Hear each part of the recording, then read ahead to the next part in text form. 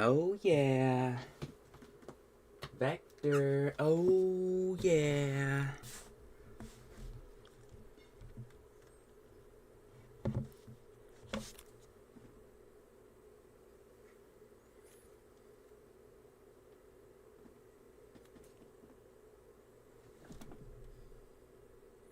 A dearest happy Mother's Day to all mothers out there. Cheers. Happy Mother's Day to all mothers out there. Cheers. A dearest happy Mother's Day to all mothers out there. Hi, stinky big boy. Look at this stinky big boy. Right on the man. Come on. Cheers. A dearest happy Mother's Day to all mothers out there. Cheers. A dearest happy Mother's Day to all mothers out there. Cheers. A dearest happy Mother's Day to all mothers out there. Cheers. A dearest happy Mother's Day to all mothers out there. Cheers. A dearest happy Mother's Day to all mothers out there. Okay. Just let me post a video. Hold on.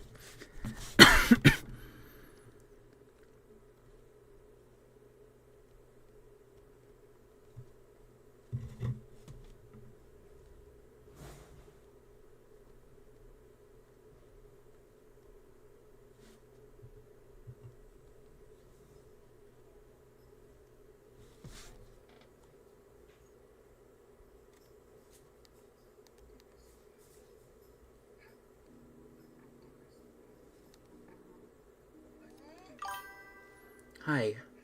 Yes. Welcome in. Are you watching me watching myself? Let's go, you guys. Thank you, ladies and gentlemen, for being here. We have a special guest today. Not GLORGUS CHUMBY. GLORGUS CHUMBY might be tagged, but it's a dog, actually. It's not GLORGUS. I'm lying, y'all. I need to change my title. I am solamente except para mi perro.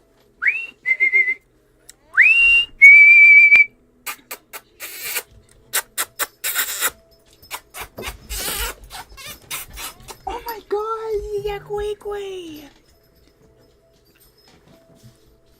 Good boy, Ryder. Good boy.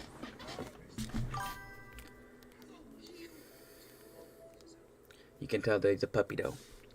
You can tell he's a puppy, though. He testy in a good way. But, like, hey, I gotta remind him, hey, sit. You know what I'm saying?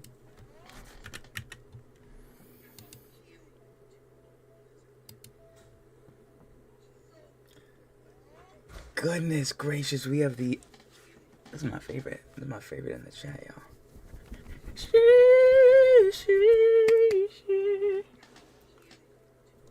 Okay, let's get this posted.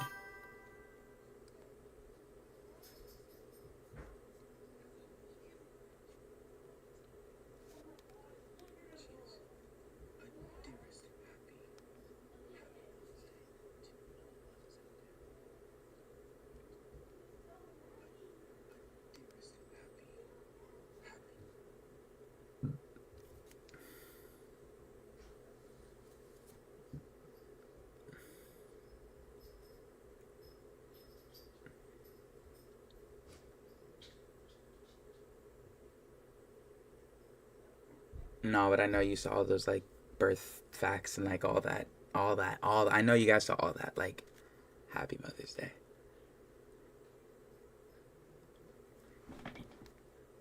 No, but I know you saw those, like, birth facts and, like, all that. I know you guys saw all that. Like, happy Mother's Day.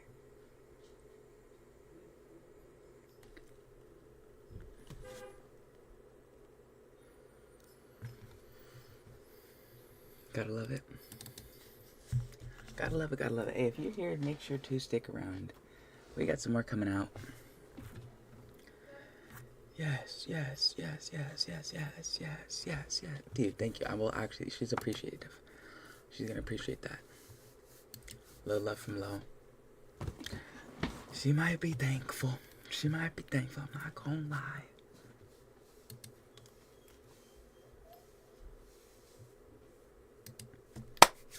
But what kind of day is it today? Valorant, we just did a run. We just got a little bit of sun. We need some more sun. I think we're gonna get some more, like, weight-based movement. Either just with the body. Maybe we'll hit the outside a little bit. But that's the update for y'all. That's what we've been doing. That's what we think about doing. We got Valorant loaded. We also have Overwatch. We could get fart.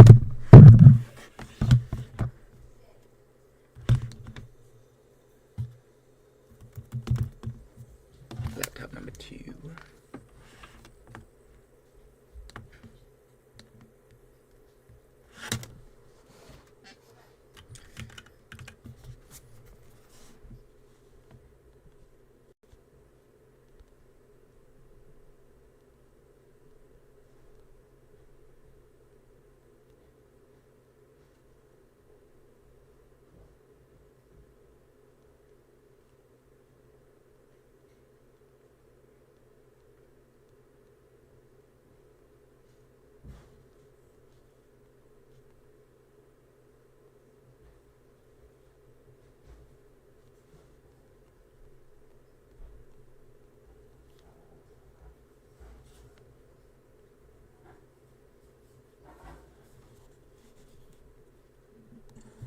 Dearest, happy.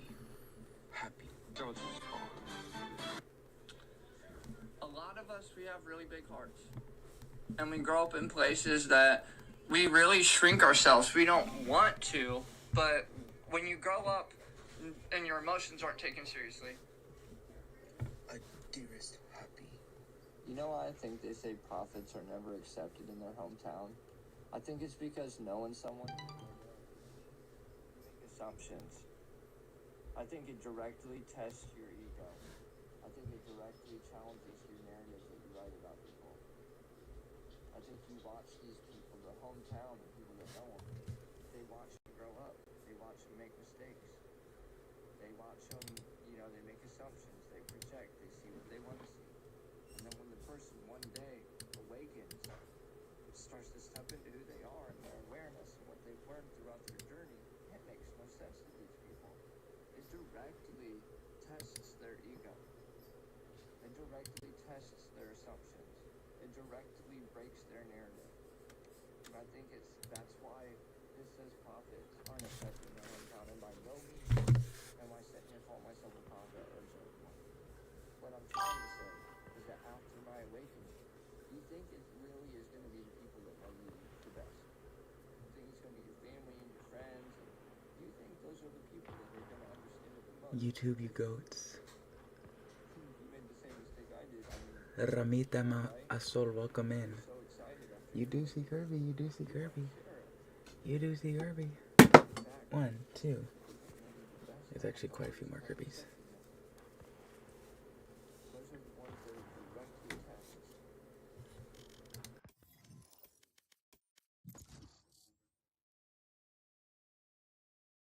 I think they say prophets are never accepted in their hometown. I think it's because knowing someone before they're awakened, you make assumptions. Match found. Test your ego. I think it directly challenges your narrative that you write about people. I think you watch these people, the hometown and people that know them, they watch them grow up. They watch them make mistakes. They watch them, they make assumptions. They project. They see what they want to see.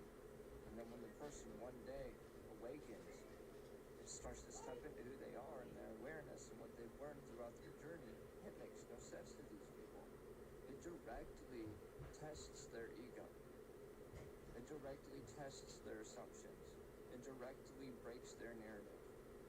And I think that's why it says prophets aren't accepted in their hometown, and by no means am I sitting here calling myself a prophet or a gentleman. What I'm trying to say is that after my awakening,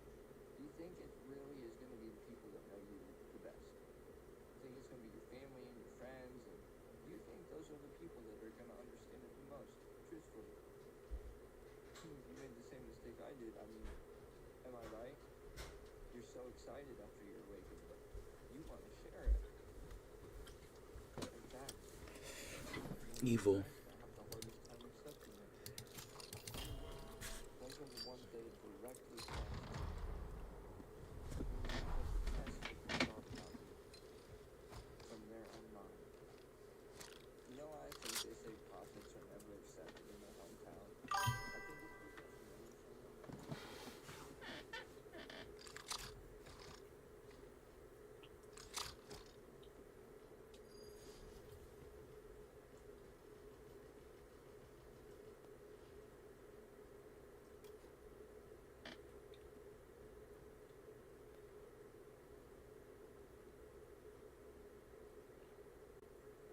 Consider me nothing special.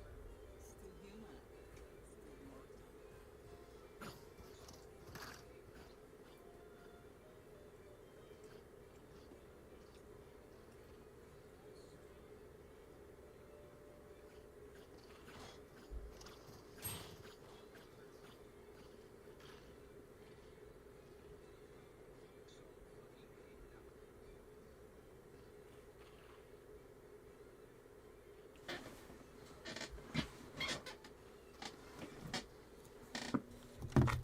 Oh shoot, I just dookied my pants, yo. Just duke in my poop pants. Let's help this dookie in my pants out. I just farted and I shit in my pants. I'm just kidding.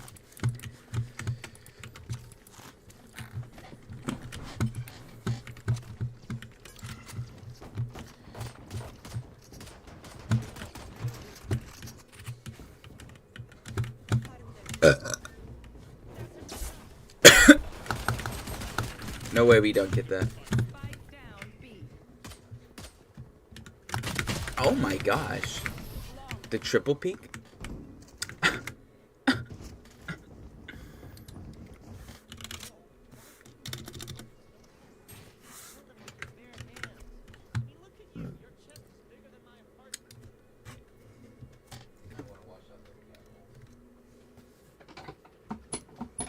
Wait, this isn't Overwatch. I'm capping.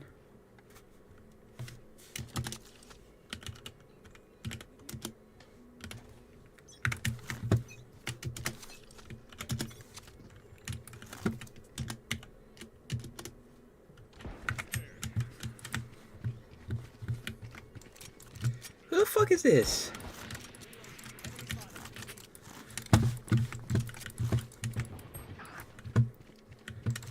Oh hell nah. Oh hell nah.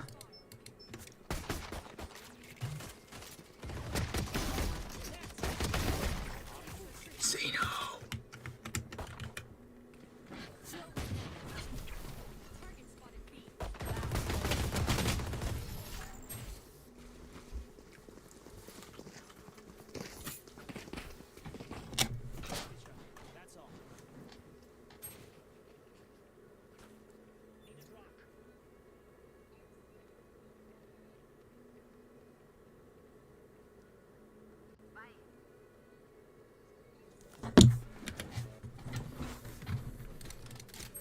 Let's go ahead. Let's go ahead. Okay, so can I have your skin?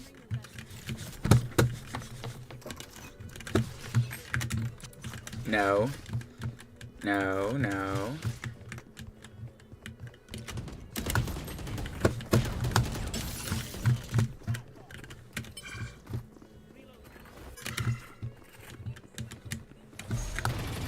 What the f?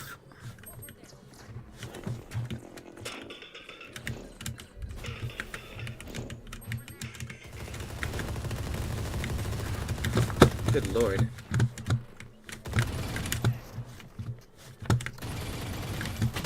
Oh, good lord. Tail, use your bomb. No, no.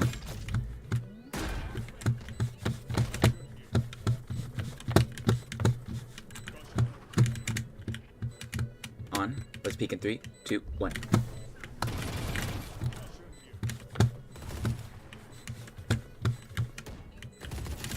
Shoo! wait. Xeno's about to carry this shit, y'all.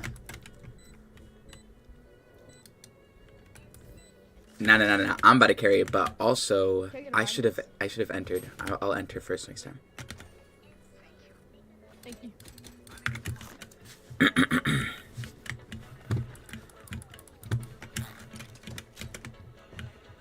Yeah.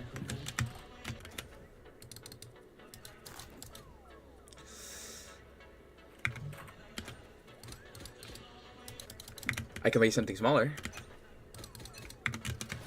Only at 26. Close. Jet right here. And that's it. Bang.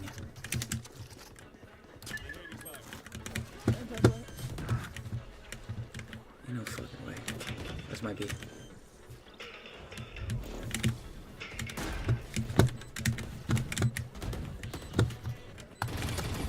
Mix it in.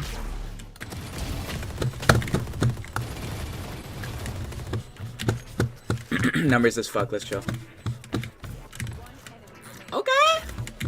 Okay. Yeah, they thought they had a chance.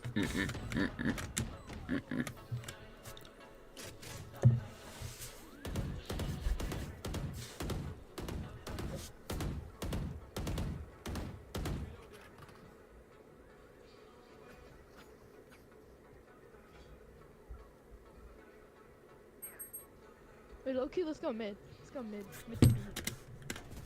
I won't expect it.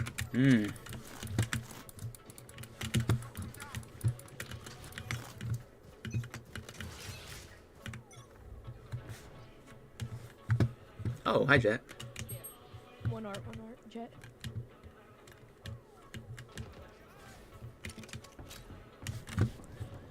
Push B.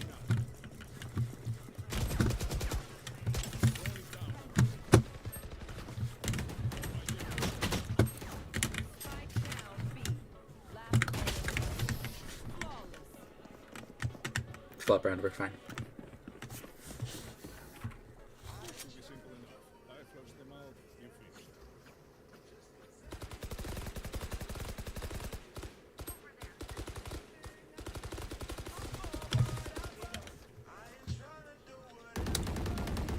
$50 SR way, for real?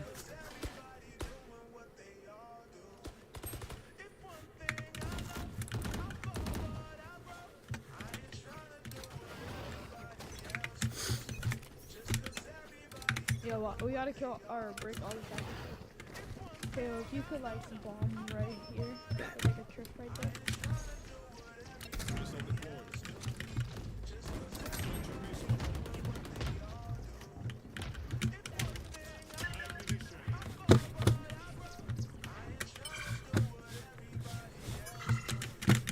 Wait for smokes and rotate.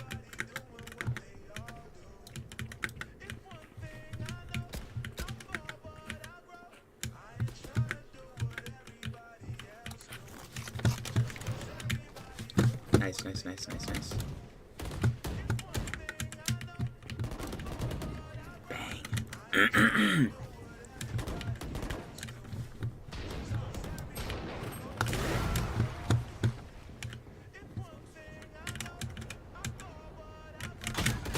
Fudge me.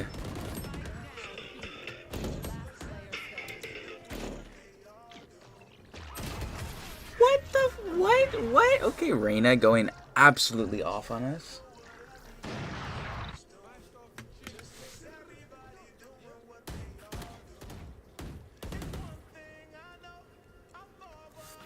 Wait, deadlock.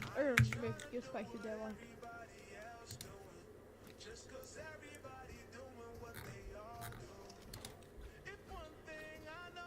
Mix. Oh, we should say nobody else can buy.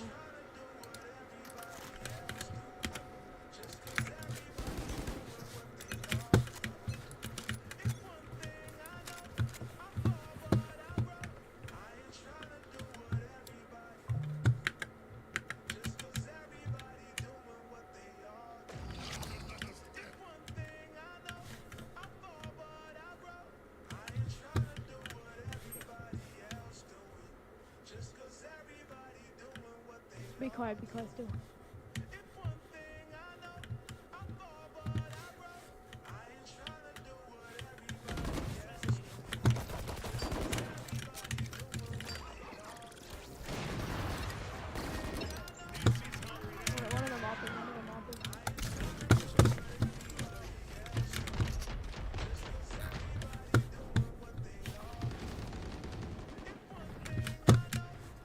Yo, can we fight? Holy crap. I'll take it, deadlock. Yo, deadlock, I don't know what you're doing, bro.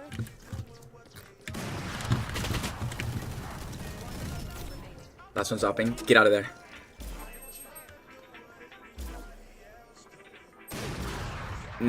Deadlock, you have spike. Deadlock, bro. Why? Deadlock, bro. What are you doing? Oh my god. Deadlock. Guys. That was absolute insanity.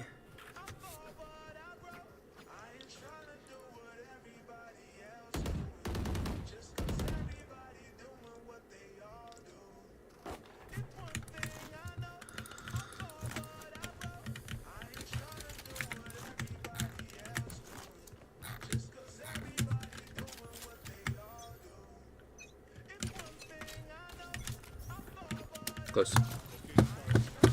Gone.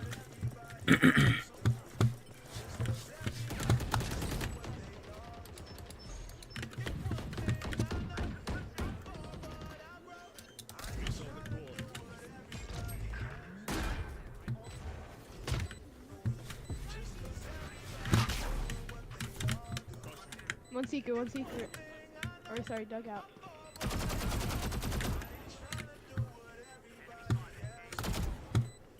Don't do that.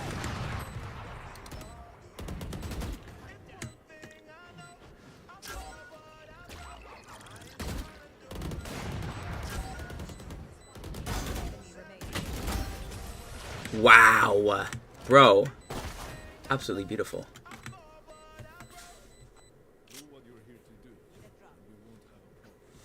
Say goodbye, someone.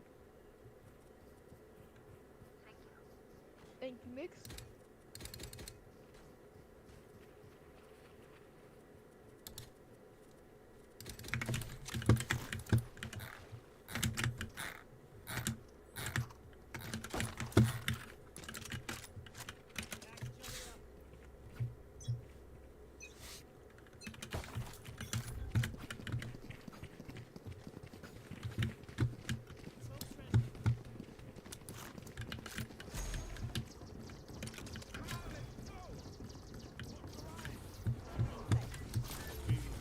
On. Mayna.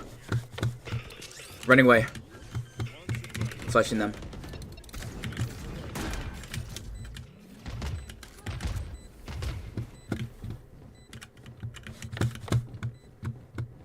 Just hold ankles, we're good.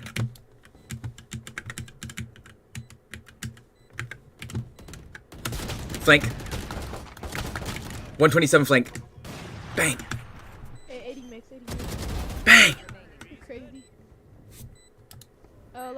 Last team heaven. Probably going down to heaven.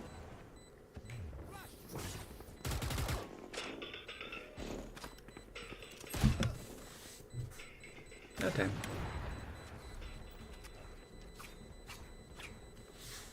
Tell me where this. Okay, wait a minute, go back.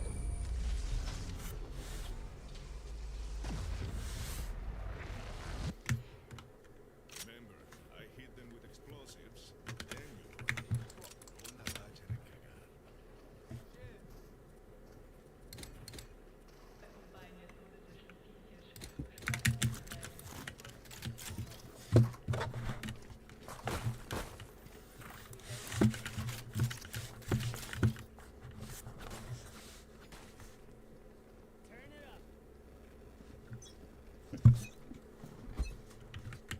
Get out of my way! Smoke's up.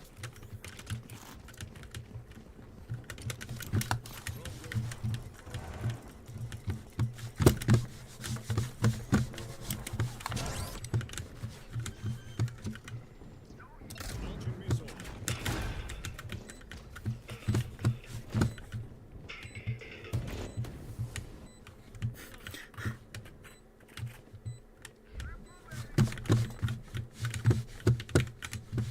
One enemy remaining.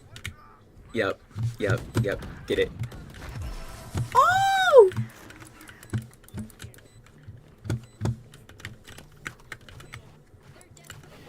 No, smart play.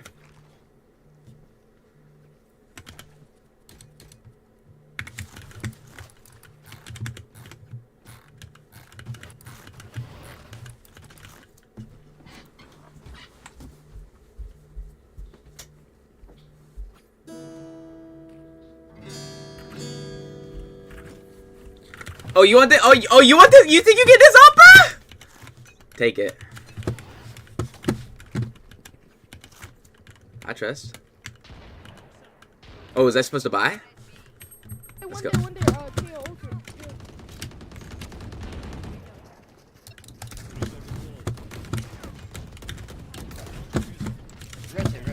Rotate. Rotate. Watch out! Nice! Earl! Me and Earl are gonna grab the gun. Earl and I. Freddy! There's some backside still. Make Sweet. noise at. Bang! You're act. Wait, they're OB! Just, I'm sorry. Alright, come back, Dello, come back. You guys got this shit. Ow! Wanted that kill.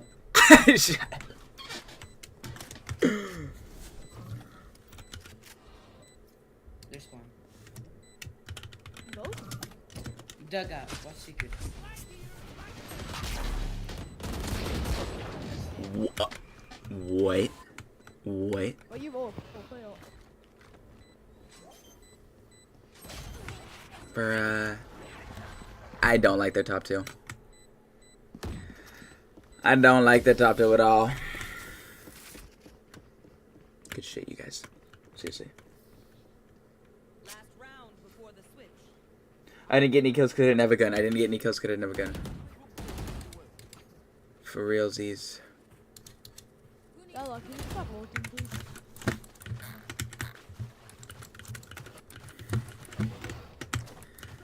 Their eco's weak.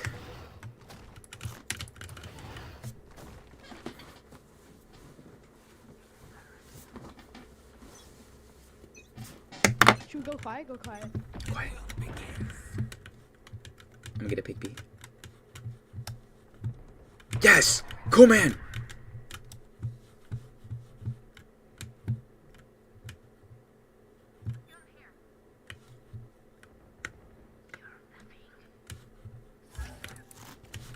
Okay.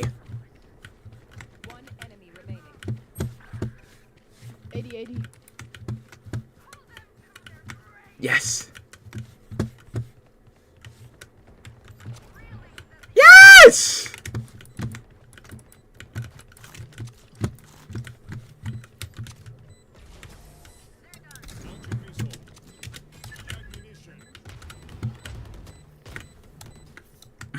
Switching sides.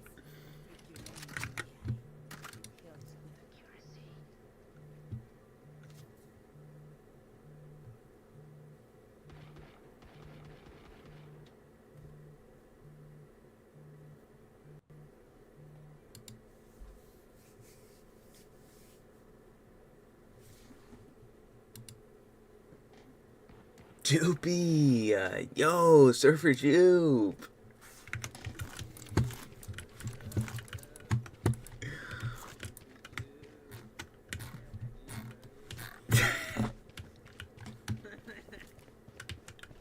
Chat, look who we got! Dude, I'm streaming. Dude, it's a great game, cheese. It's 6-6. Oh, I hear 1A. Oh, all A. Running.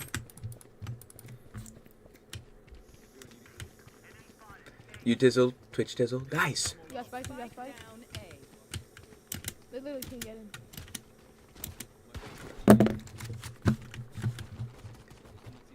Free smoke.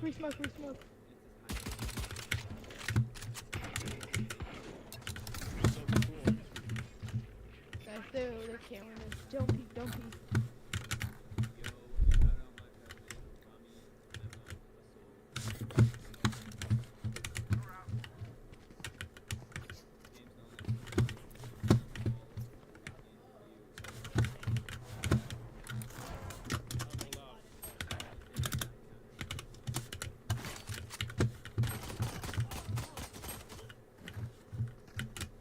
Stop peeking.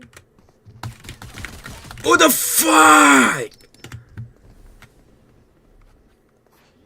30 seconds left. One enemy remaining. Son, bro! was clutch. Seriously.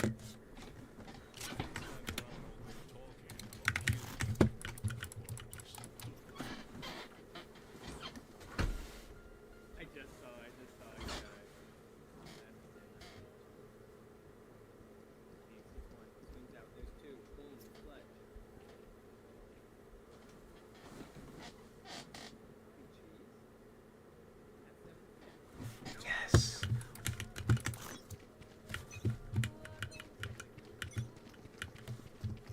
Hey. All A, full rotate.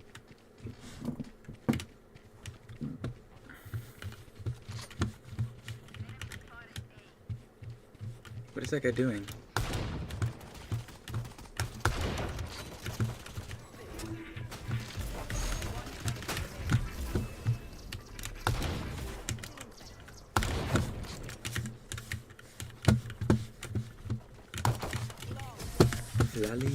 Flalis.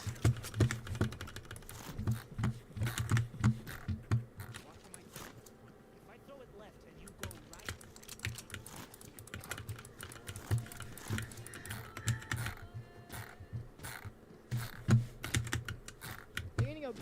We should keep 5 stack B. 5 stack B.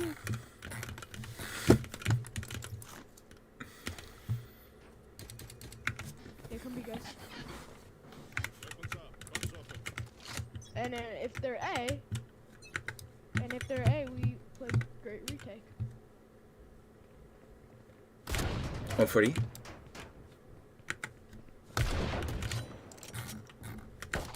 He is throwing. Oh, he's not throwing.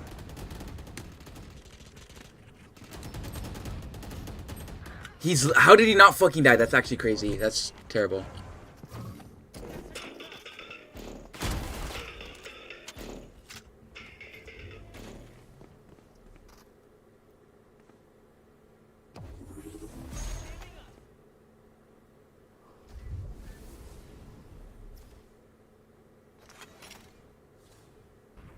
Loki rotating.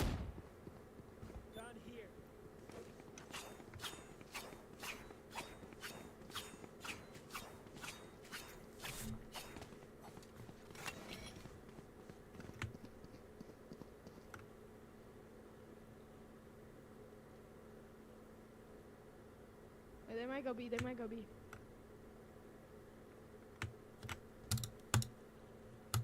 30 seconds left.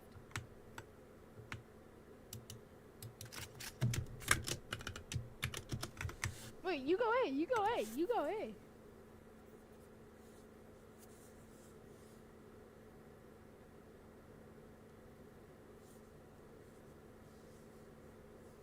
10 seconds left.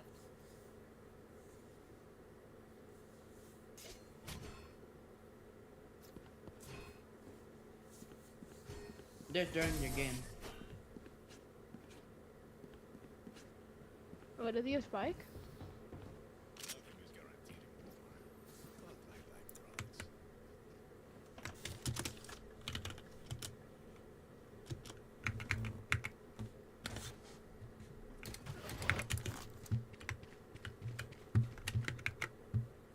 That's evil. Sorry. There we go. Chat's back. I could use a problem. Thank you.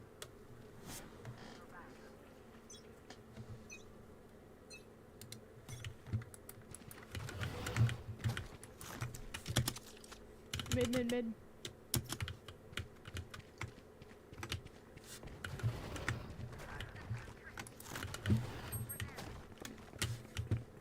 Yeah, all mid. Don't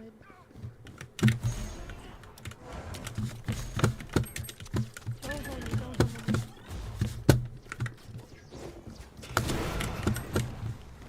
Literally get dookied on. Jeez, clip that, please.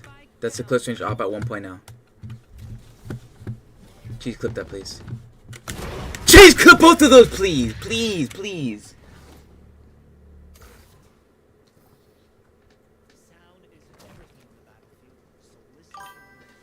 Bang. I'm all out.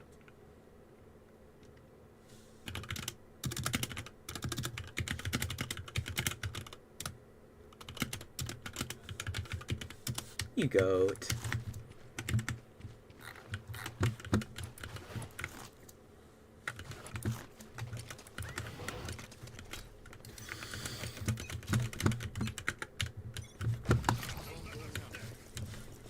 Mid.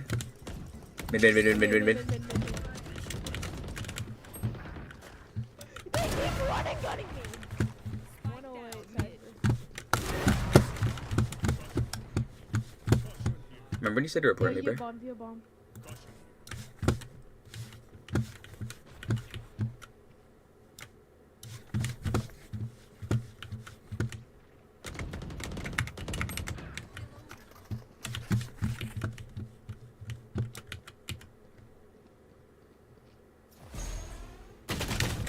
Player standing. No surprises.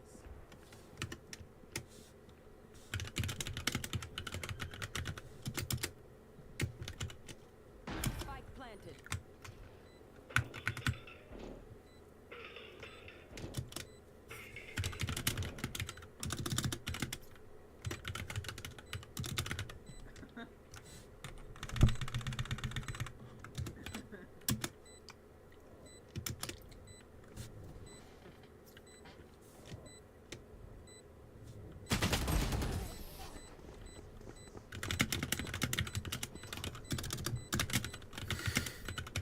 There's no need for the enemy to suffer Anime guy got taken down. fast.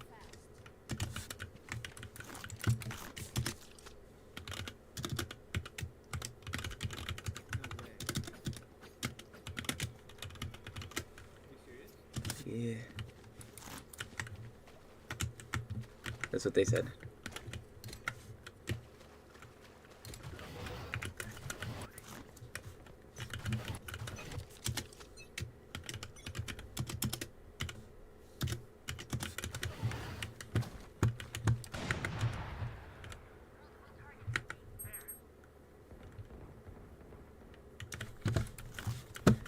I'm coming. So are they. On! Come on, don't make Zero do all the work!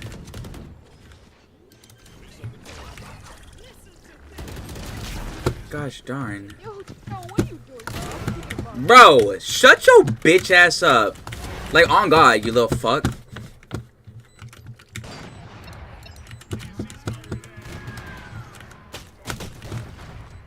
Somebody don't fucking speak that with me. Oh my God.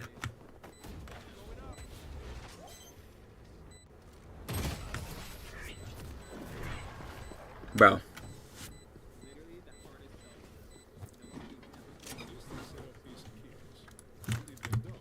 Bro.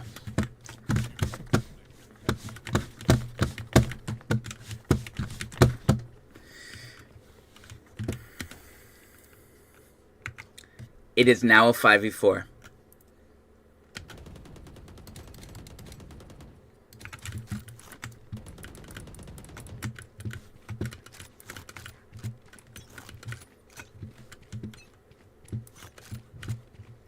Hey.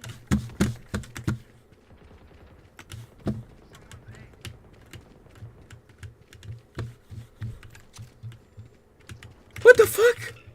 Where did that happen?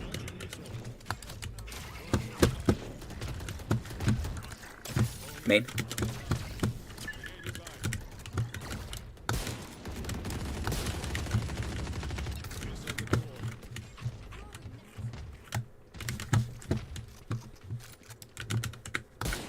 Like, keep going. Push him, somebody.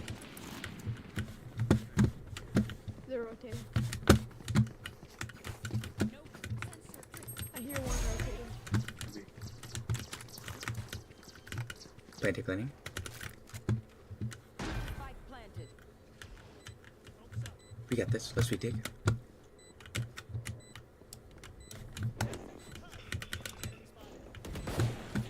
They know I'm having.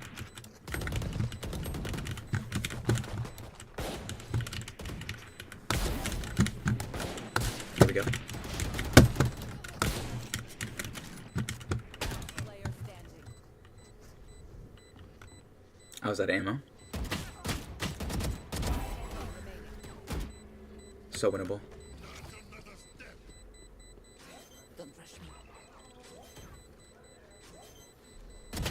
Bang, nice job.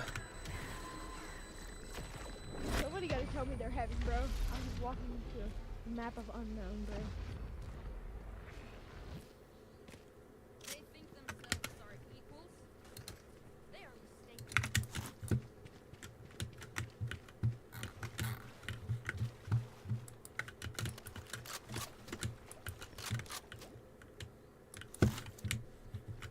Chad, he's actually wrong. He was the last one to survive, and it revealed all of those right here.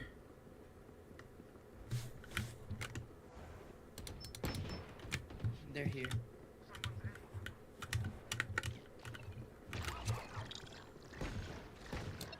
Missile deployed.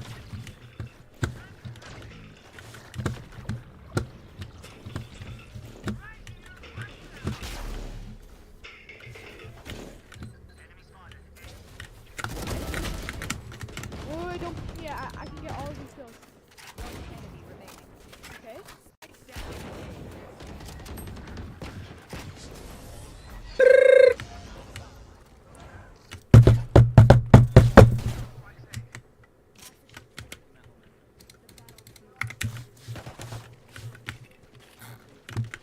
Next, can I have your gun?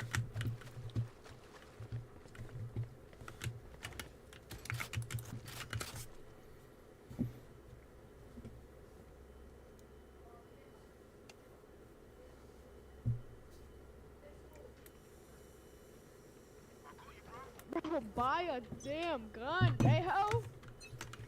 Shut your bitch ass up, boy.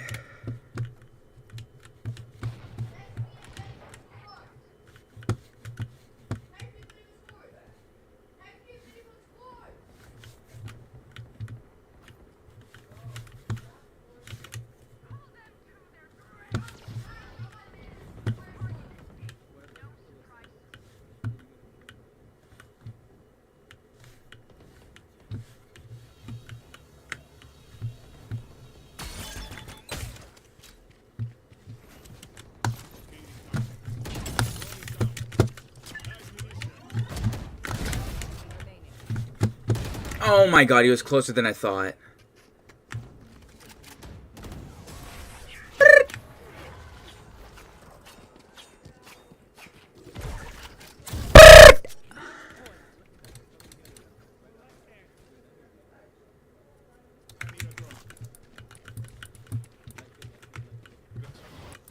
Hey! Damn, thank you, dude.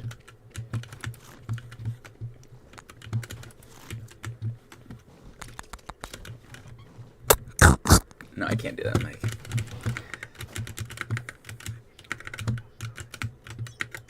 That's exactly what I need to do.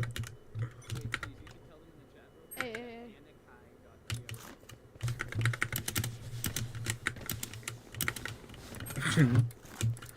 hey. You want me to do that in the middle of the game, Cheese? GG's, well played. Just go back. Bang. This guy's actually freaking good. I'm ass. Some of y'all are actually pretty good.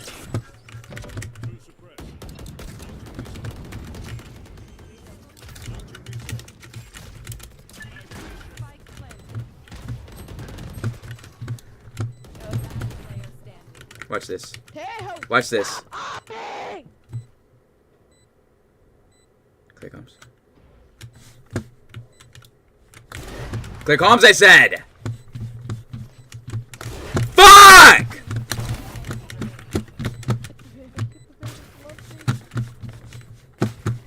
Ah! Where is the vandal? Okay. Anyways. Bro, just let me play the game and win. It's a 5v4. Let me have fun.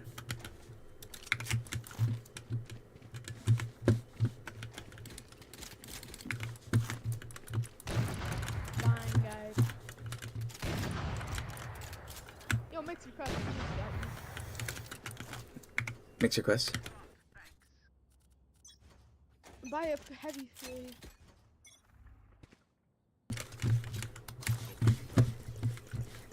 Smoking here. I saw one. Nothing mid. Nothing mid, nothing A. Let me know if I should ult on.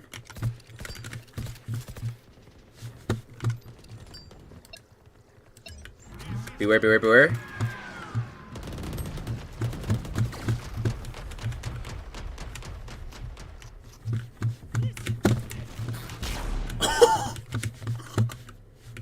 Wait. Jeez. No.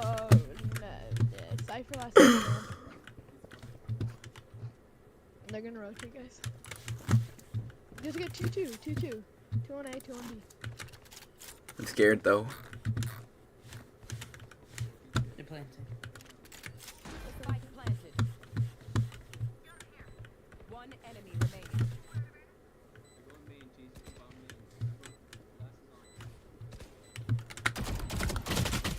114.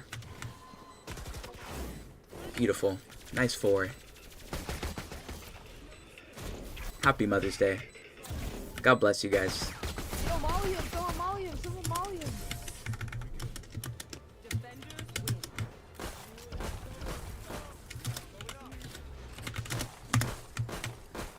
That is a win, ladies and gentlemen. Thrower disconnector for the win. No, that mix was about it. That mix was about it.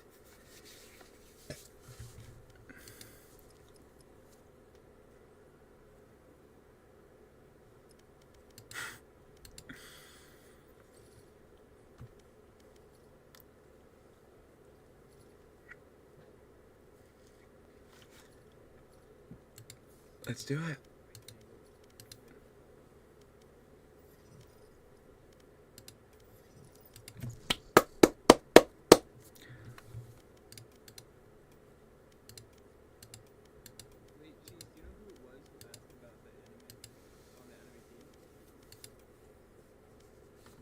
I wonder if I can find it still.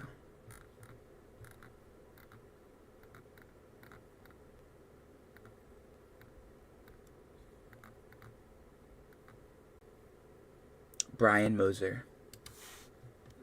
Yeah.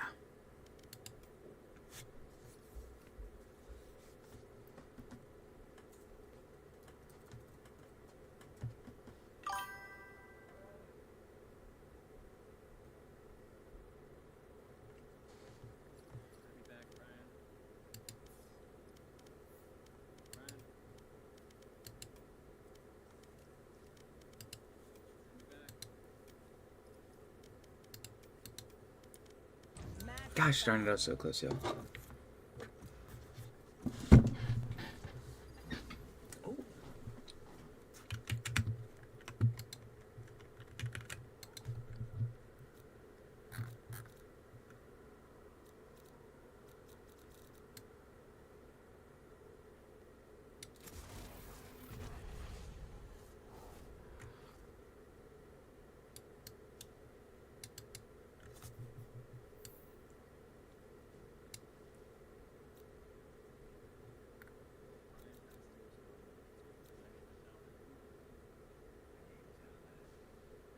It's not down. Oh.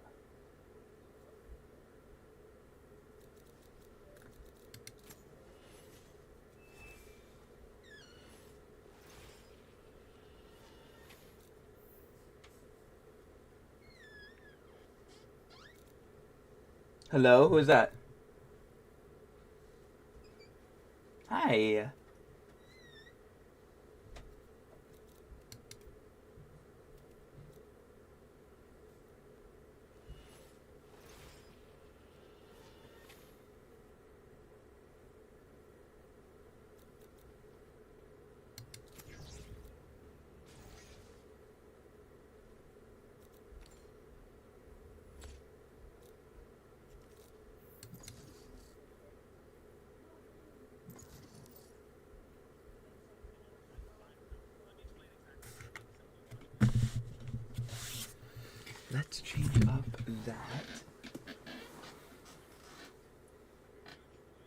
Match found.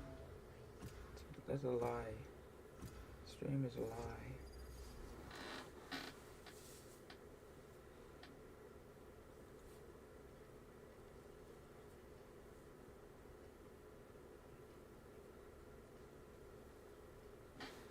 Breezy breeze.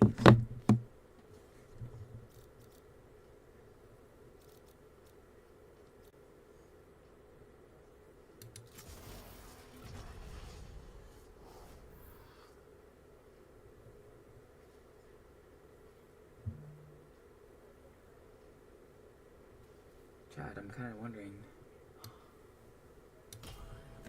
Yes, where to set the tone? We'll leave it right there.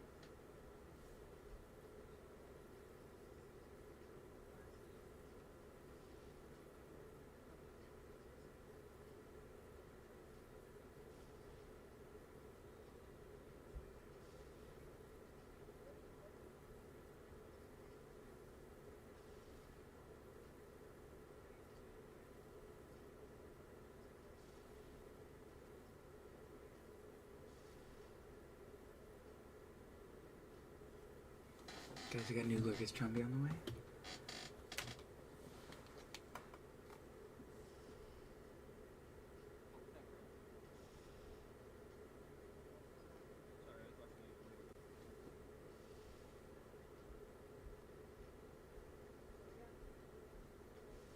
Hey, W team comp.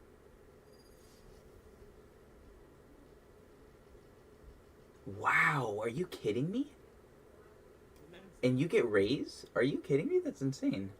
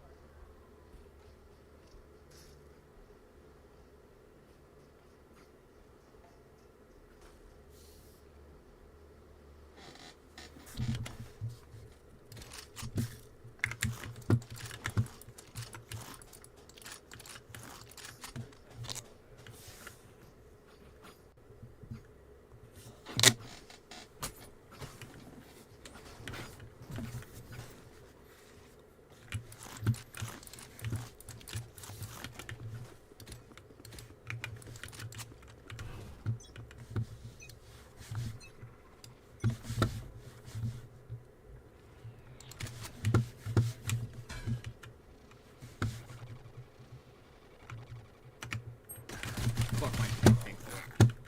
One on top of yellow, one back side. Makes flanking. Perfect. Low. Mid.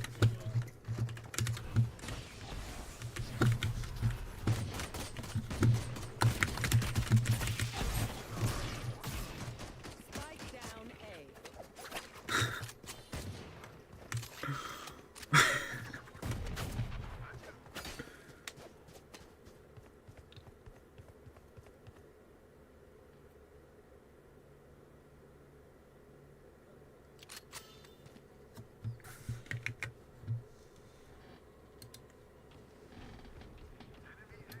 Run, run. Yeah. Gun here.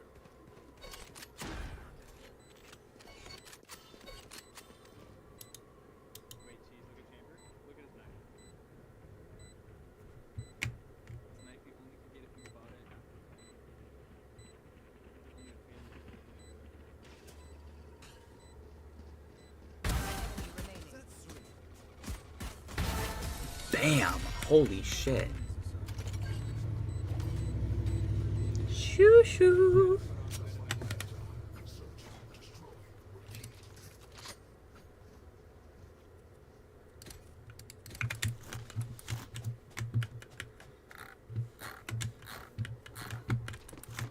I see you with that knife, chamber. Show me what you're made of. That shit was nasty.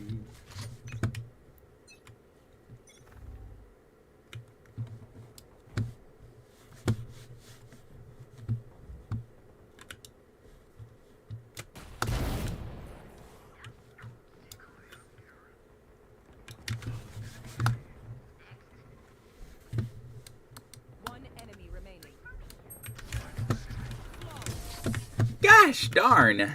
Poof. Oh. Holy shit, dude. Good one, dude. Good go, good go.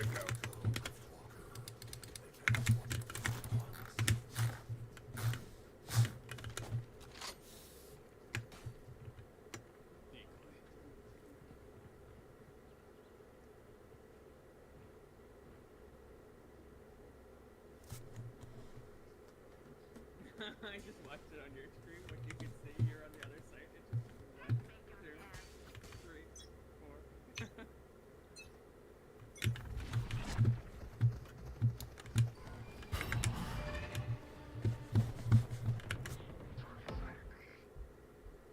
Time to jump.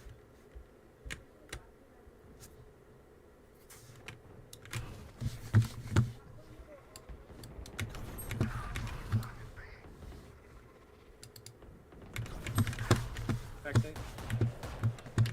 Enemy spotted. A. 140. Spike down mid. I got the spike.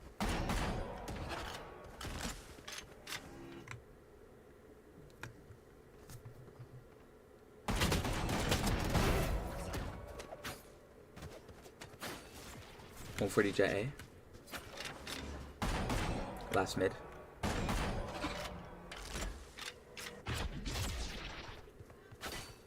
One enemy remaining.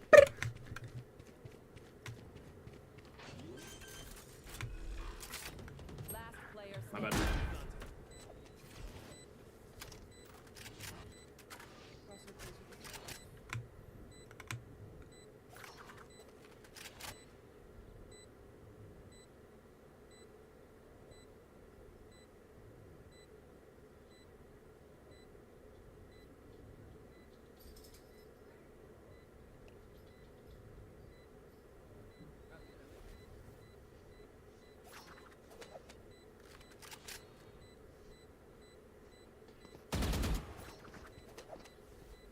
That was crazy.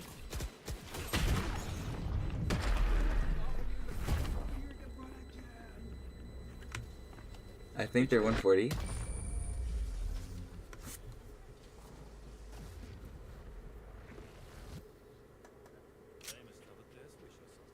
person was literally pissed global. If I knew that, I would have kicked way lower. The first body. You even said it too. Heard you say it. I just like couldn't think about it. Did not process. I know, I was like, wait, did they get healed? No.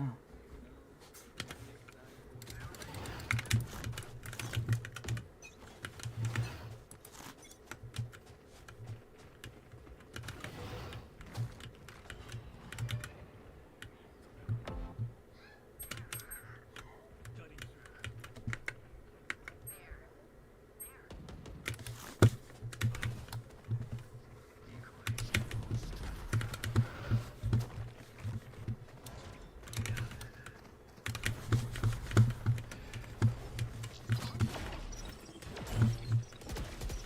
Flank.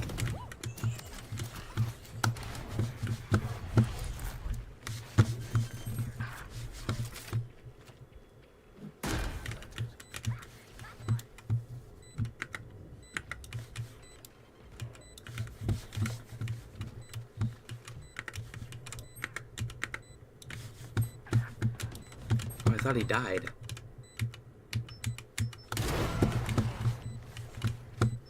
That should be backside towards sword.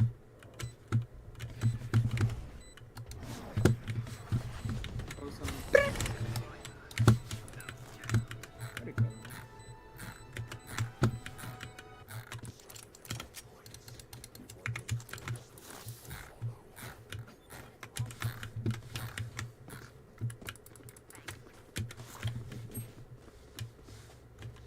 Thank you guys for being here. Thank you guys for being here. Hi.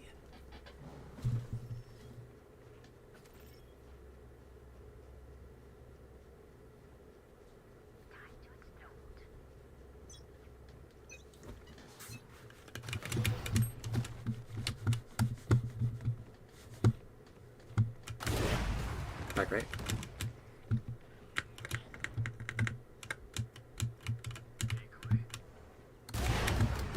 Mid, pushing mid. Coming towards me.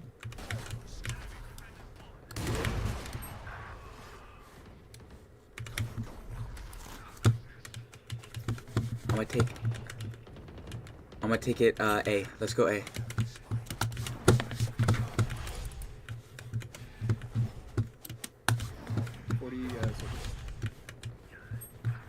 Last player standing.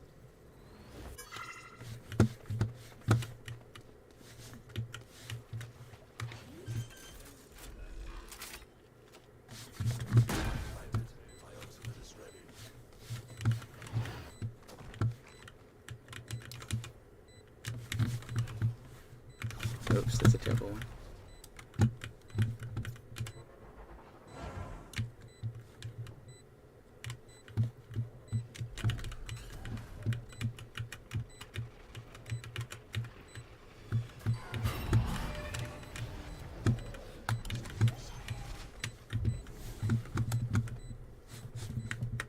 They can have it.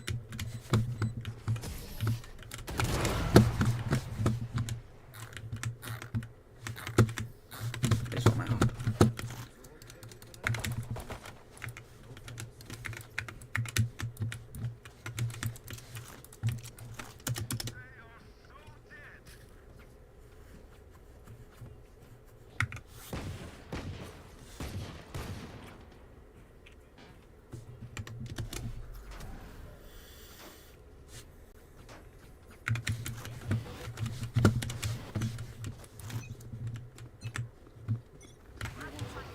Let's play.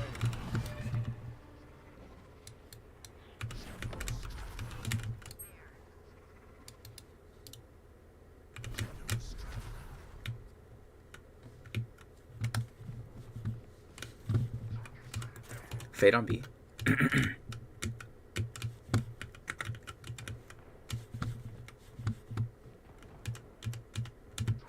I'll TP over to y'all. Do your thing.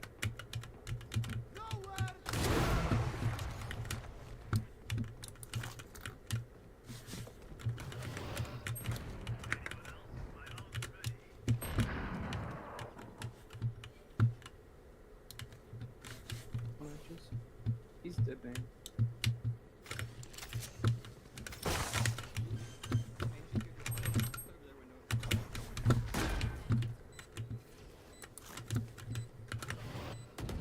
He's in there. Arches. Let him walk through. Don't peek it. Don't peek it. Don't peek it. Don't peek it. Don't peek it. Don't peek it. Enemy remaining. Okay, that's allowed. I played a really weird Nah, it's just as long as somebody died, I don't care actually. And it's you, and you got the kill, so I'm down with that. It's either you or me. That's right. Yes. What? Oh, thank you, bro. I'm like, bro, the good guy's about to start capping on me. Psych. Why would I even think that?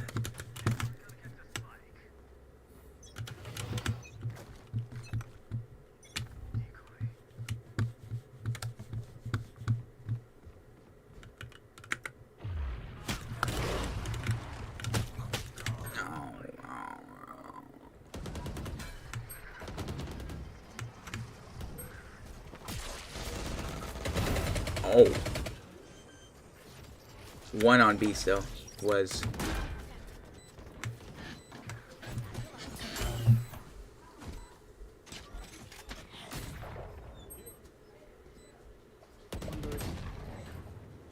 One enemy Two doors.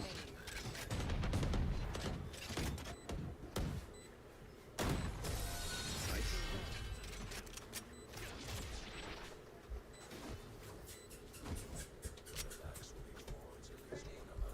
Fight there.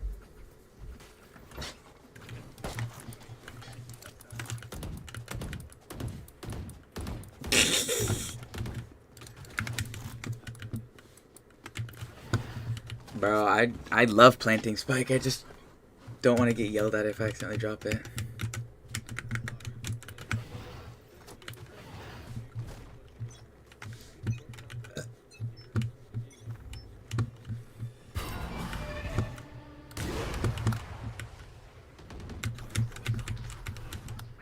Terrible smoke.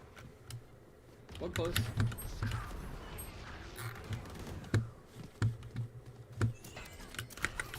Flash out for me.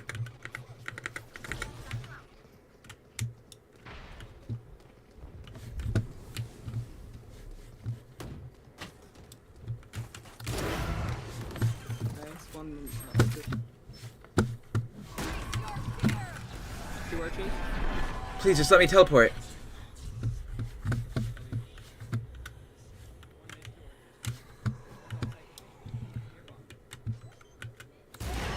I'm trying to see if I can. Yeah. Sweet. Teleporting a little bit closer. Blinding. You're crazy. I hope they're not on. They're close. We're good. We're good. We're good.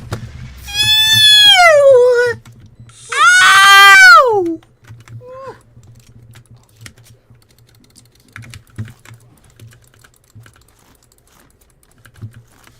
Don't stop till you get enough. Give up. And I won't stop. I won't stop till I get enough. Give up.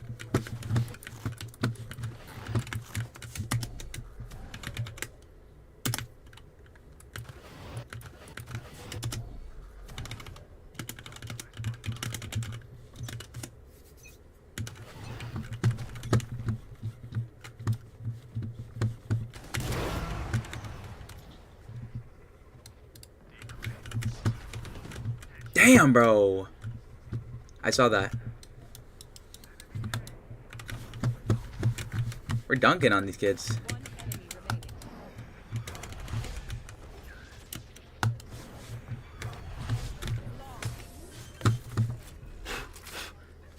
Hey, Metal, clip that.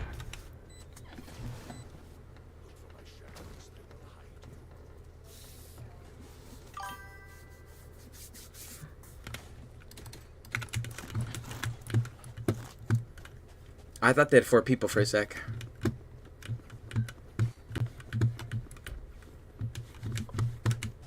Oh, good shit. We're fucking killing it.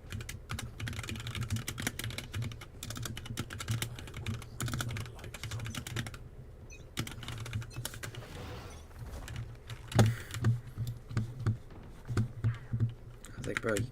Oh, jeez, he go off. They can't keep peeking us on B. They can't.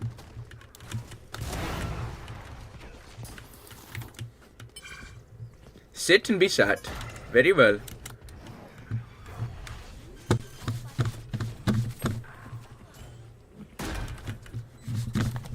One enemy remaining. Oh my gosh, destruction.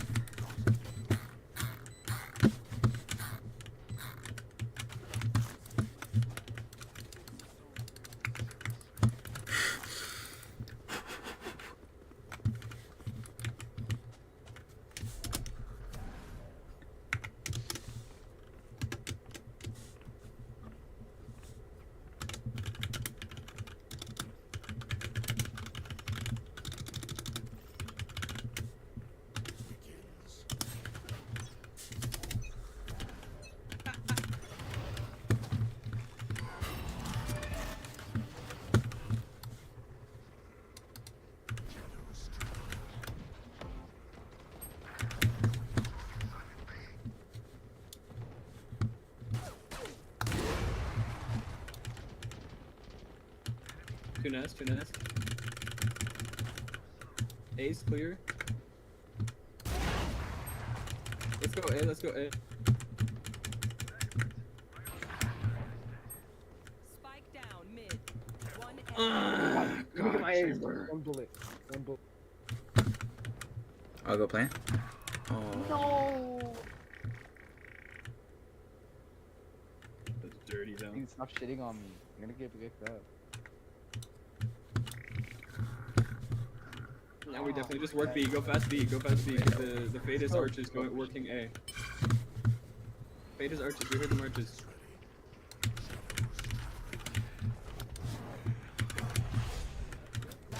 What the Oh, fuck? they wrapped all the way mid. 30 seconds left.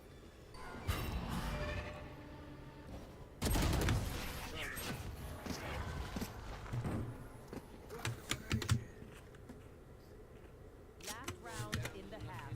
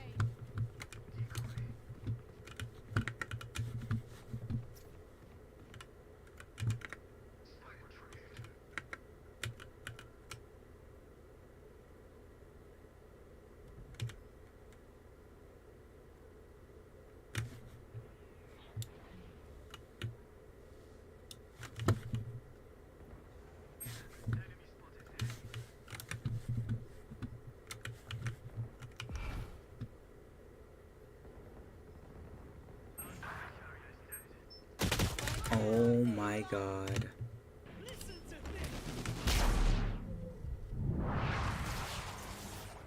Hella close.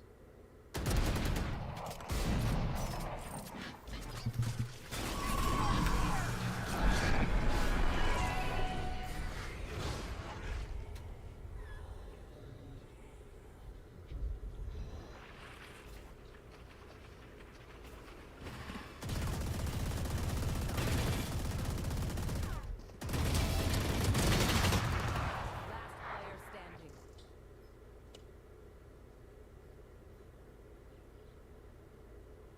Waited the shit out of our whole team. Let's go.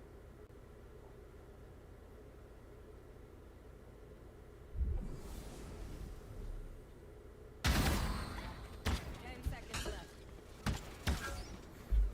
I have to fight. You want to play? Let's play.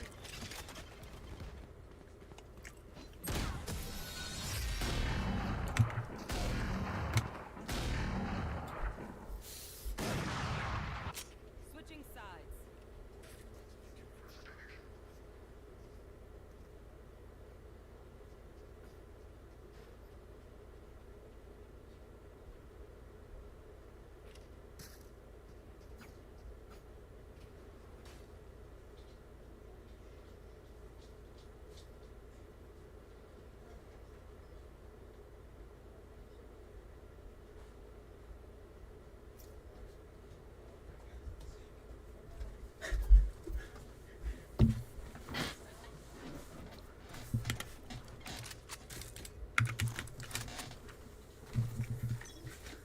Okay, let's continue dunking.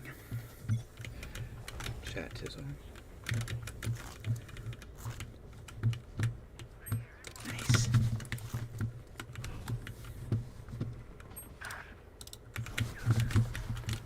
Spike down B.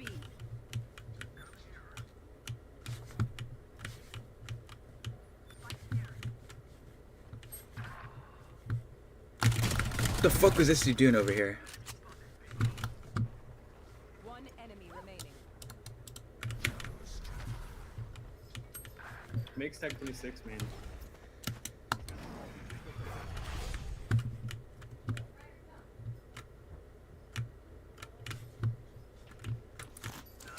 Nice, dude.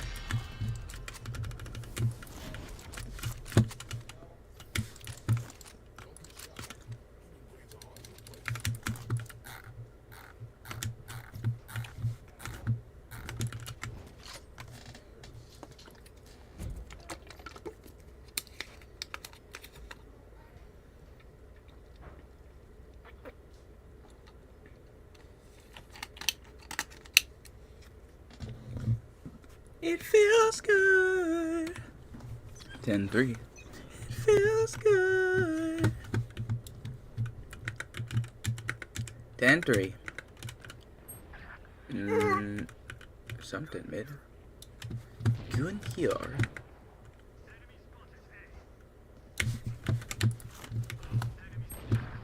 What in the fudge? Oh, terrible smoke.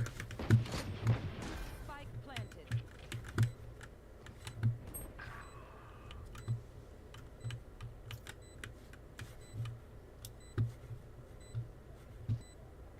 In the smoke to your left, bro. Nasty.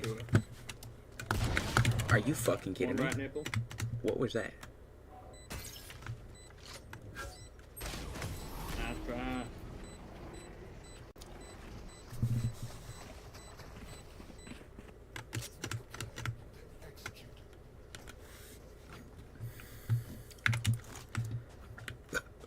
Okay. Let's just stick with golden.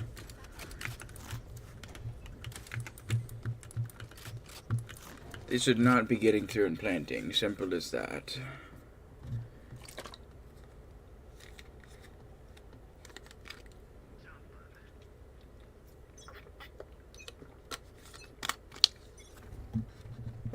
That's right, golden.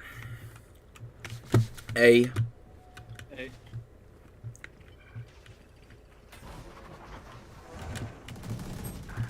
Oh, wow. Backside with an oven. I guess they were playing. I guess they will plant. Main as well. And backside. Nice.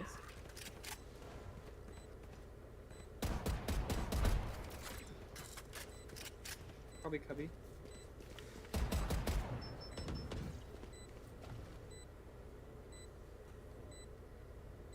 Teleport's ready.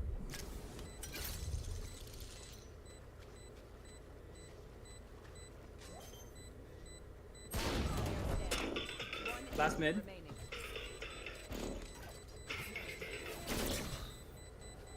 Back. Backside. Or main.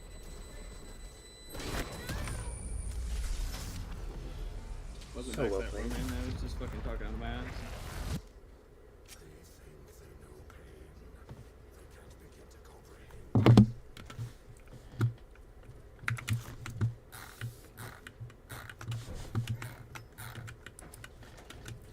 I'm feeling the power of the true creamer.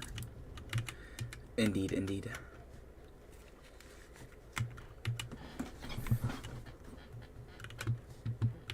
That sounds like a wonderful time, actually.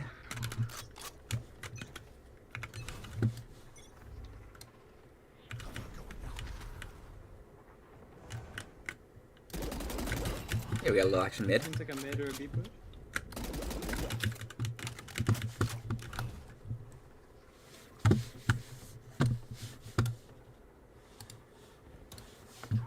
Nice. One window.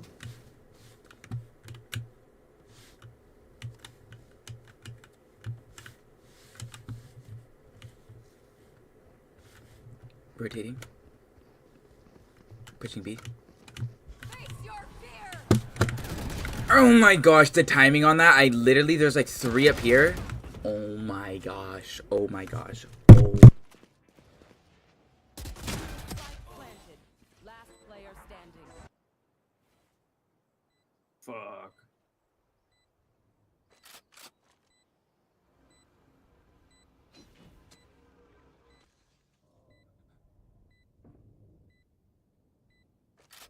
Out of charges.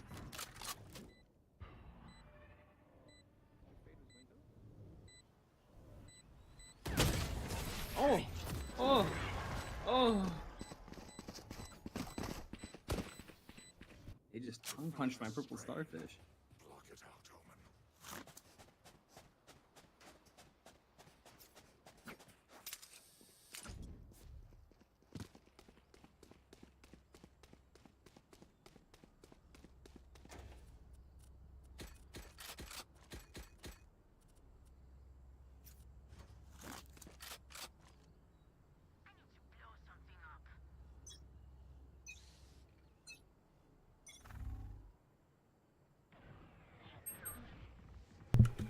Hey. Hey. Oh my gosh. Clip it, chat. Clip it, clip it, clip it, clip it.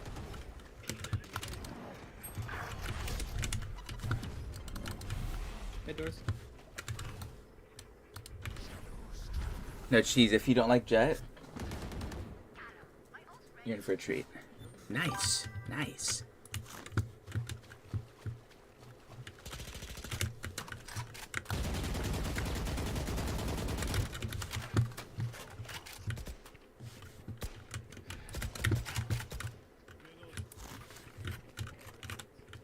One enemy remaining. Spike down. 114. Griffin, they're running all the way to B. Never mind, they're still mid, I lied. That was nice, Let's Chamber. Thank you. go.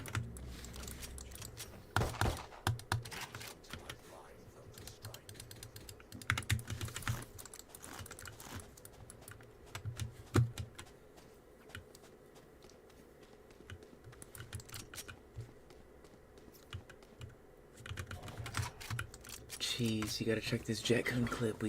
They literally. Oh.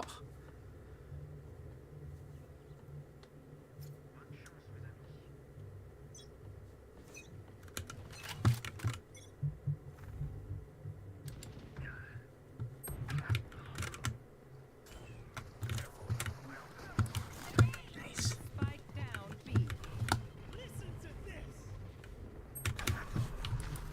Jet pushing you backside.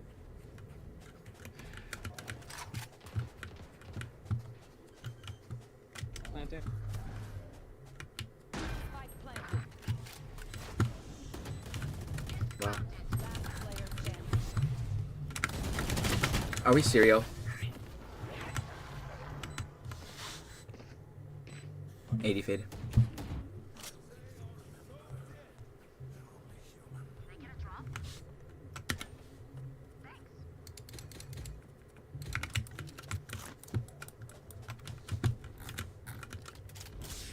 Thank you, Con.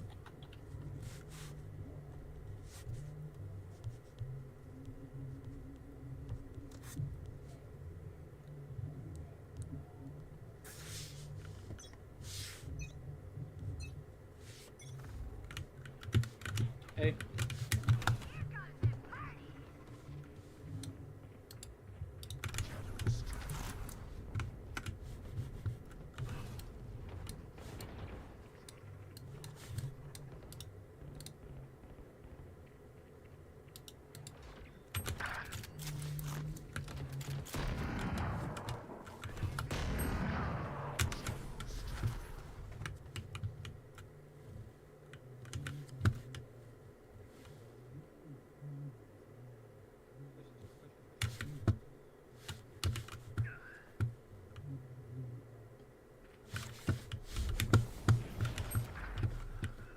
Spike planted. Last player standing.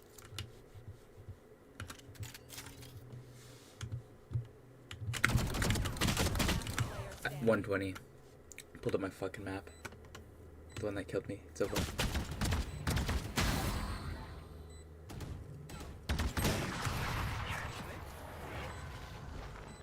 was that a miss? Don't stop fighting. You must keep going, even if it's only one.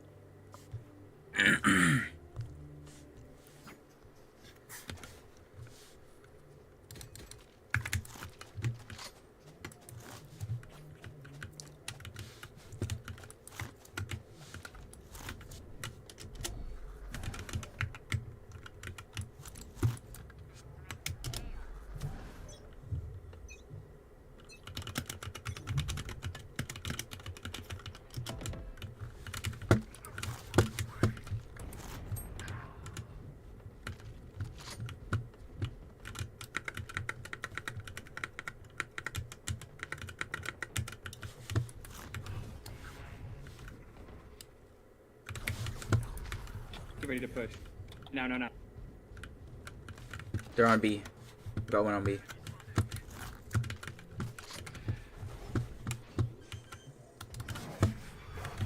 Planting on B. Spike planted.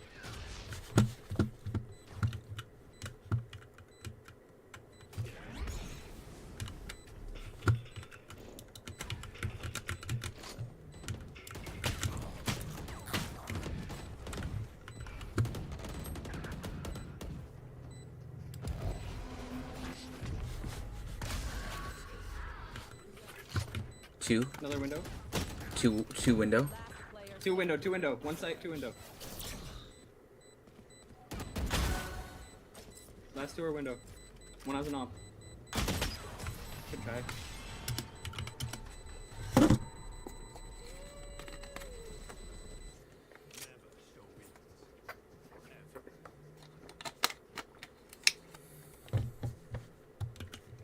Let's lock it in, y'all. Let's lock it in. 2 rounds here. 2 rounds.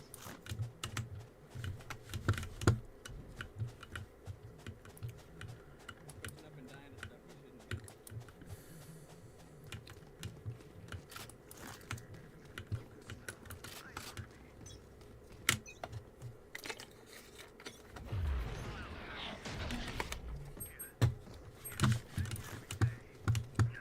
Hey.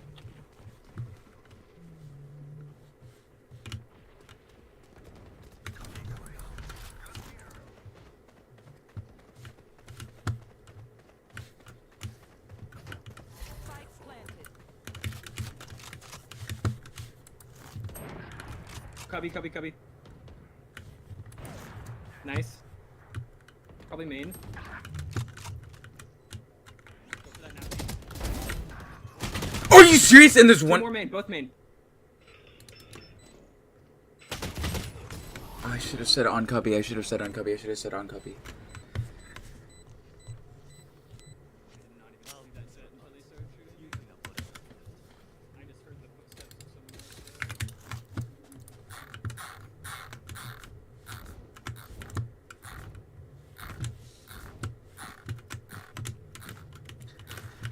Okay. Easy defense. Easy defense. 2 little rounds here, y'all.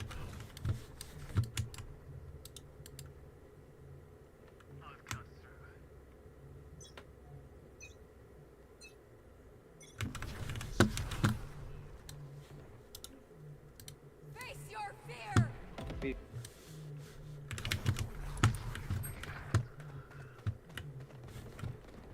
Good trade.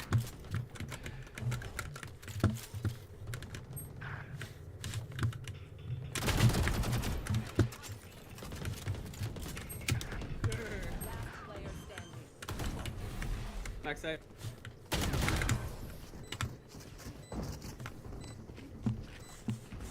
When I saw absolutely nobody, I literally did not know what to do. There's no way. Yeah, it's I'm like, over at that point. At that point, 1v4, you don't see a single person and you swing.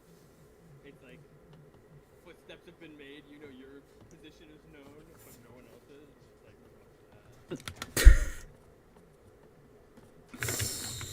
just all over. excuse me.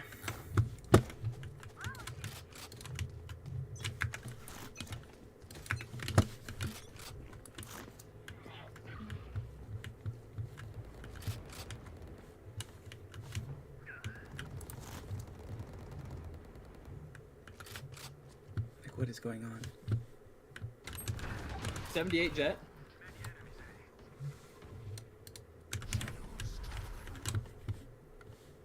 They could be back out. Push up, push flank.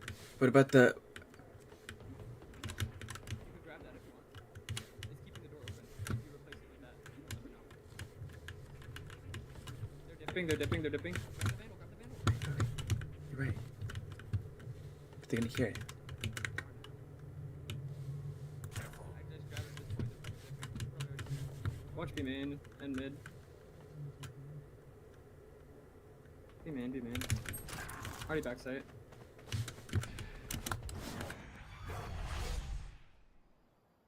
Spike planted.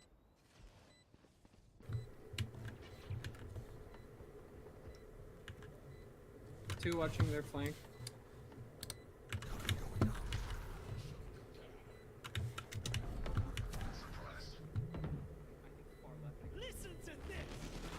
One backside, two backside. One more main, pushing main, pushing main. And backside as well.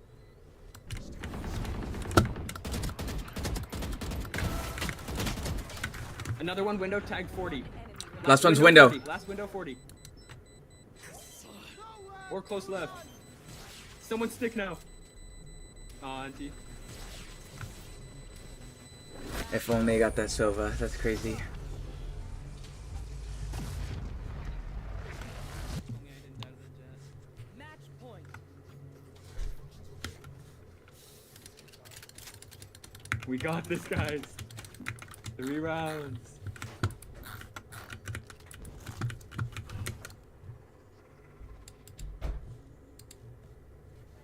Yep, no problem.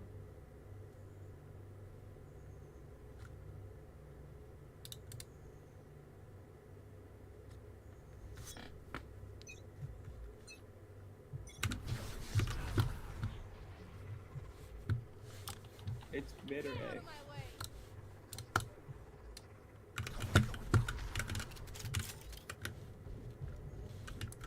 Fade ult B. Fade move B.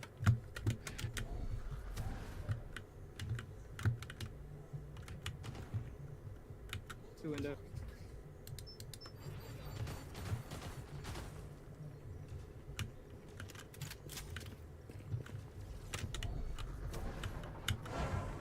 They're dipped. Nice. Nice. Nice. We have bomb Damn. main. Another one window. And another one, or not window, not window. Yes, yes, yes.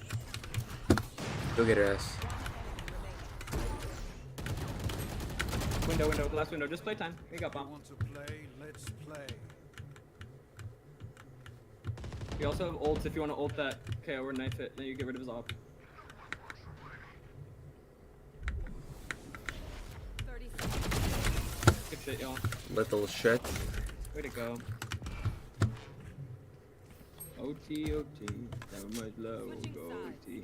Overtime. This game is so ice. This game is so ice. I pray. That's why I need a one dance. Got ass in my hand. One more. Wait, okay, guys. 2 freaking rounds. Let's freaking win this.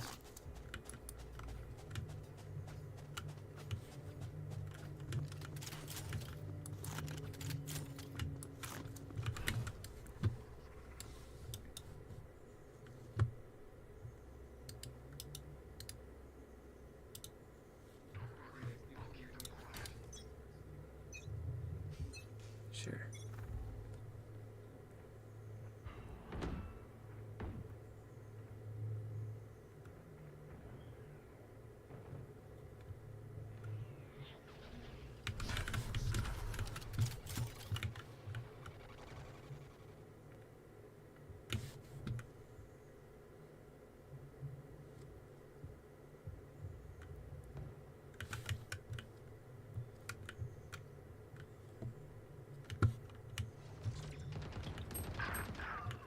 We could work B.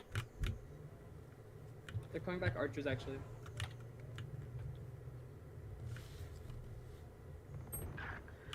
Of course they fucking make noise. Archers and top mid. Towards window.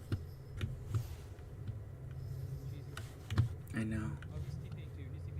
You go for the TP. Trust. Now 2v2. You're absolutely insane.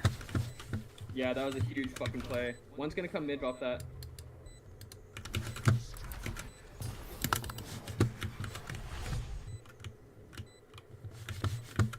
One through their spawn.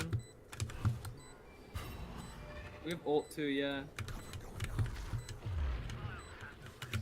Both backside. One right side wrapping. Yep, left, right, right.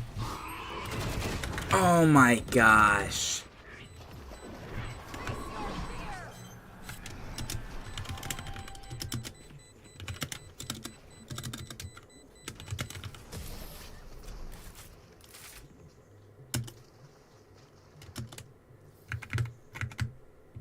Switching sides. Match point.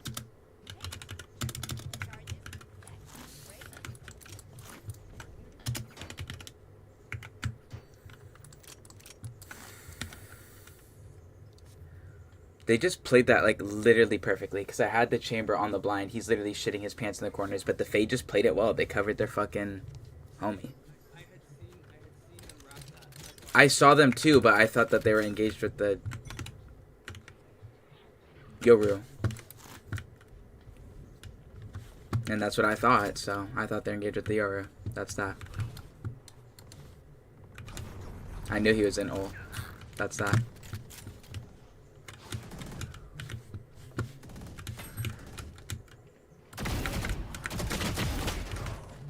That's that. 2 more. Let's go. Bang! Yeah, fuck those kids. Fuck those kids. Fuck these kids. Let's win.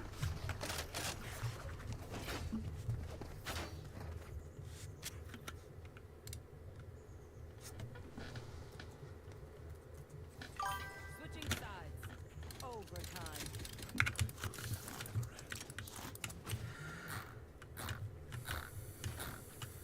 I'll take Spike. Toro, I trust in you, brother.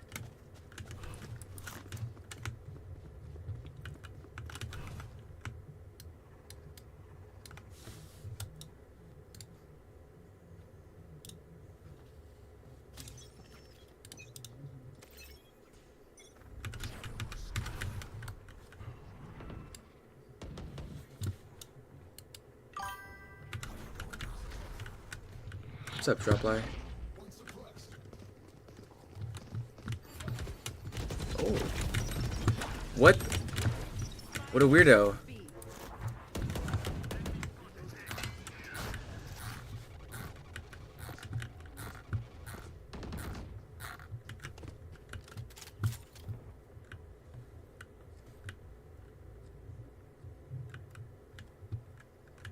They're dipping. Start walking on B. Okay, Trust me, okay, okay. trust me, Running. I'm going. Oh my gosh. Spike down mid. Last player standing.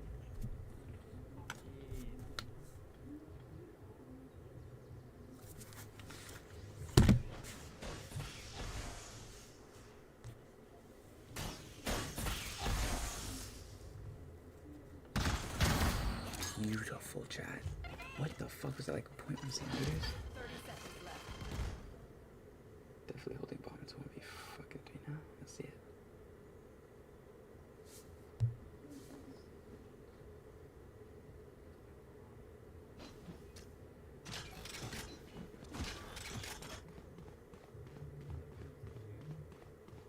Seconds left. Wow, I'm surprised they even peeked. Hits both of them for the win. Oh my gosh, imagine. Oh my gosh, there's one in there. I didn't hit him for any damage. Switching sides. Match point.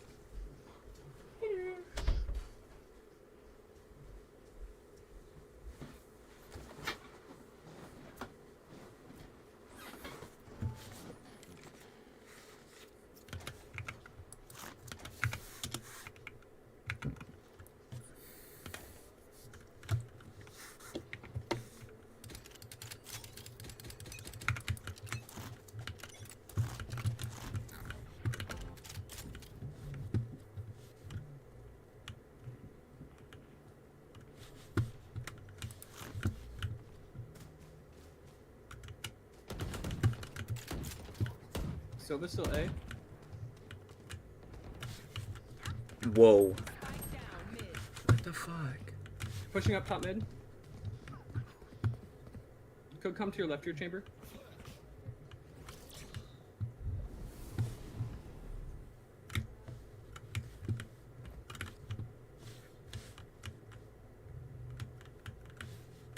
Spike planted. A.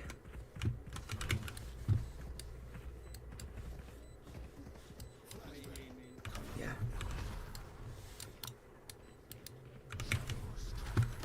One enemy remaining. Nice. Nice. Last is main, last is main. Someone's sick. He's in the smoke, in the smoke.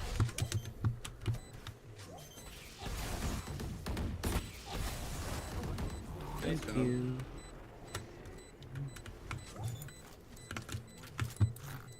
Good shit, y'all.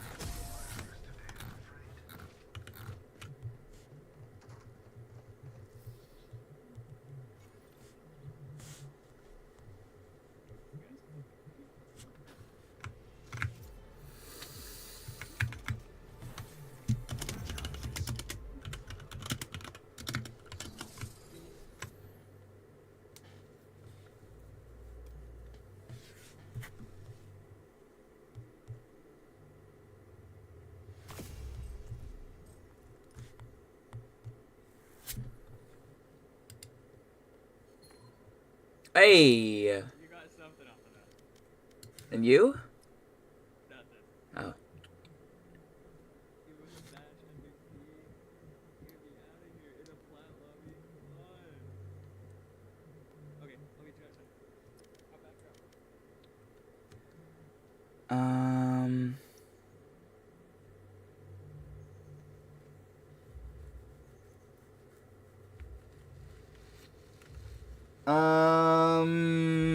Backyard. Bet, see you in a sec.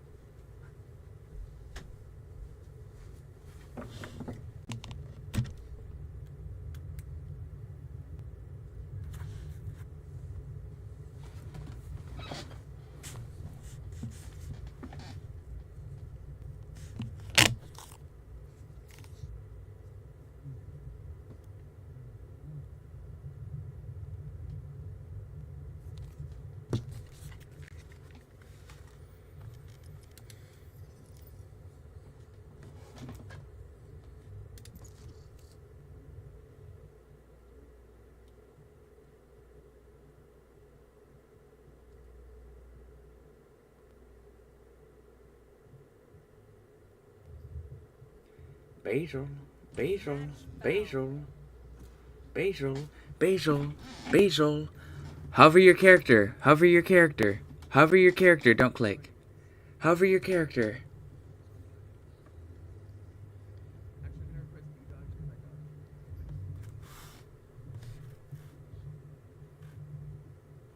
I got. Or we can both dodge. Huh? No, we'll dodge and the Penji's pretty much already charged. Unless you want to wait another round. We'll just meet outside.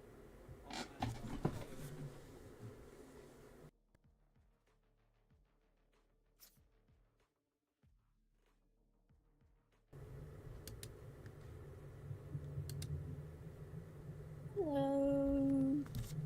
I mean, let me.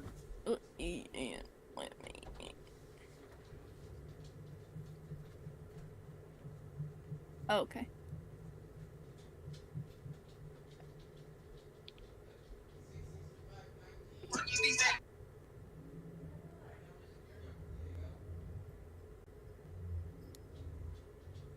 Choose your agent.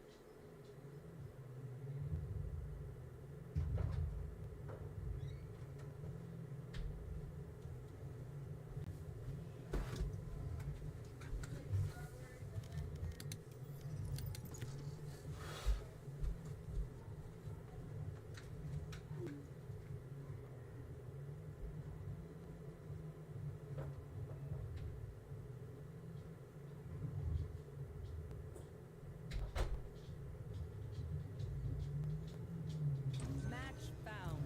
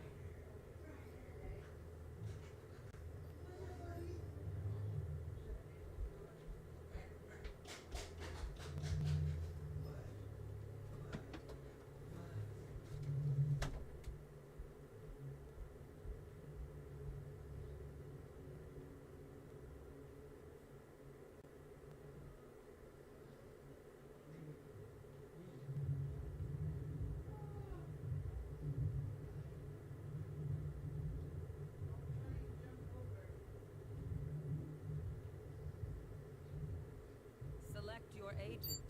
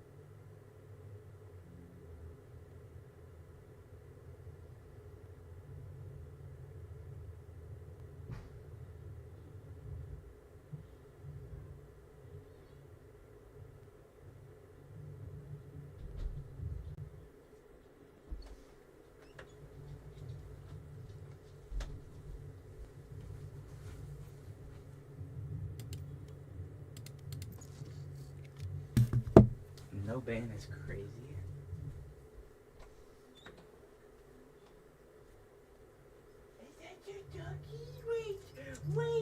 Match found.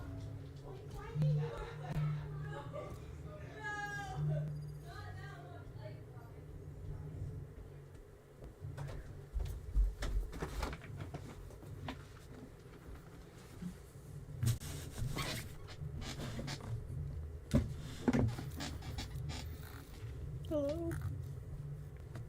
Hello. You killing me?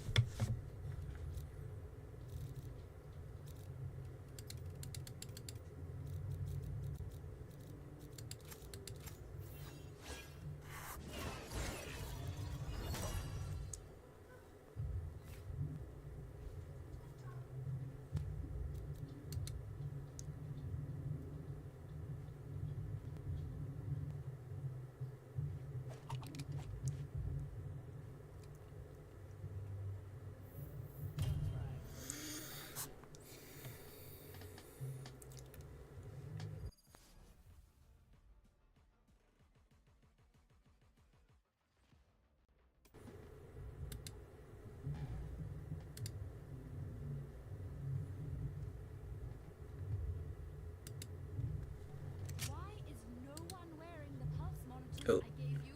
Honestly, I asked for a few readouts and you think I'm Dr. Frankenstein.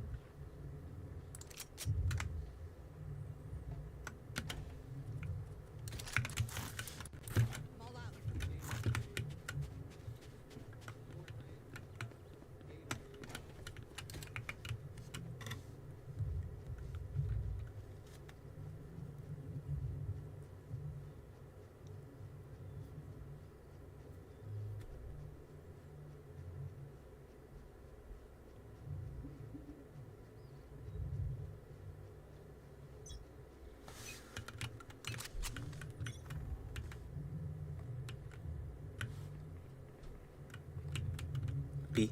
Rotating from B. In the smoke, in the smoke. Don't miss me too much. Yeah. A little bit. I'm coming. Oh, I'm coming. Good call. Right here. Oh no! I lagged out. Oh my god. That's not what I thought I was. That's super cool. I know.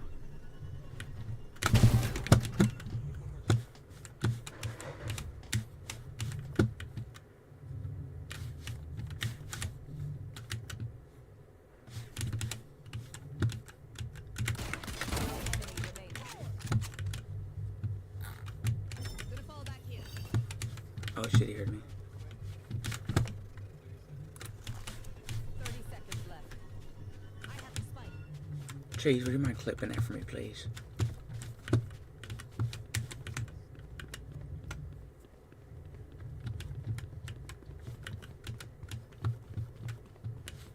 Come on, it's a reverse H. Come on. 10 seconds left. No! NT. Where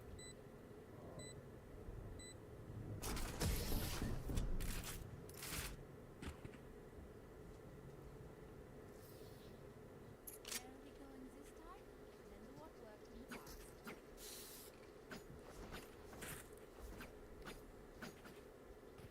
Okay, should not take spike because I fear I'm gonna be like halfway on the other side of the map and not actually be where Hey, it says I I'm am. taking bomb. Strength up's lagging out, so I don't think it's best if they're taking it.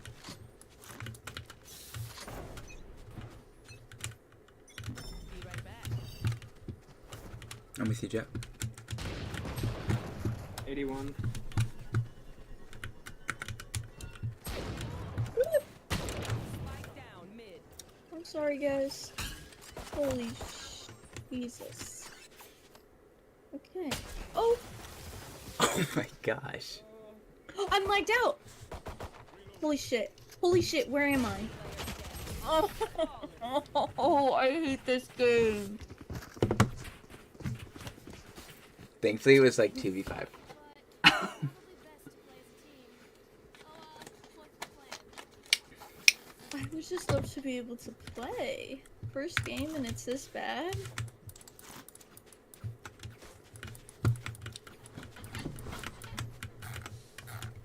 I have my shit on too. I don't. The fuck?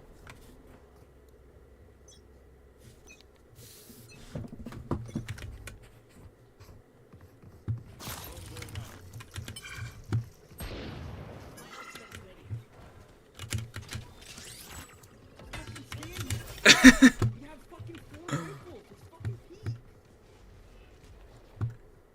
I'm entering. I'm our fucking duelist. Where are the trades? Oh my god, where am I? Holy shit. Where Awesome. are these fuckers at?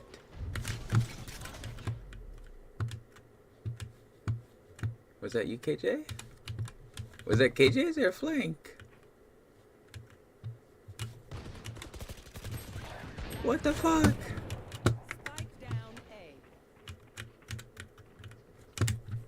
What the fuck? What the fuck? What the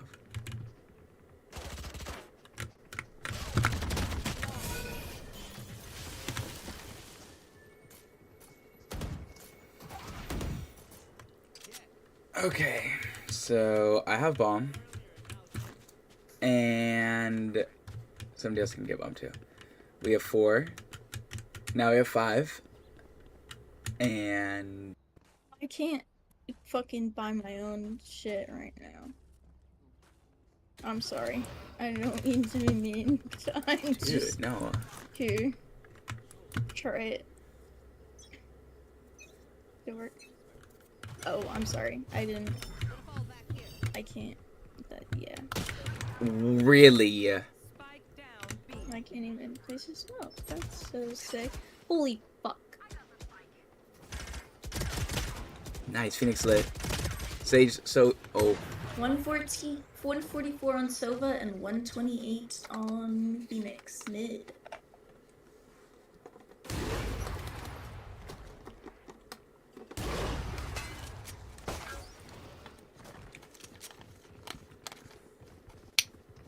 Nightmare.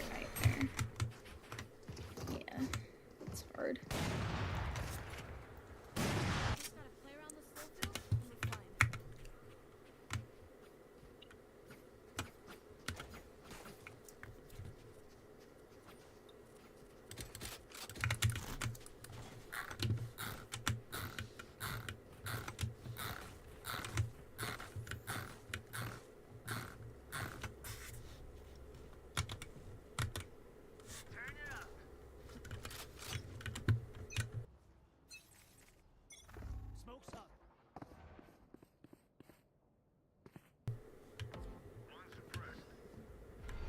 AJ is so loud.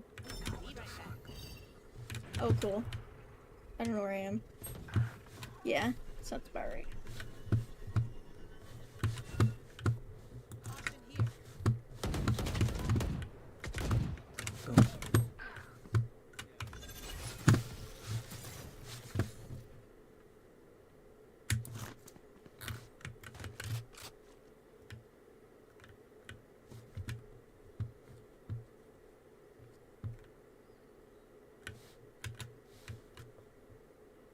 Oh my gosh, you serial.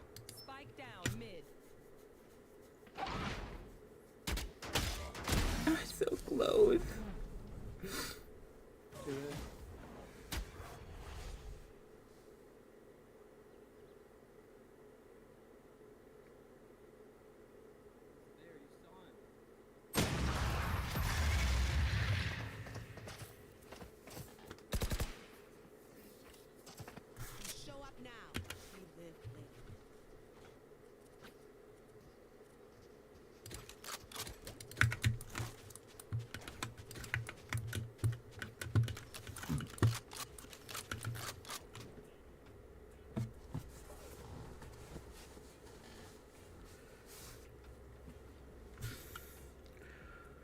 This one's for you guys. It's 0-5 and things may look glim, but it's still possible.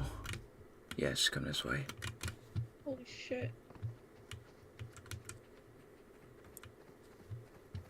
I got one smoke in a dream. Top mid. Oh. Wait.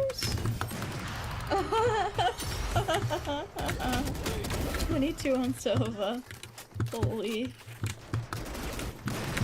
Nice.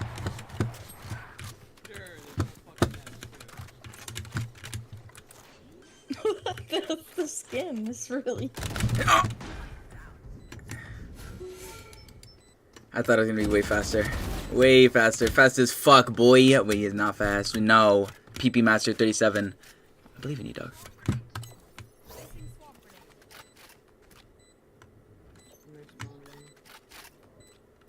One enemy remaining. Boom. Last player His Last tag 40. Wait. Chat, you ready to clip it? Ready? Hold on.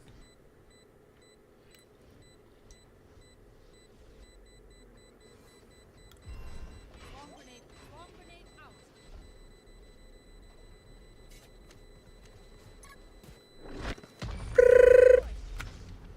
Open.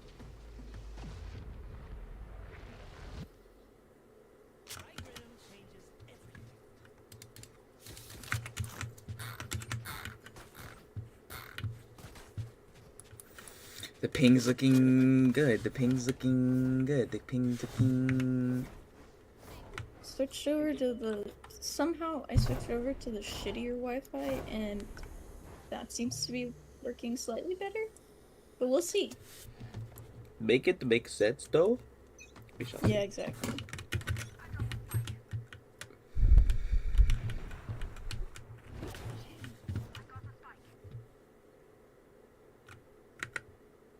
Do we have any flashes? Does Teho have a... Wow. No, Teho doesn't have a flash. Holy shit. We have 3 people watching out. One person get a fucking trade.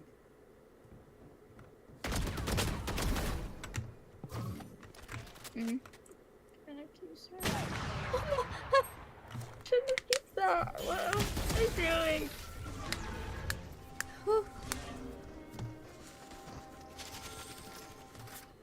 Okay.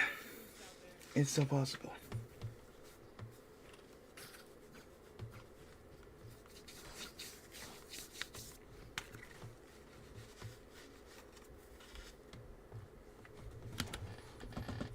Okay.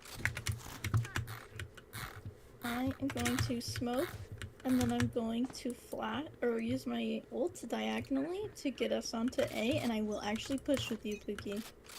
I think I can do all of these things now. Right now. Let's go. What the fuck?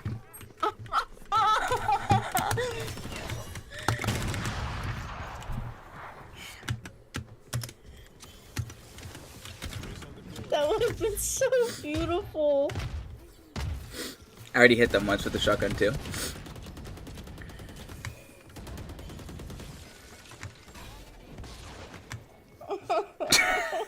This is like... This is awful. Okay. Whew. No. Last player standing. Nah, it's fucking awful. Yeah. Oh! And then does that? Okay. Like, if you could do that, kill your fucking teammate. No, he can hit his shots. I know he fucking can, but he's like playing in like Satan's ass crack. Like I don't like. Oh. 1-7 quick. This is a joke. Okay. I'm gonna. What am I gonna do? I'm a baddie on a budget. I'll do this.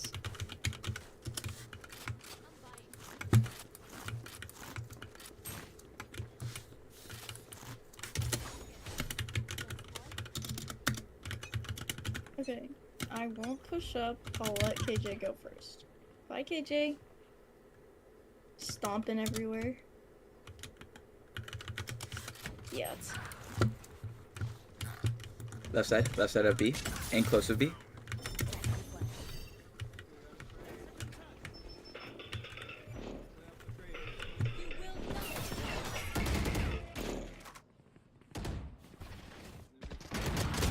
It hurts. What is he watching? One arches.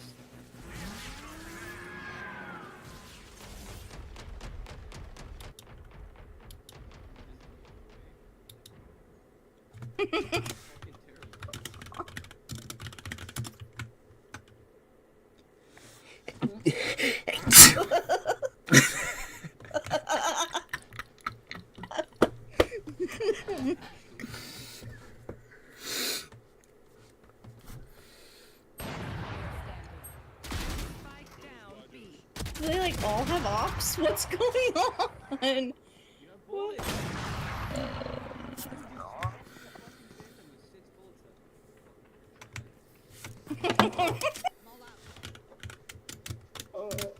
Okay. Okay. Okay. Tit? I was like, wait. Don't ban me. Come say hi, I'll flash you on TikTok. Wait. No, don't think New of that as a idea. business Wait. opportunity. Wait! Okay. Okay. Where do we go? You said it. Are we just... Man. I tag Sage 40. Nice. Oh, they walled it off. Flick!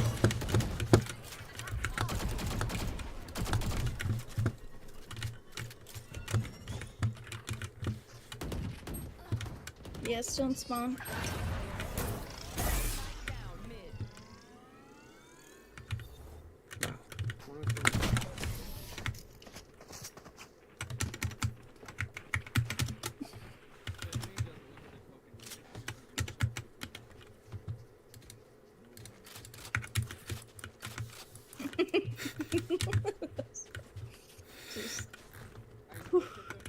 I keep hitting my map like mid-shot, so it's like...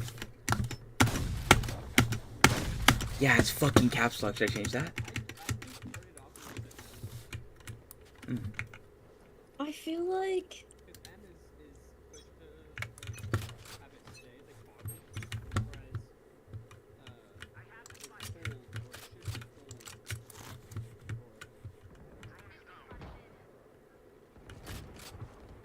Oh, drop down.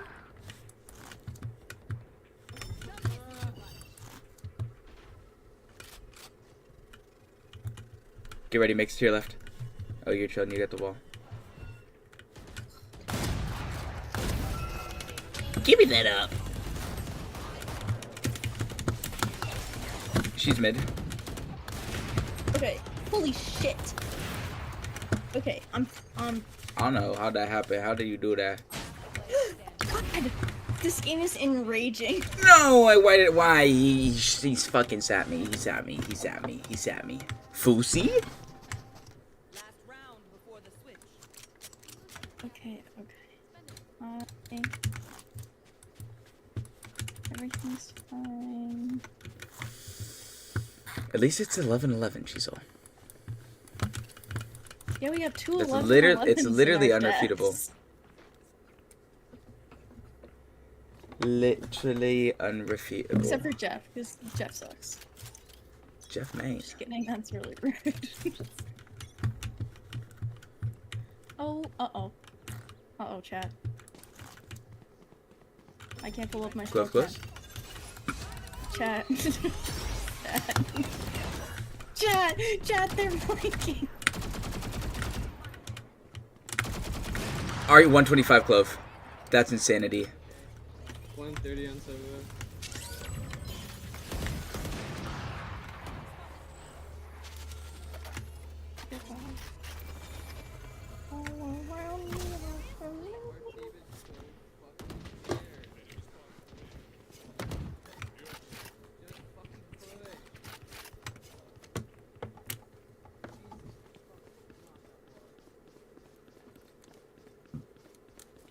Clovis 1, remember?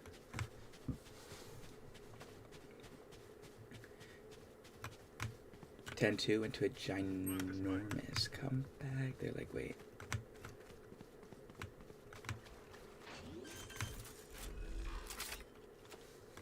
Placing swarm grenade. Placing alarm bomb. Placing sentry.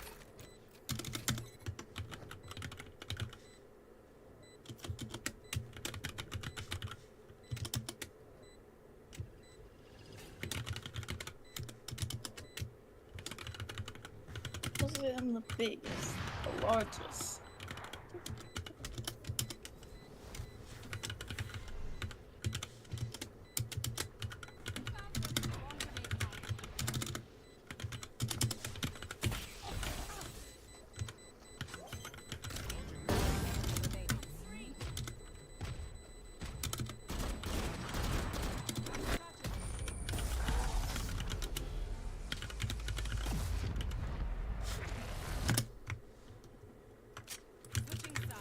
Okay.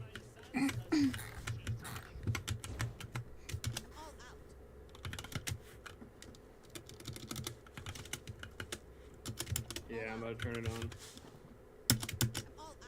I got the lag in.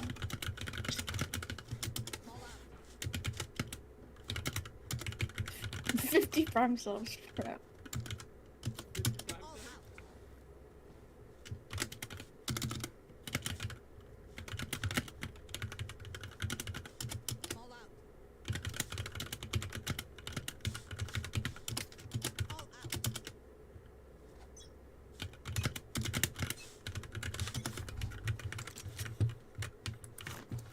Back in front.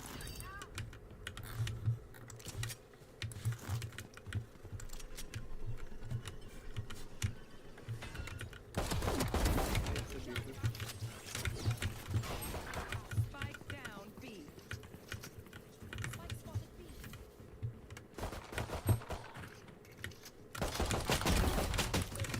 Play slow, play slow, play slow. One enemy remaining. Do you want me to where should wait, okay. Hold on. I'm just gonna uh-oh.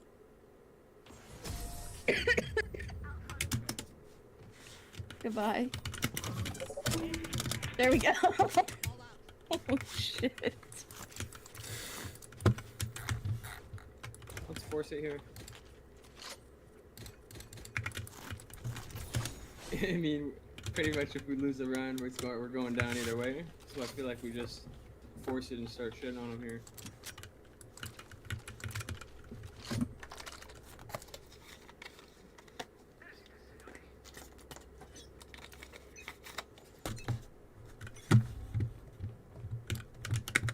Hello? Oh my god. Please. Holy shit. There, I mean.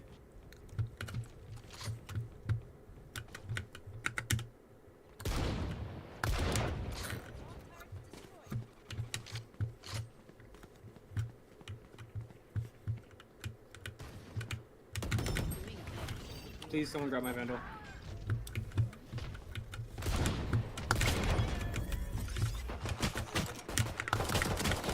Thank you. I want to get it, cheese. I want to get it for you. Thank you so much. Mhm. I think they're rotating They're off. backing. Yeah, they're dipping. They're dipping. Holy shit. Where am I? Okay.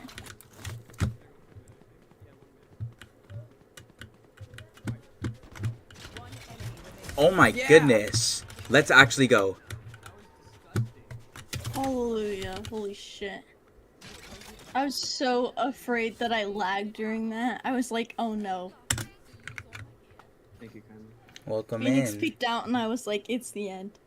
We have a watcher. We have a watcher. Now you just get to watch my face, you fat fuck. You trying to snipe me? Yeah, you trying to snipe me? Oh, you getting exactly what you came for. Welcome.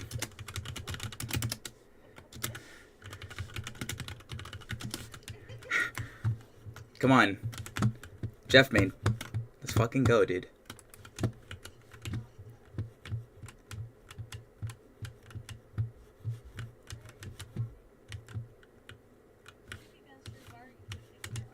Omen mid, Omen mid.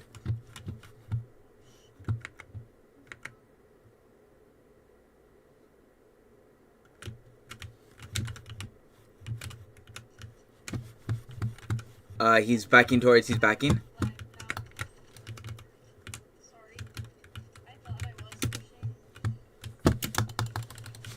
Let's go and fight this together. Or just do it yourself. Come on, that's always easy. No, literally, that's... Yes, literally. Yes, literally. Big Papa and the Golden Freddy with 4! About to be top of leaderboard in about 4 matches, I'm calling it. 4 rounds. Okay, Jeff. I got you. Let's get it, though. I was refraining from saying that, okay? You're cringe. You're cringe. I'm not the cringe one. No, I knew you guys would tease me so much. No, if I said that, you would not let me fucking... You guys would not.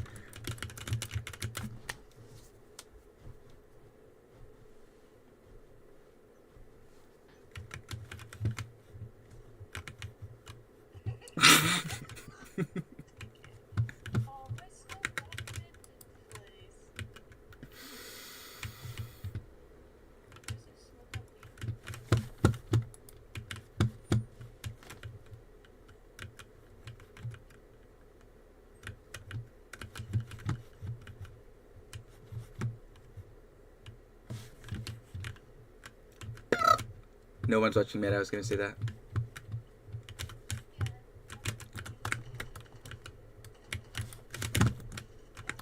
Phoenix crossing over now. Oh my gosh.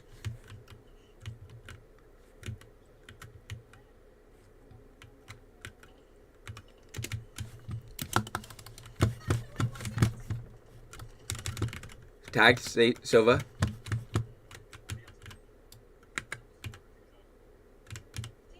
He doesn't have spike, he doesn't have spike.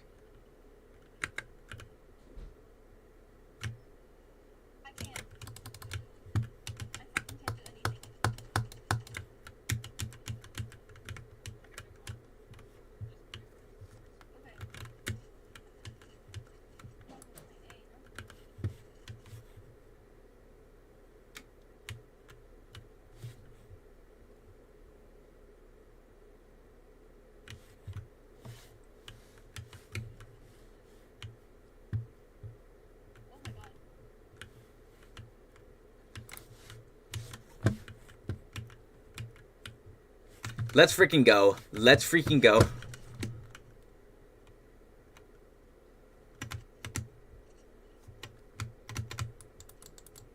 Oh.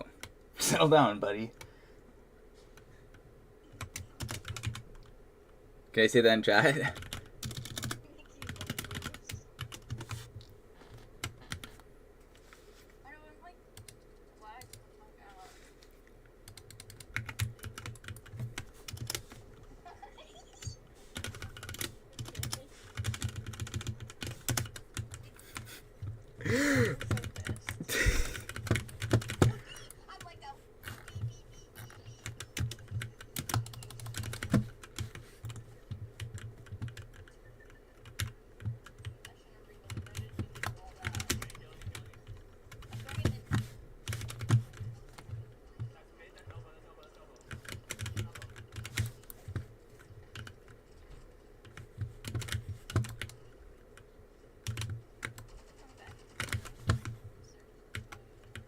Oh shit, shit, shit.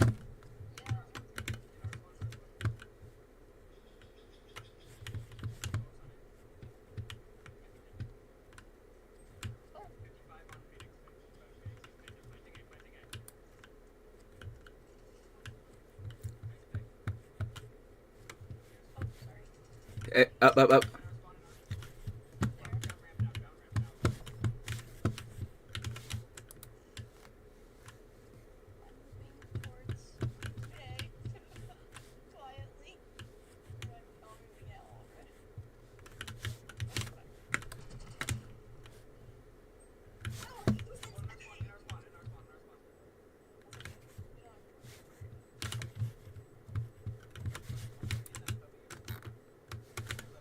To your left.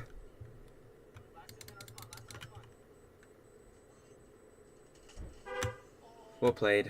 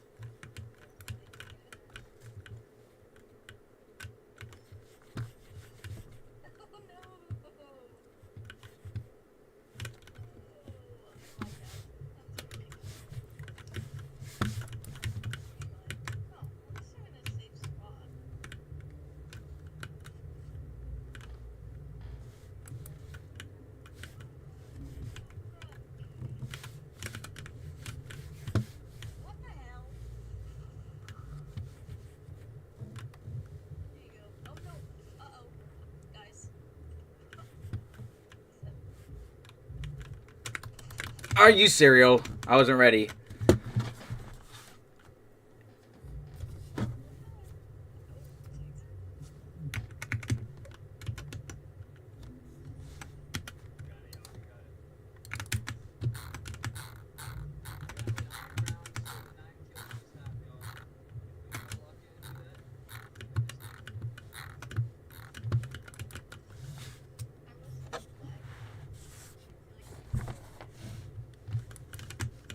Literally, that's how we started off the game, which was lag.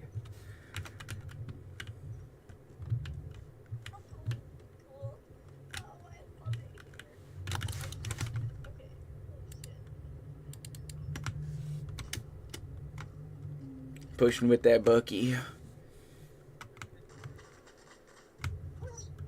Wow.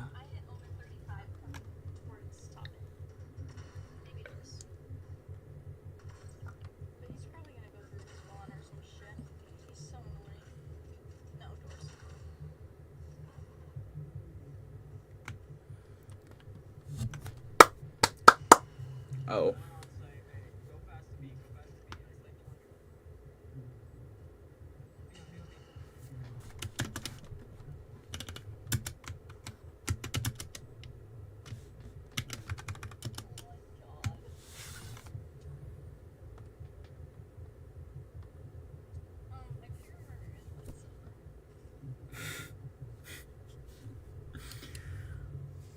Truthfully. Damn. GG.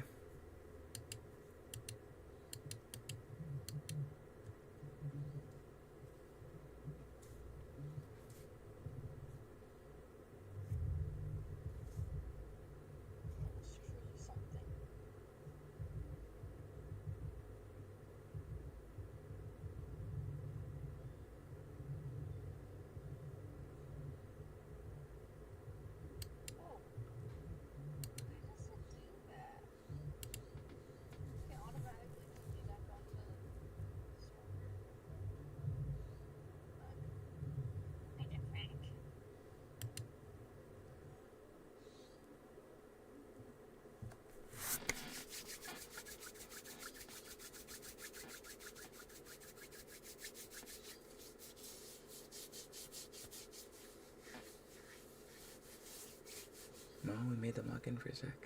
I'll take that.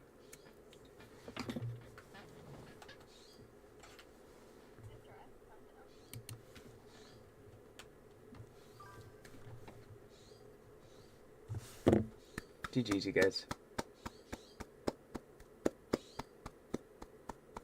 It is okay to lose. It is okay to lose.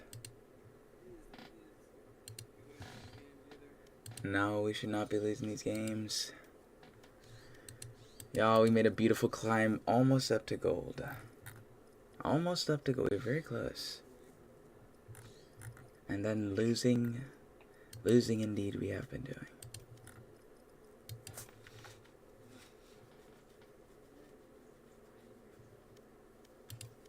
Like, that was just yesterday. That was insanity. My match history still looks pretty green. Let's peep. Let's peep. Let's peep. Okay, there's a few. There's quite a few defeats. Don't look at it. It's pretty green. It's pretty green. It's green where it matters, yo. 34, 23. Match found.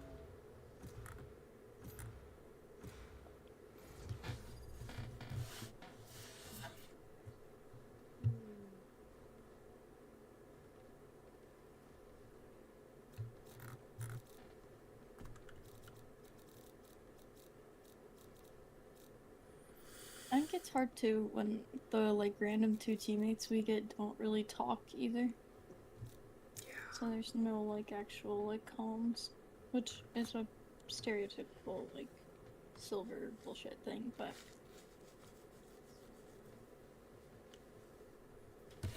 In the other two games we did get comms, so honestly, Chad, at this point it's rare for me to find a game that I don't have somebody else talking with. Once I start talking, there's no way. There's no way.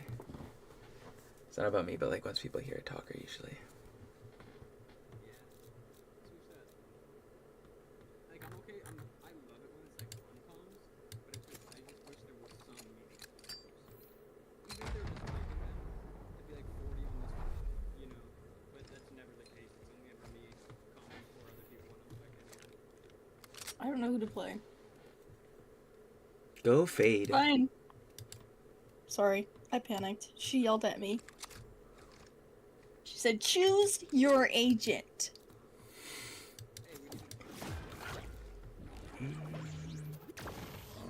With the fudge. Did somebody dodge? Please, please. Yes! Yes! Match found. Okay.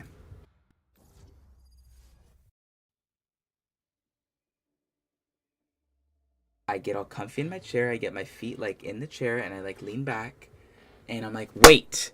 No. I changed my mouse for a reason. I need to be fucking eyes glued to the screen. You know what I'm saying, Golden Freddy? You want some goodness? I need to be bringing that goodness. I need to be preparing myself for success. Get up and sent it with a note saying I loved you, I meant it. Now I know what a fool I've been. But if you kissed me now, I know you'd fool me again. Last Christmas, I gave you my heart, but the very next day, you gave it away. This year, to save me from tears, I'll give it to someone special. Last Christmas, I gave KO my heart, but the very next day, he gave it away. This year, to save me from tears, I'll give it to ISO this year. Oh. dmgc0.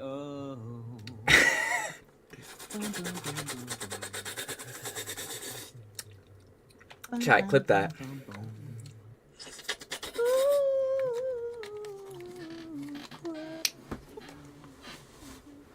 Dude, two people from the enemy team. I was talking about you dudes. Two people from the enemy team first time chatted just to say GG. That's kind of cool. Now I know what a fool I've been.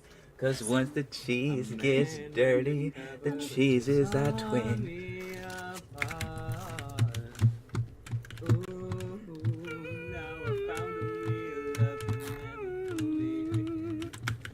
Last golden, I fretted away. Very next Fred, you gave it away.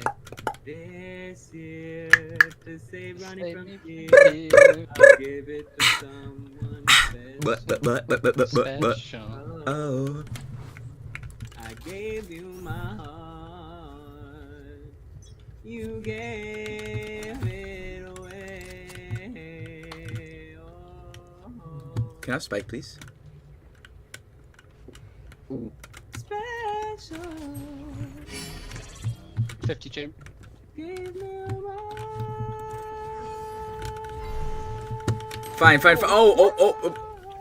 I'm so. I might have just sharded. I might have just Flanking you poo-pooed. guys, flanking you guys, to mid.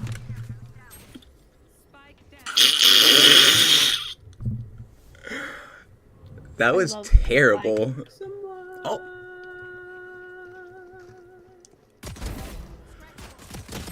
So winnable.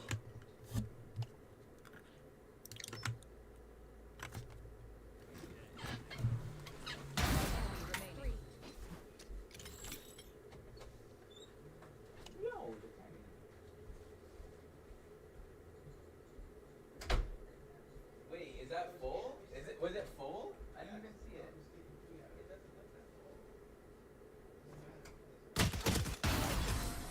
Well done. I like the way you do. You do it. You do it. You do it. You do it. You do it. Money keep coming in. I can't lose. Money keep coming in. I can't lose. Excuse me? Oh my gosh. I should have known. I should have known a delight. A delight would be waiting. Glorgus is back, y'all. Let's just run A, run A, run A. I just made 100K.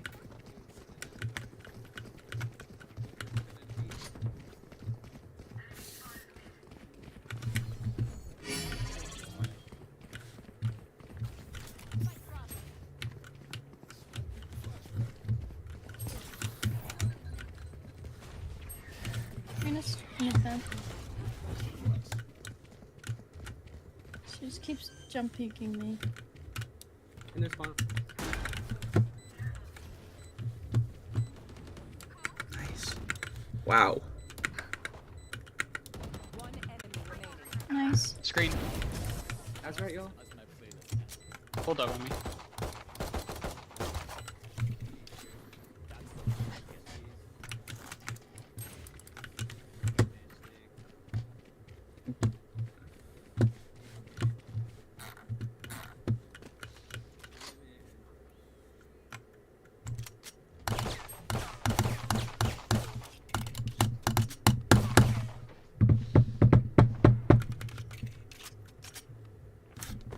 Three. Where's my phone?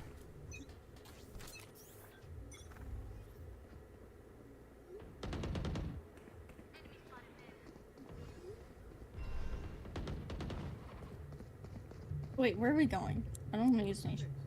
Oh, okay. Sorry.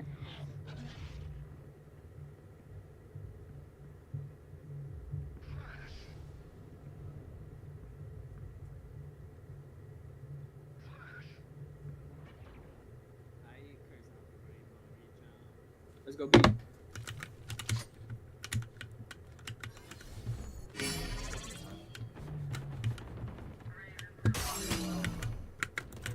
Back a B. One's on. Teleported out.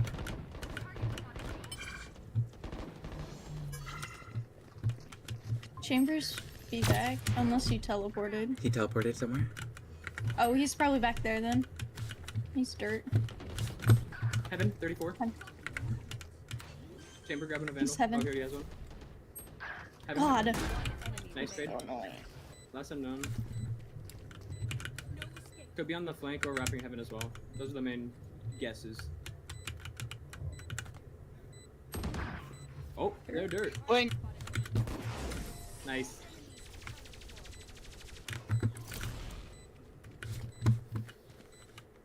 You do it. You do it. You do it. You do it. You do it. We should just Hey, be Princess, really. would you buy a spring trap? Thank I don't know you. why you calling. Yeah. I think Yeah, we should be because, really loud and annoying on A so that they can get onto B. Slow walk B. Cut noise for the first couple seconds. We're gonna make hella noise on A for you guys. I'm gonna put my wall Sounds down. good.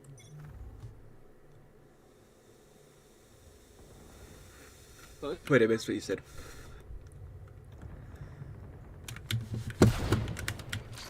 Maybe top. Two there, two there. Start walking on B, B, B.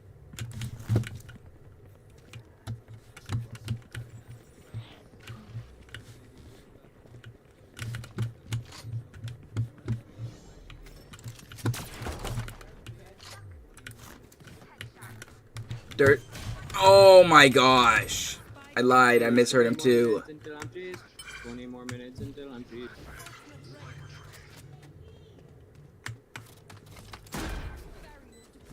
Beautiful. Nice.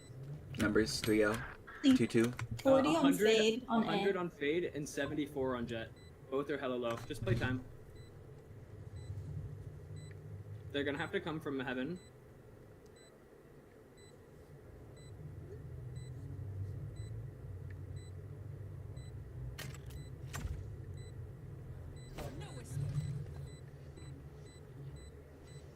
Yeah, dirt. One drop, one gonna be close right for you. Nice, close left now. Ronnie with the 3. Ronnie, the fucking 3-piece. That's what I'm talking about. Ow! Yes! Oh, I left.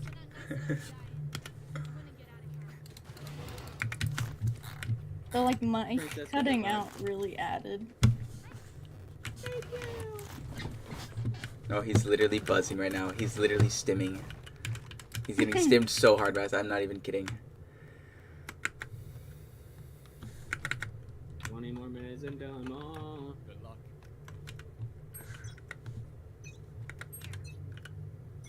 You want to play? Let's play. Break it, break it, break it. Somebody break it. Do it, do it. Top of do it. ramp. Nice.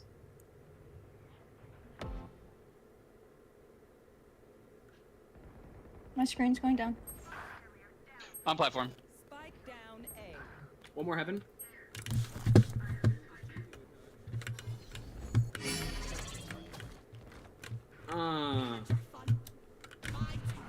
Two up heaven.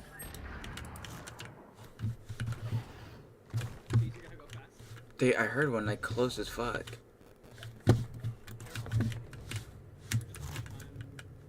Wait, wait, wait. I'm close, I'm close.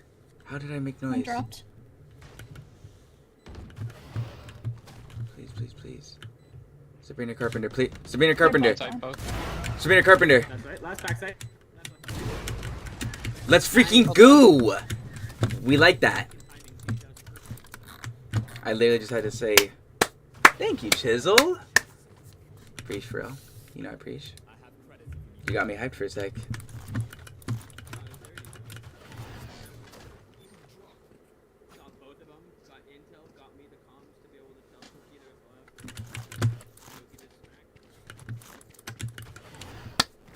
Let's just cut all noise everywhere for a second. I'm gonna see if I can pick off someone if they push up to the.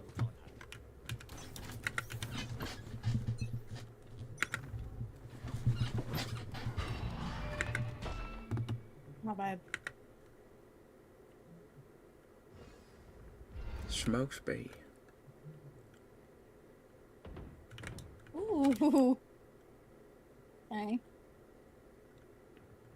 I might be pushing it. One heaven on A. Another pushing here. Oh, 114 on fade mid.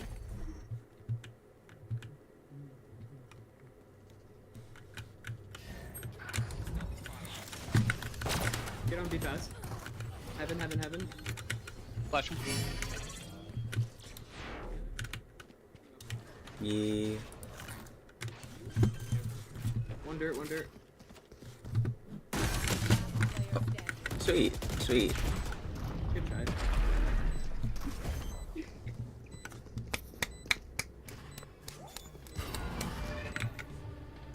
I think I was trying to hold control. I know I was, but I missed it.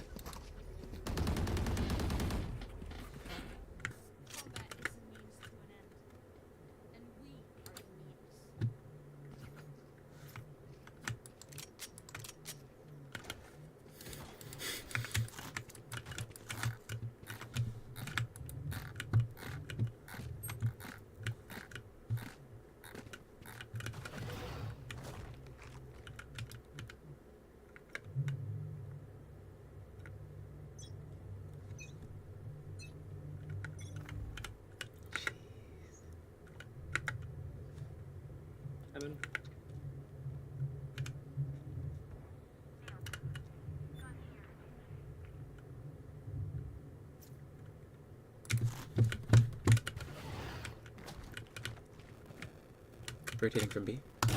Wall's going down.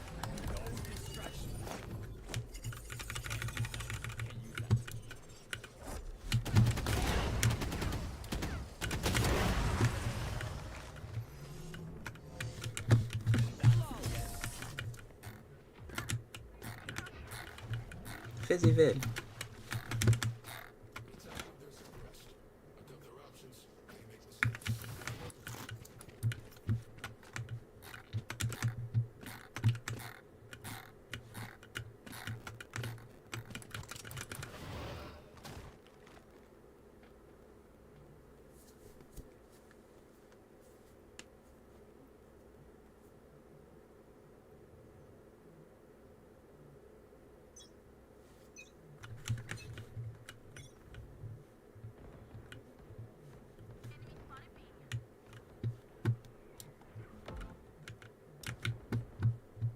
Beta's got to be either of those places.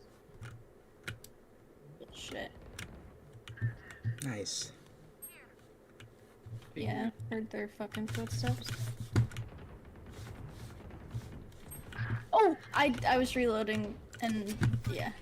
Awesome. Oh, close. One more mid. Behind you, Ronnie. Yeah, kind of walk into there. Play slow. Nice. Hey, Kevin, go back up. Beat that over there.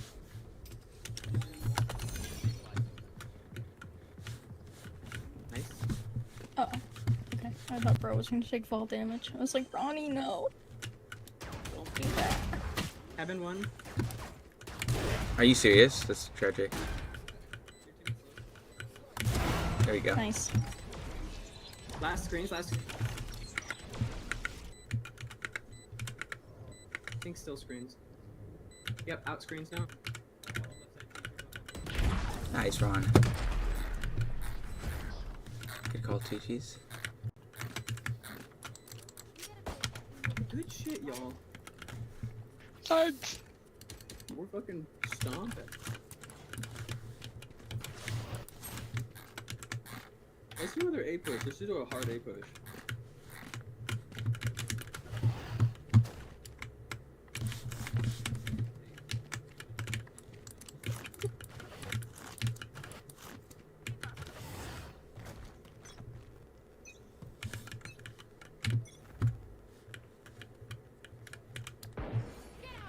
I also can ult.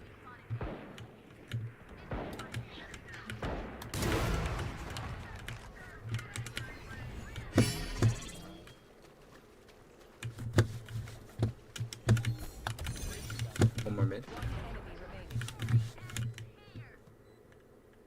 Maybe not. Serious?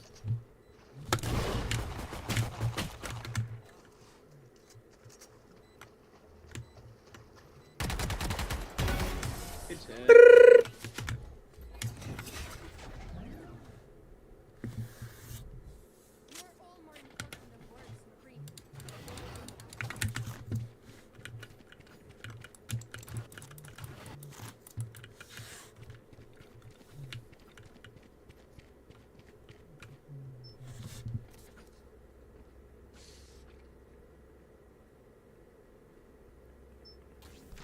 If we want to try going be the classic way, I'm gonna try and smoke off heaven.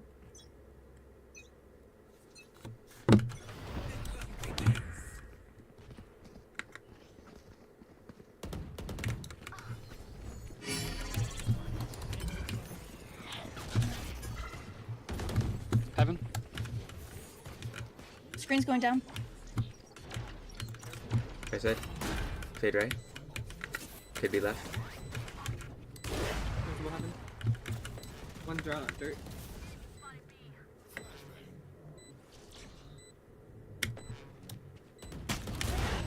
One more right side.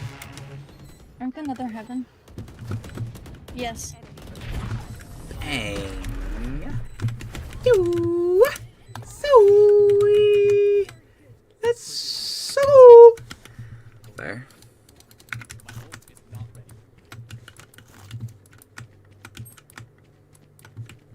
Why does it do that? What the fuck? No, I just switch it to the 2G one, and then it automatically switches me back to the 5G one. Try forgetting the 5G network. Oh, true. But it's like, I don't know if I've been playing on the 5G one like this whole time. You know? One more. Holy shit. Ooh!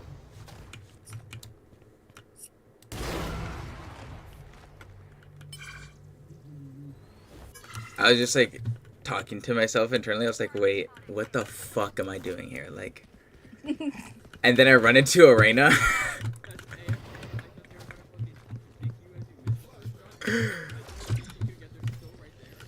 I just stare at their head. I'm like, hold on.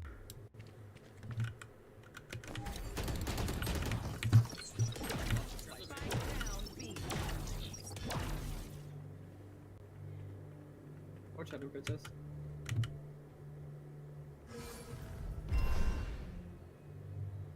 We got 40 seconds. Two are from dirt. One heaven.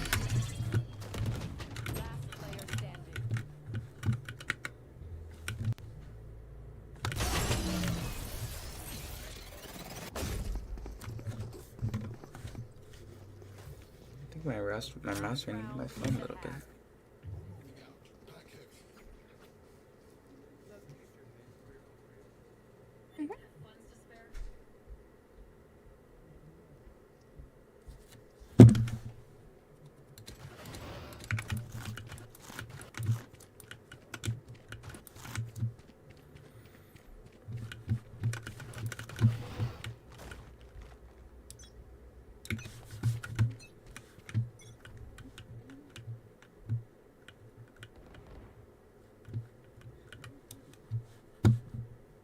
Right side.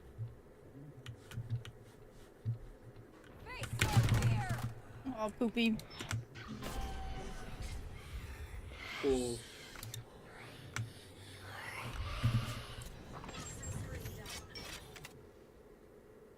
Oh, wow, my sensitivity. Oh. Oh.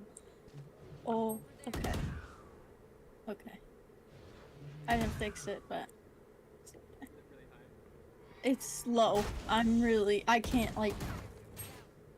Spike down A. Which is, I think, probably good, but I don't play with this sensitive. Oh! Bye.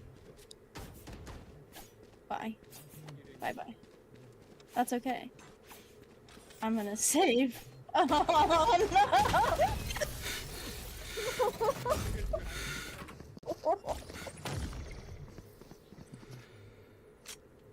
Me, I'm gonna save. Oh my god. Nice. Save for what, girl? What?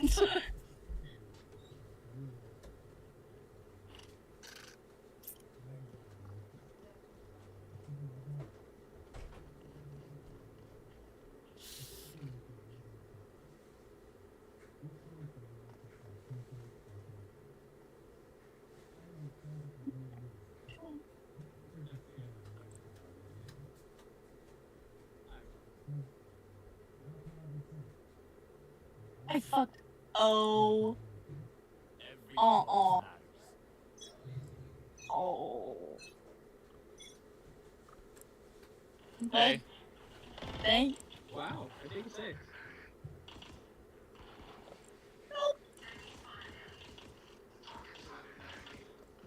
I know. Got one on the end. On platform? Jet heaven. 50. Jet 50. Yeah, 66 on chamber. Spike down A. One enemy remaining.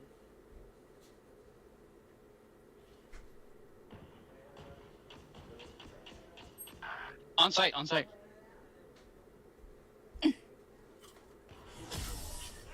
Crazy shot. Thank you. Go.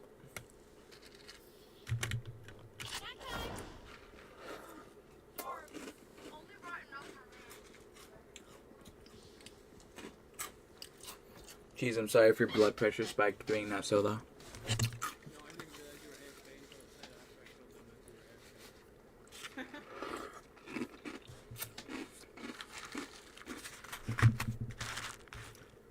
were AFK. There we go. Holy.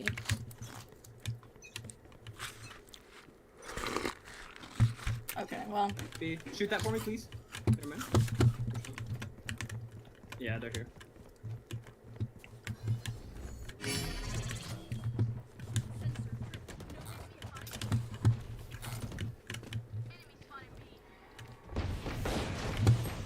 To heaven!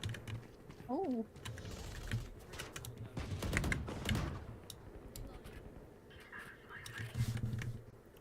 Just slow.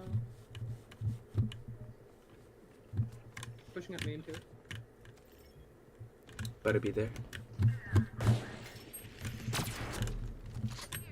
One went up ropes behind you.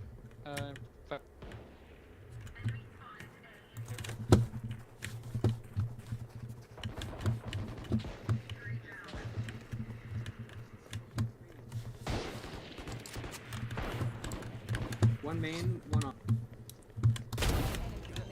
Last one on.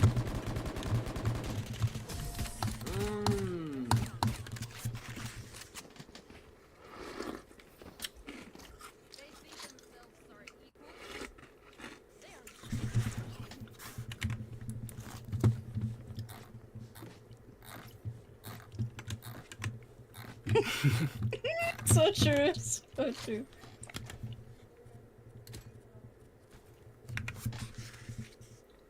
A better walk.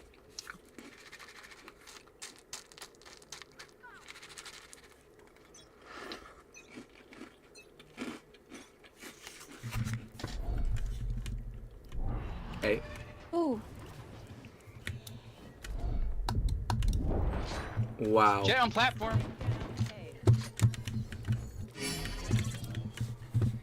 My screen's down. Bomb down ramp.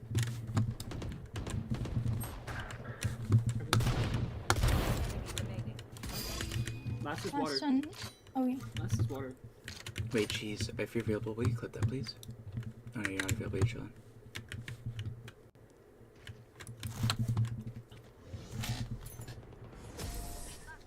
W.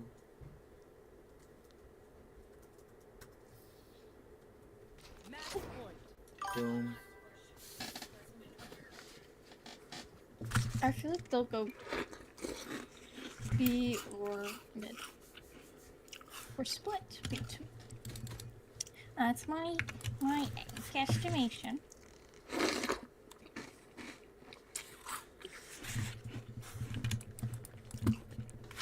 There we go.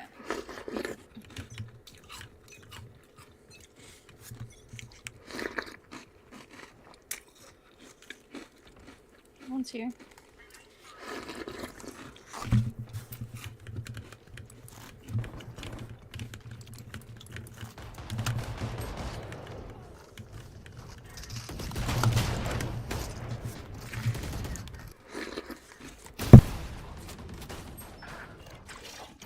On jet to heaven. One drop. You have to go fast. Maybe one. Not like they're clear. Spike planted. Oh, fuck. I have an idea. It might be a stupid idea.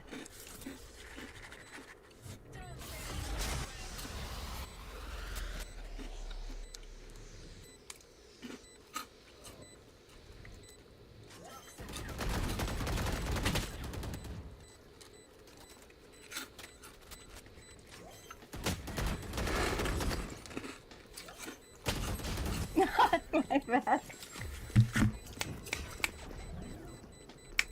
I was hoping my ult would go a little further, but it didn't, so. Thanks. It's like, might be a little easier if they can't completely see where I am, but. Oh. Okay.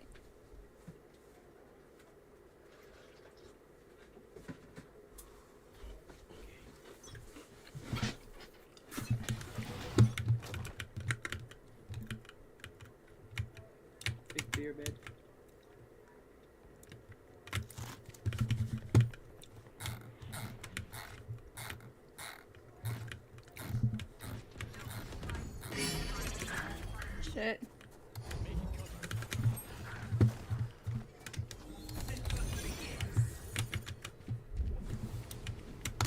Come on, bruh. Come on, bruh. Flashing.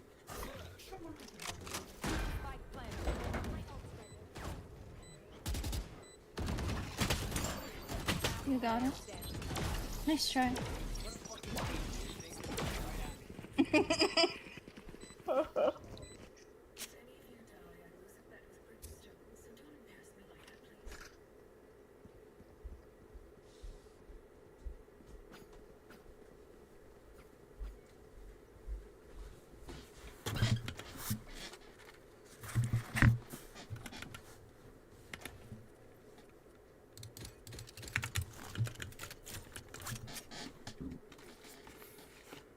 Excuse me.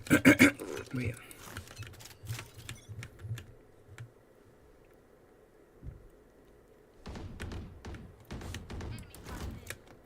Golden Frederick. Jet. Coming up garage. Mid 2. Close. Spike down B. One enemy remaining.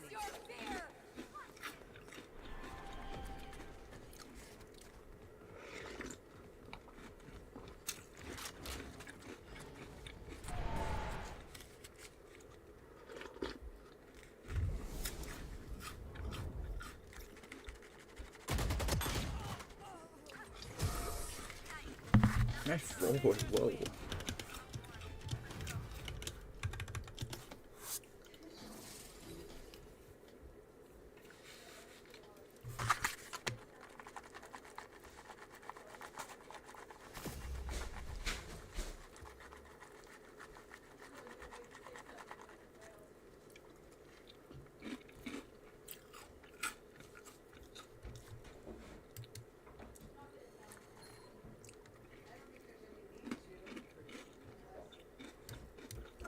I have to pee, so if y'all do that, that's perfect. Beautiful. Yes, Cunningham. Bring your phone. Bring your phone. Bring your phone.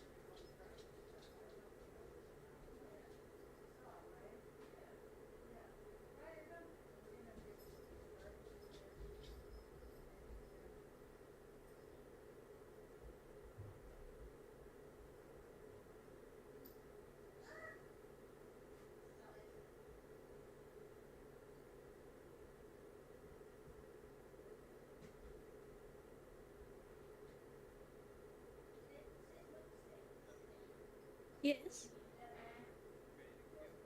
Yeah.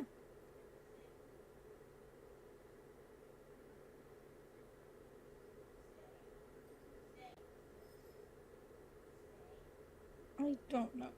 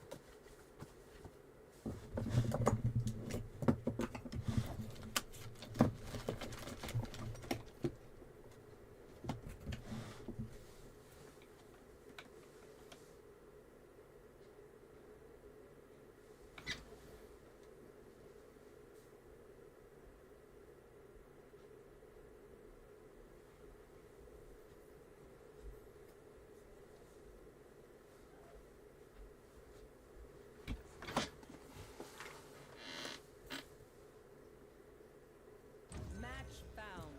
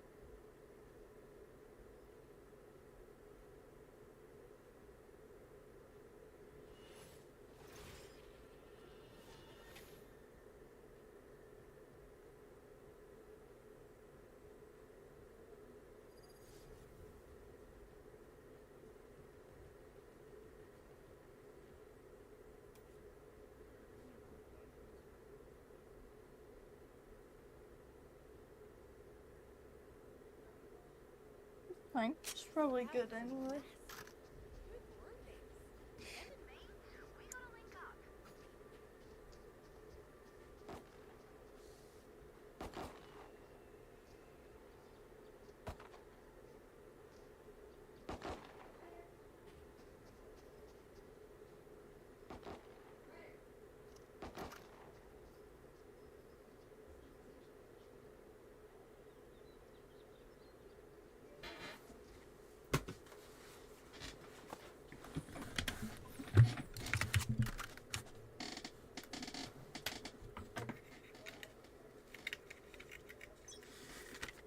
Oh, cool. I fucked that up. My ultimate is not ready.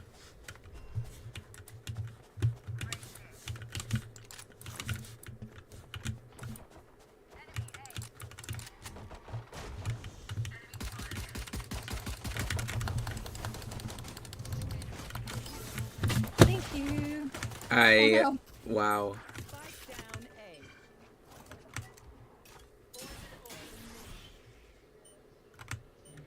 Pushing. I had been tracking the hill for so long, chat.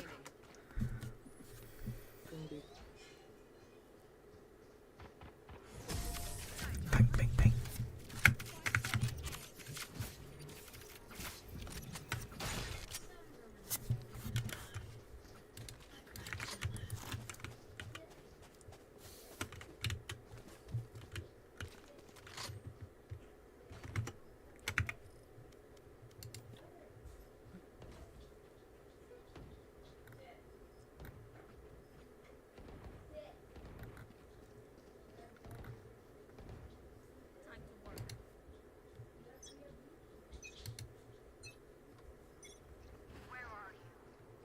B. Spike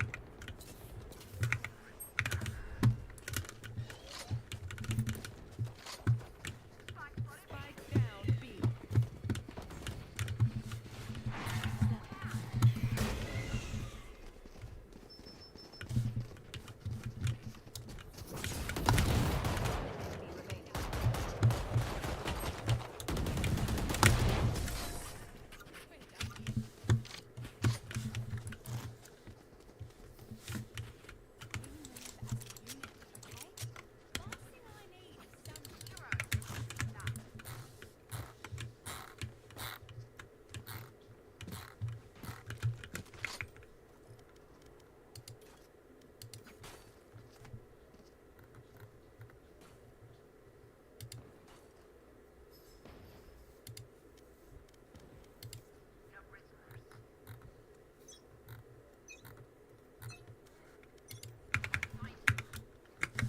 B again. C.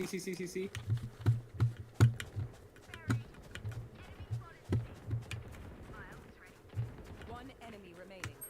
Spike down. Oh my gosh.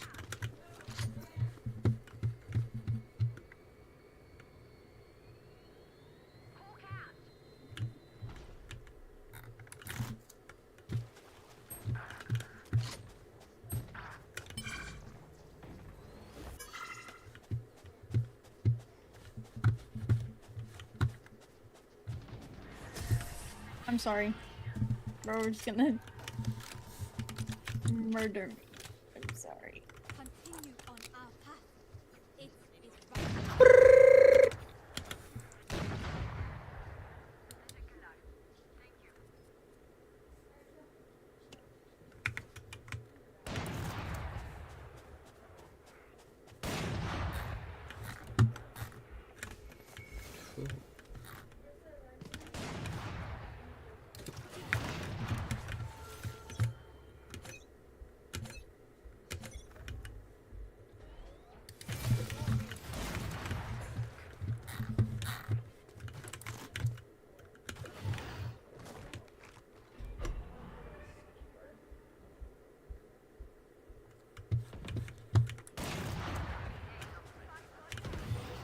Bang, bang, bang.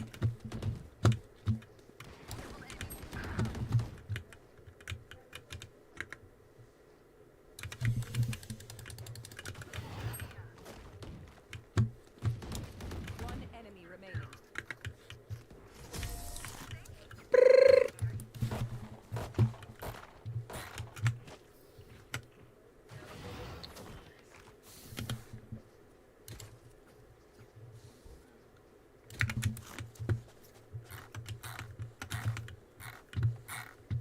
My ultimate is ready.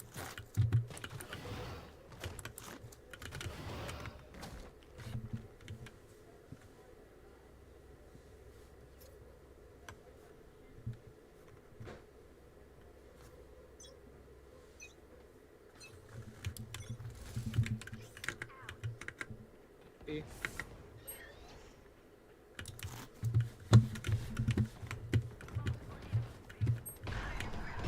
Fuck.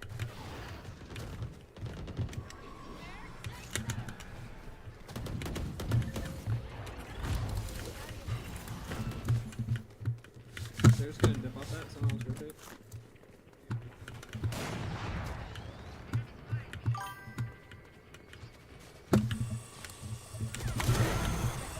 See.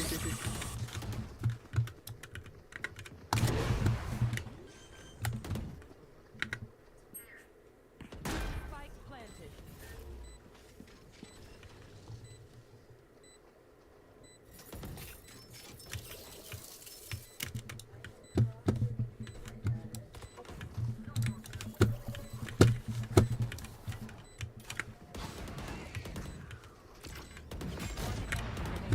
Two there. Last one also. Nice ball. Here we go, y'all. There's a second office. Someone else to grab that. It's on site.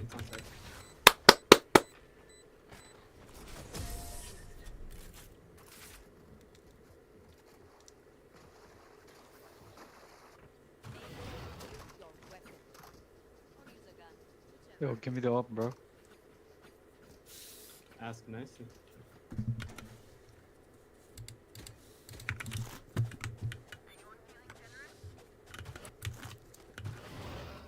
You should buy that, bro.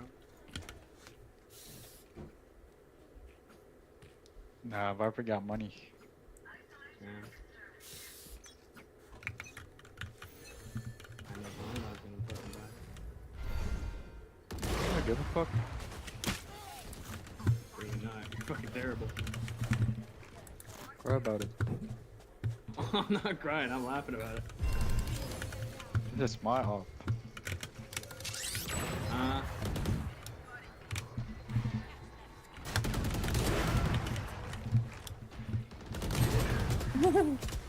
'80 on Phoenix. Are you fucking kidding me, guys? Come on! How do I miss those? He was like at that breakable wall thing. Spike planted. Nice. That was the one I saw there.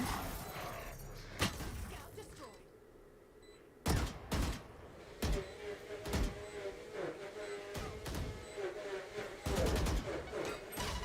Oh, nice try.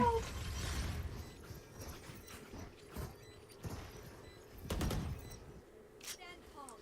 We are Valorant. We are fighters.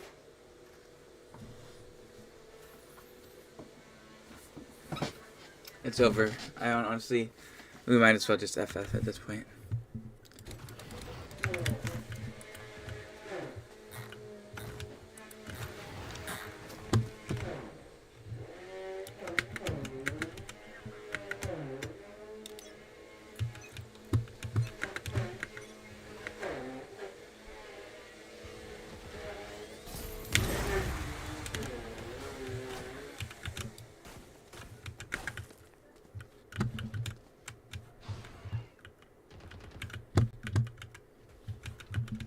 Oh, sorry.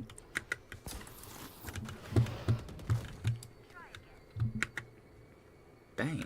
I can anchor.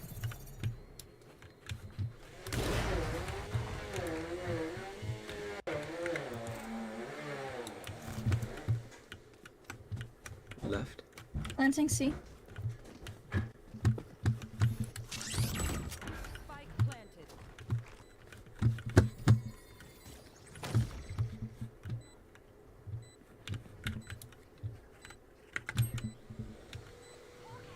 Flashing. Begin. Flashing again. I think one's in there. Or at least I think. Thank you.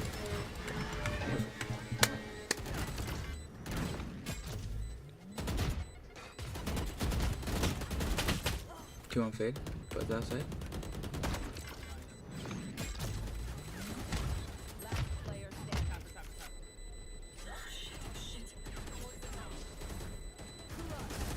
Wow, beautiful teamwork. I know what must be done. Wait, that's supposed to be everyone who actually fucking clicked that. I was like, oh, you there, sick. Wait a minute. Watch your mother, cheese.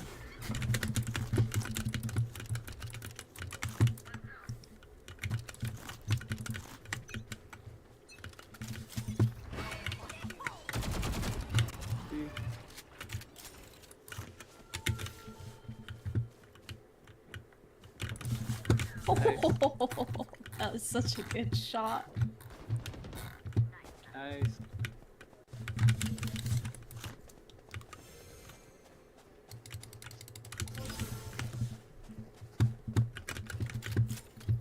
Maybe C.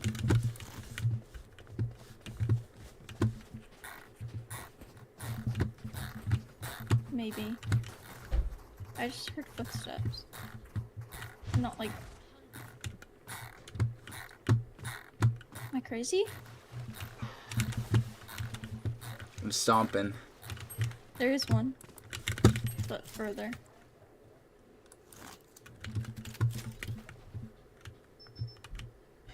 Oh, still in the corner. He's about to peek. I can pull him out. Damn!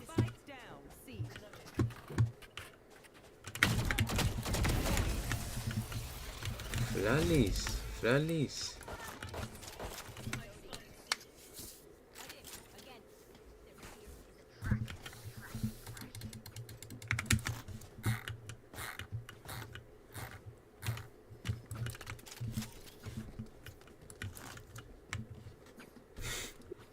Them thinking I'm a Smurf is hilarious.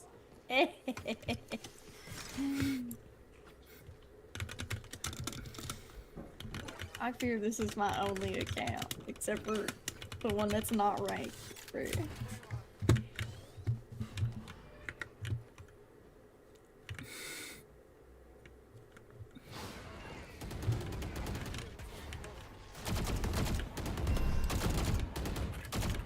Could I get a heal potentially, DMG? I can come to you. Oh no! No, no, no!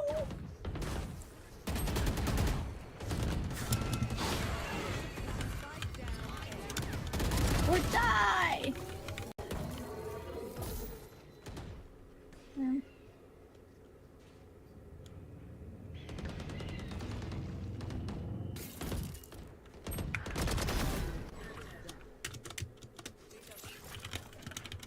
Fighting B.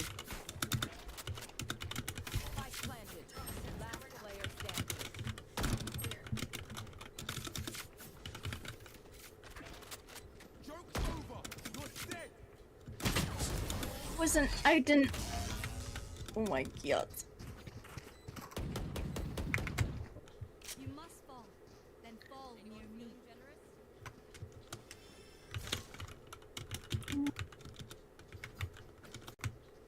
Well, if Young Slayer didn't buy a freaking Odin, potentially could have had a back or something.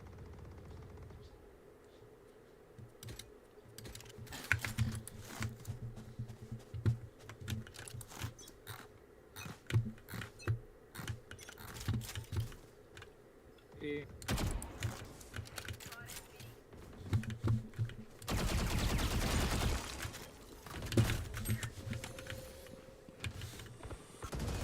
Wall's going down. I'm going C. I can't even. Backside. Default.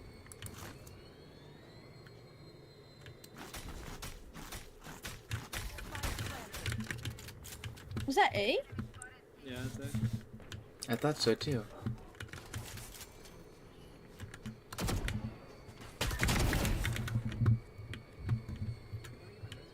I was planning on it. That's what led me to that previous situation, believe it or not.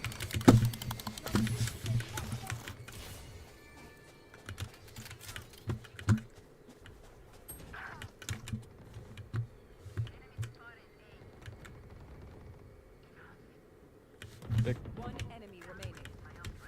Wow. It's halved.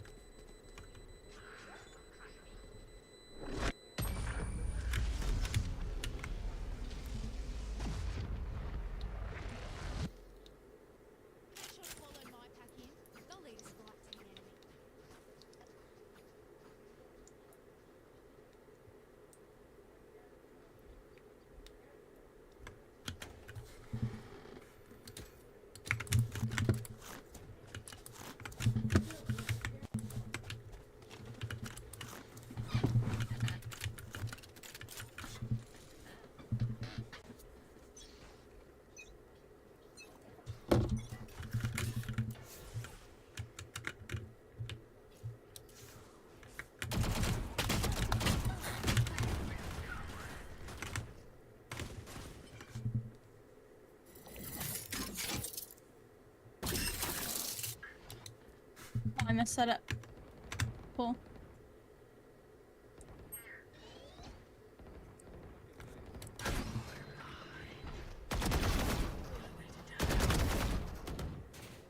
Spike down A.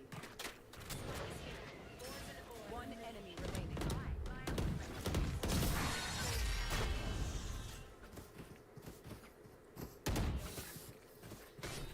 Last round before the switch.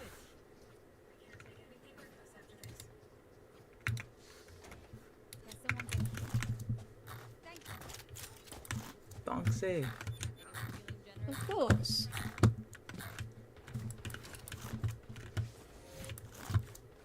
What the fuck? Get away from me, freakazoid. What the hell? Ew. Okay. I'm not playing that site.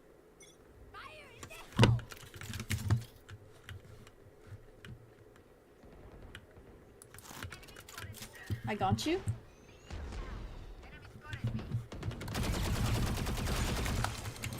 No, I was coming.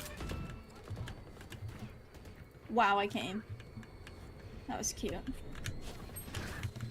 my butthole.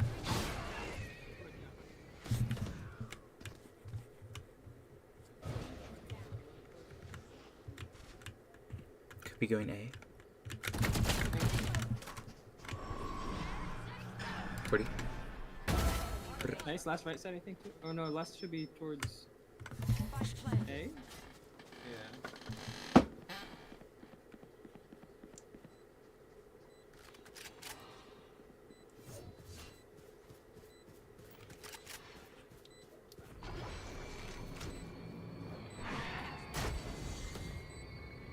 Go faster, Fade.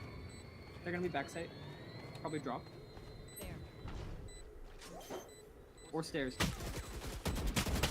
Player standing. Nice. Wow. Thank you.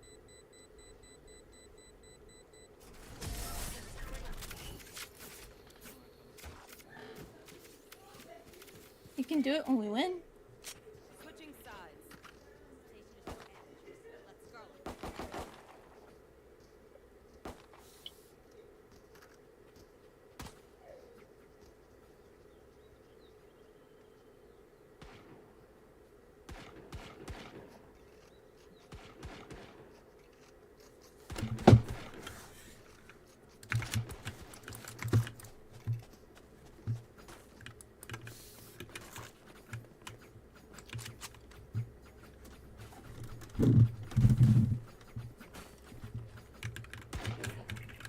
There.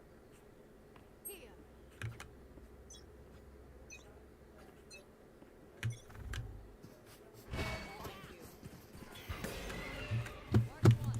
Do you think we're committing to A?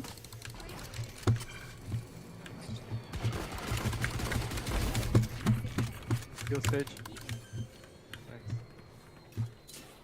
Stairs. Bro could say please. Generally, you're supposed to say please and thank you. Enemy spotted A.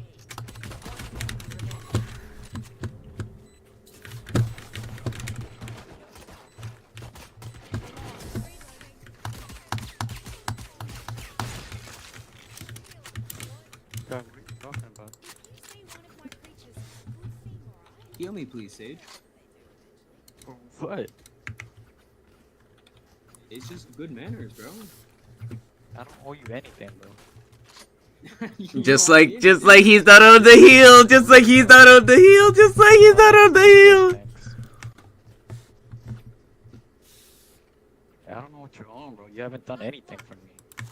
Dog, I've carried you 10-3. What the fuck?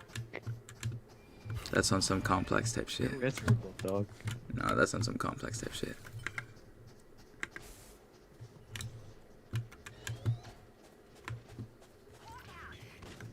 Ooh. Backside. Bro's reading a script. Oh my god. Oh!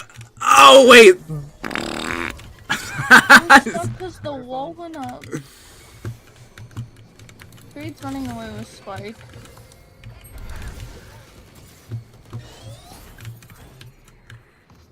2 on C. 2 on C. 1 could be neutral. Disgusting. Somebody clip that. Please, cheese, On please. B. Go fast. Please go fast. clip that. Go fast. Please shit that. Wait, cheese, could you please clip that though?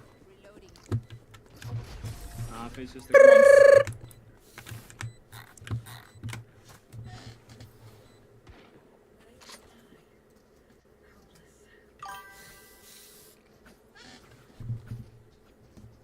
No charges.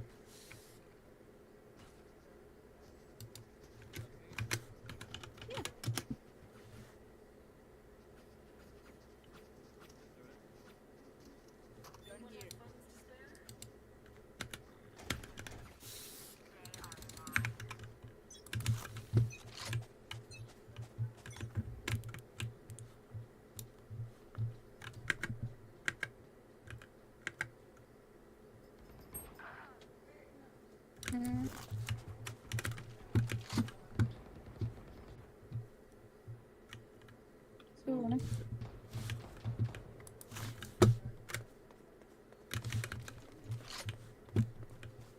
I think one is on B. Enemy spotted A.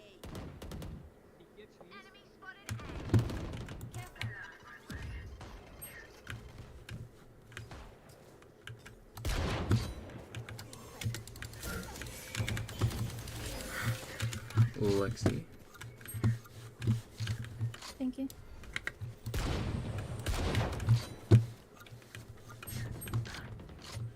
good trade. 1 waterfall.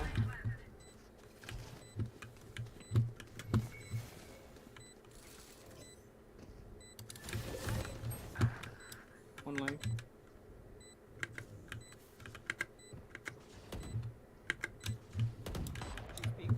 One enemy remaining. Nice.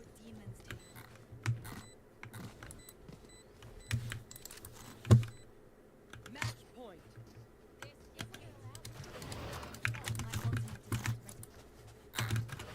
I gotta buy you good. Who needs a gun? Can someone get this?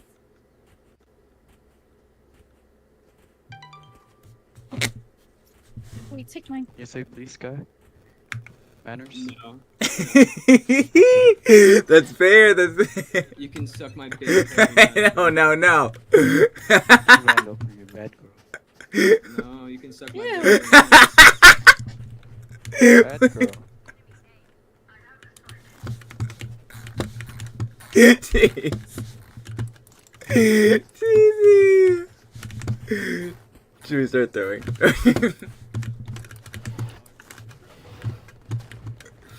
That's. I think you can be reported for that. Okay. I'm by myself. What are we doing?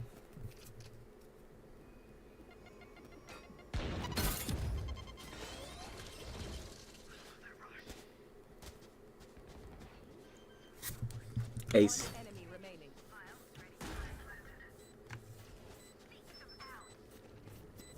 Bad girl, Sky.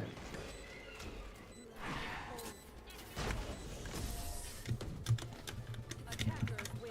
Suck Oh, my you're a big bad hairy girl. nuts, bro. God bless. God bless you guys. Suck my big Take old care. hairy nuts, you dog.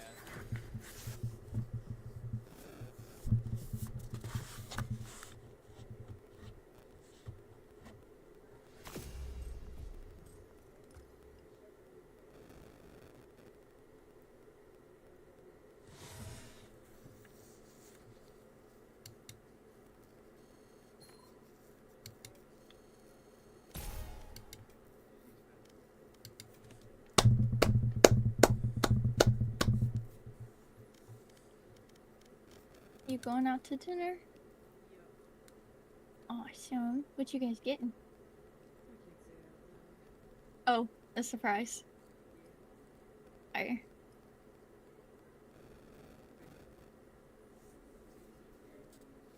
Hello. Cheers, cheese. See you soon, cheesy.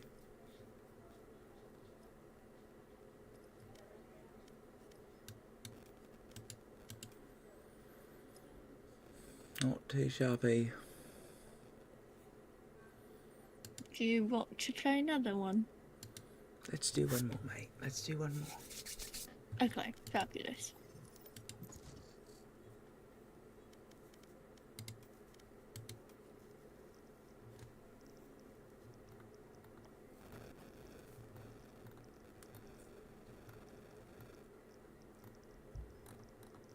Match found.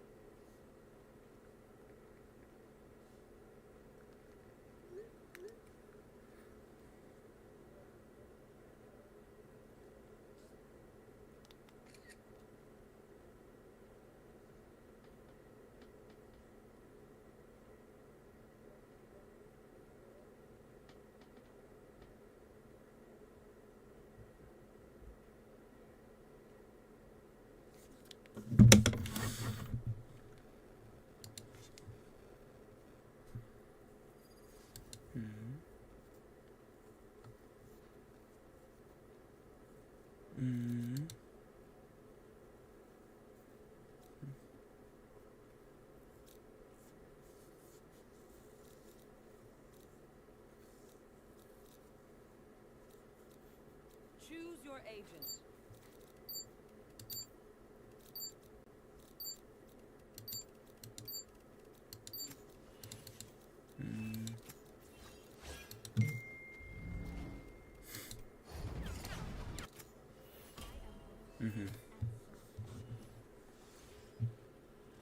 Wait, why'd they pick Astra? What the fuck? What was this team called? Wait.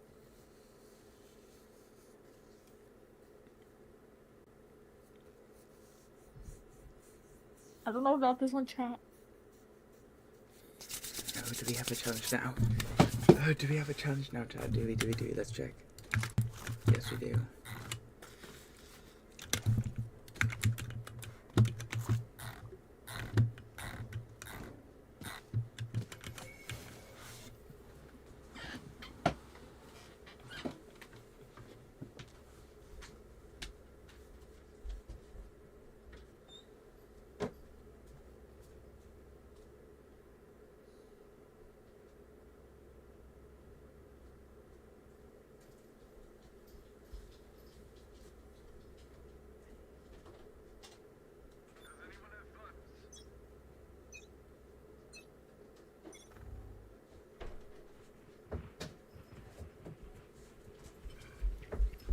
Shit, I was gone.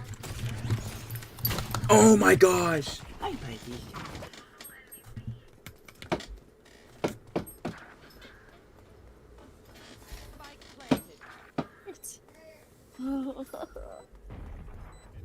The orders hit for 52 and club 26.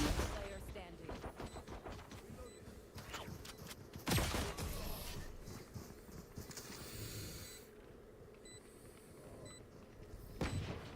Does not count, chat. That round does not count. Does not count, does not count, does not count, does not count. Yeah, it was like, take two. Let's try that again.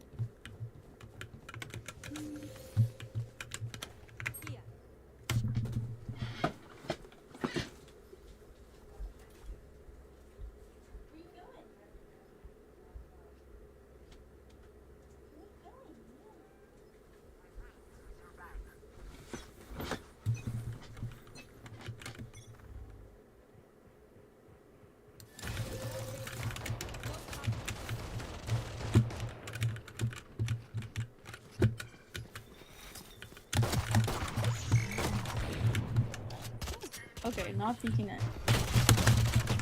Thank you. Hit him for 48, no assists. L. Ooh, 62 on club, on site.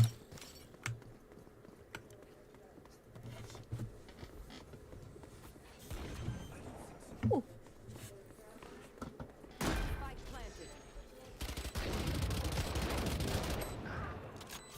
140 Yoru one tap.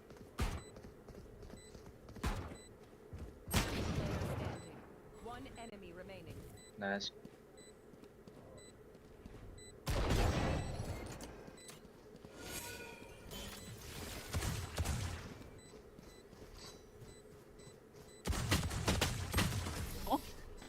What is that? My bad, my bad, my bad, my bad.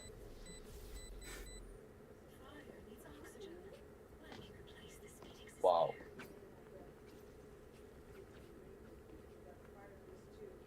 Yo, guys, this chamber is being mean to me. No, it's my door. Who are you, bro?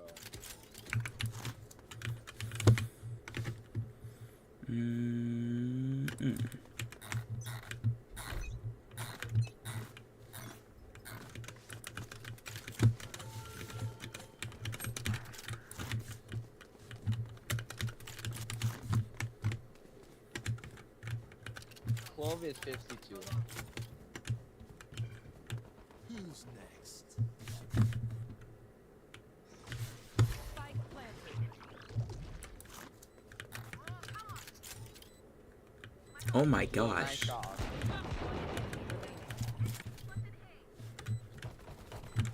Yo, nice shot.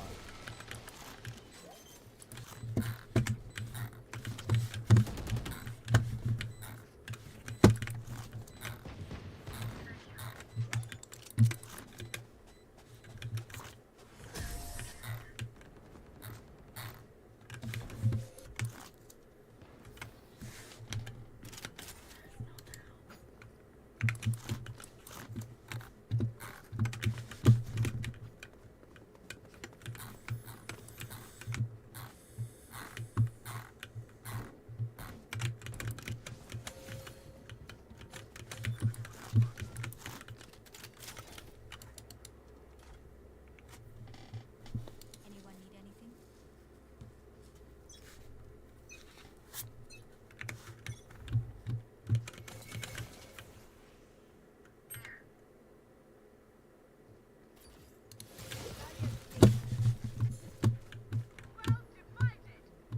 Maybe go underneath. I don't know.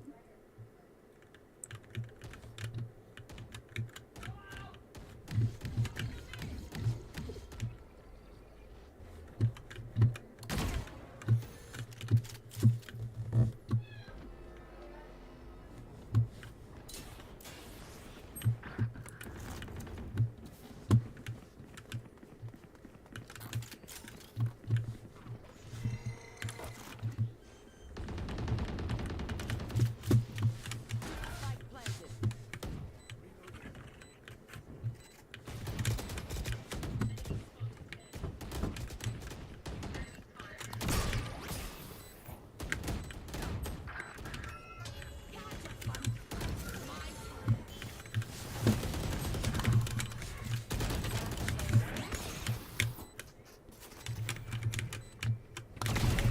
Nice.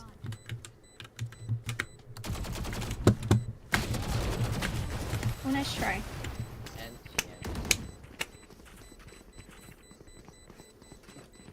It seems these strangers won't be there. Little nice. Little whiffy. Little whiffy. No, little whiffy. No, little nice. No, little nice. No, little nice. Little nice. Little nice. Oh, fucking double shot. Yeah. That's my gun, yo. That's my gun, bro.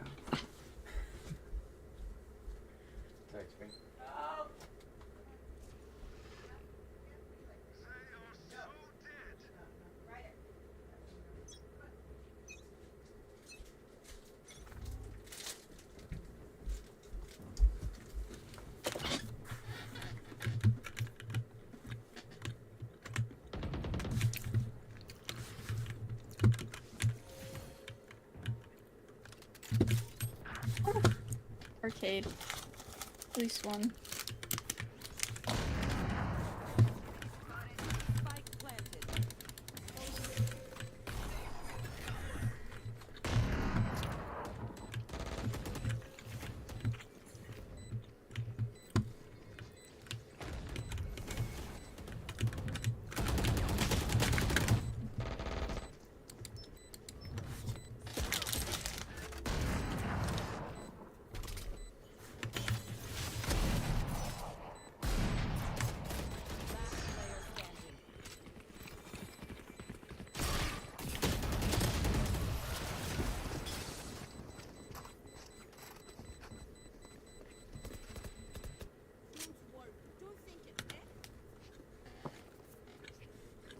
Mm-hmm.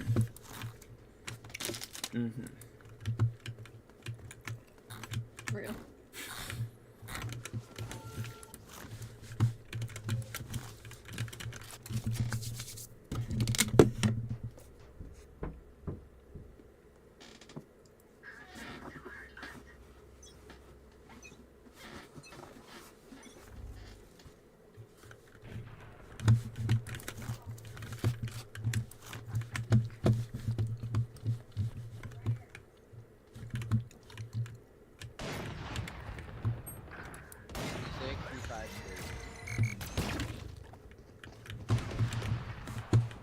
Spike down A.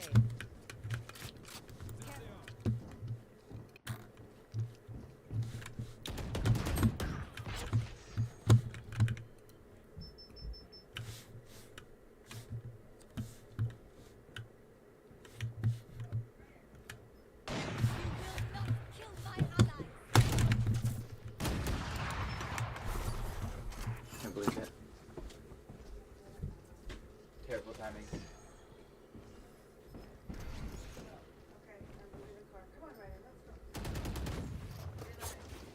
Spike down A. Oh wow.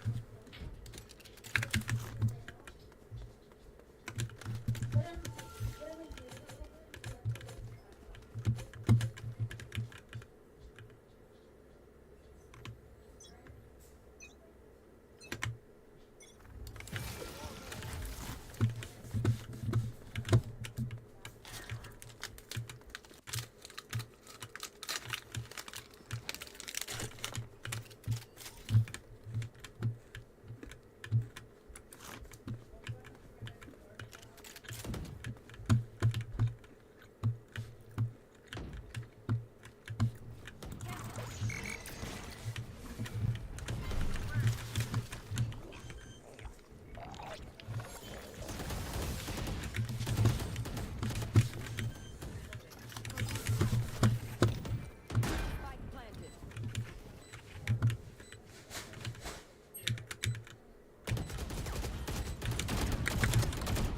There you go. I reload.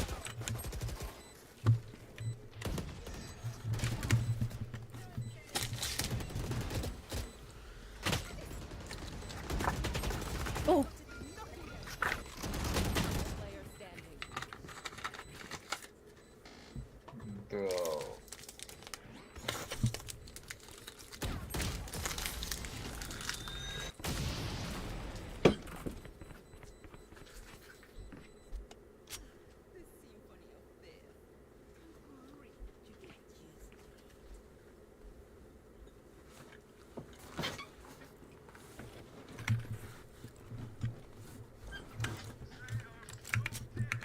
He's answering a phone call. Okay, my duel is back.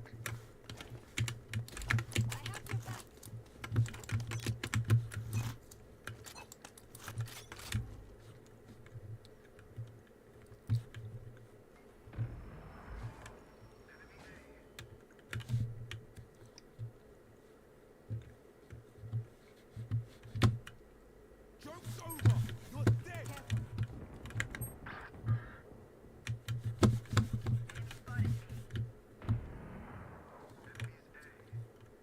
Spike planted.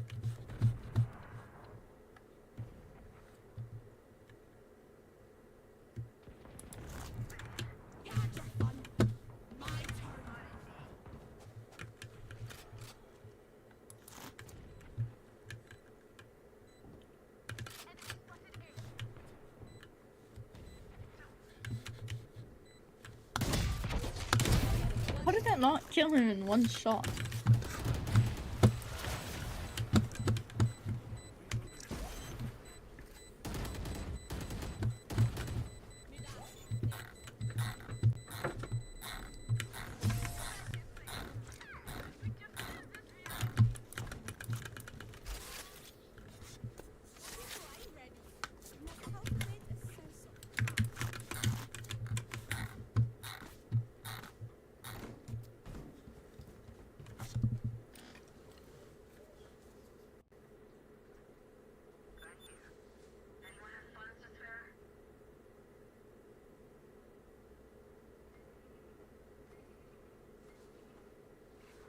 Viper, there's a gun on the floor.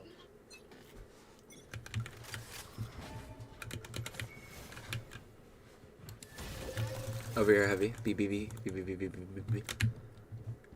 Could be rotating back. Break the wall. Cade.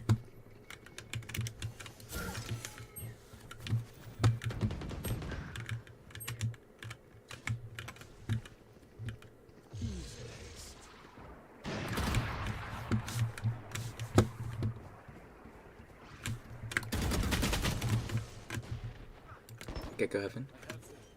Tower. 40. Bang! That was lovely.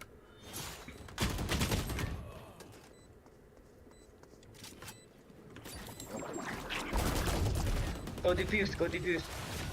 Nice. Yes.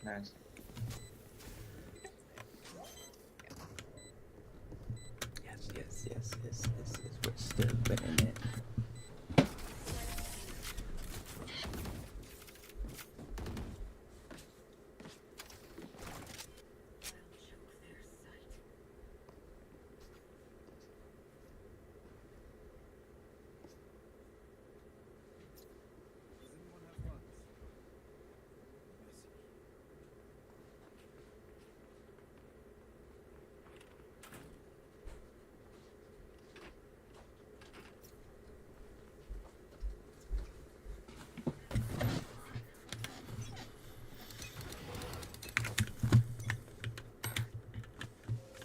This is definitely a good invite. Potentially, yes. I feel like there's a higher likelihood.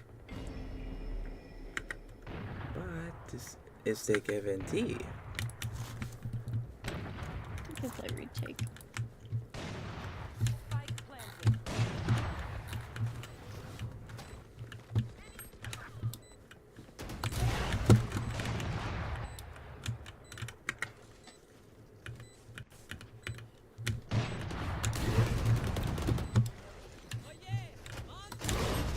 Oh wow. 40 on Clove.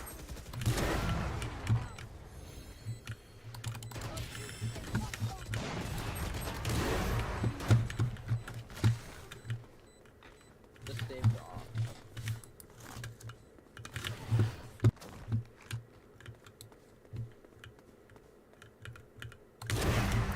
Nice.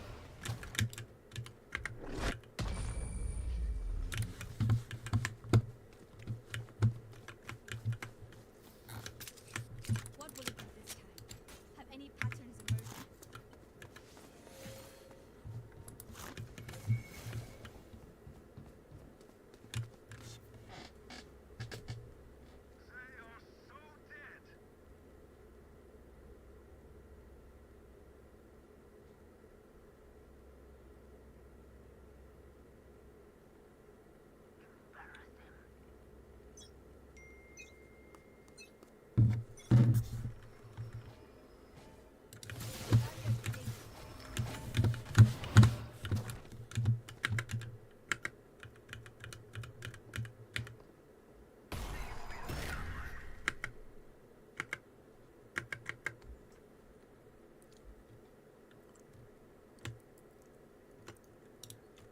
Radio silence B. Could be waiting for wall to break, but They're on.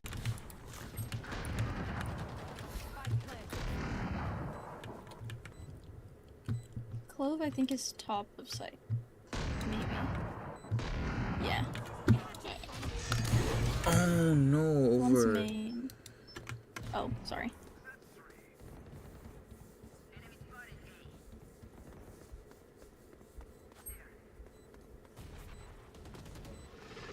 Two main.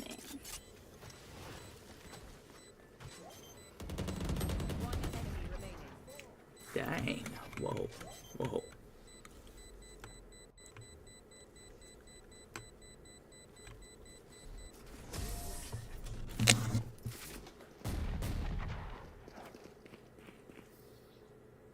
Last round in the half.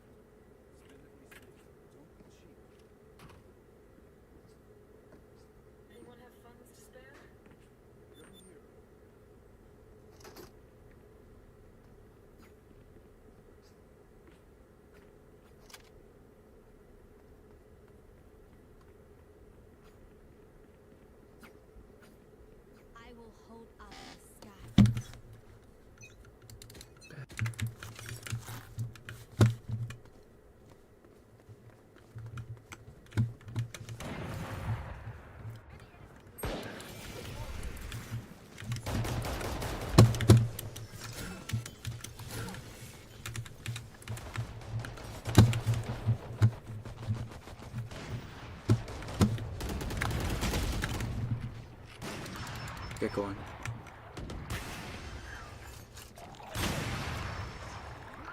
Spike planted. Joke's over. You're dead. Wow, I just stood there. That's fire. Kill my allies.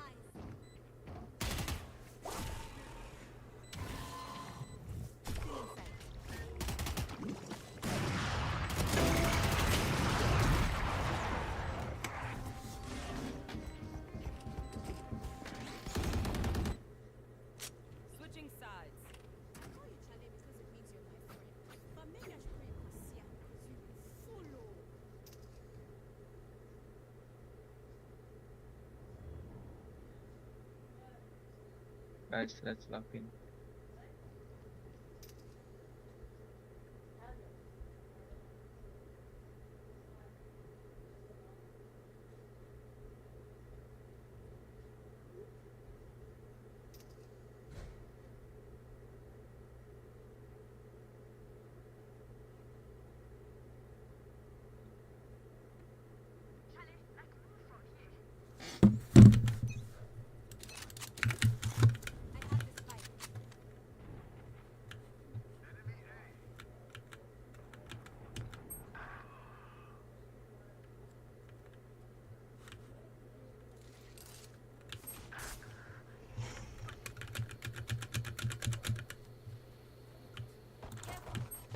Oof.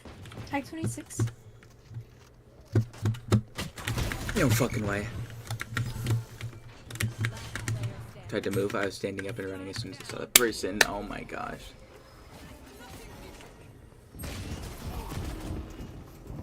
My bad.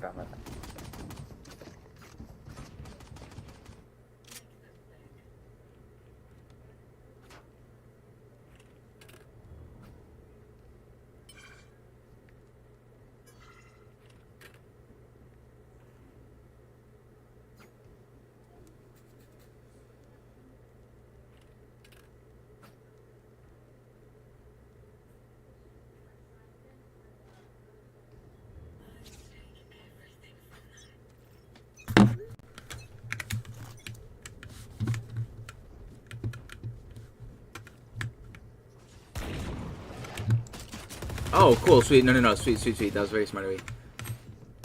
Oh, Ooh. 140 claw. 140 claw.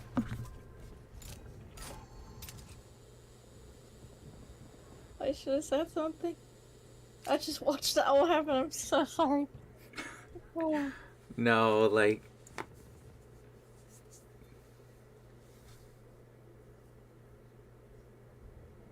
They were pushing us. I think they knew we had 4 people, and I realized too right before I jumped in. I'm like, wait a second.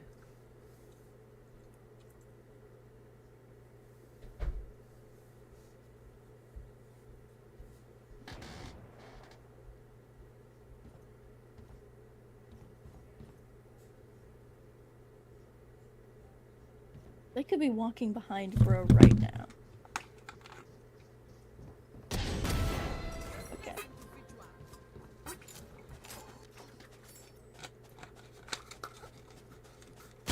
Oh.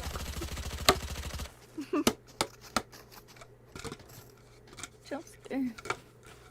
Prepare yourself. We fight once again. Okay, we're ready. I'm ready. Let's go. Now we got it.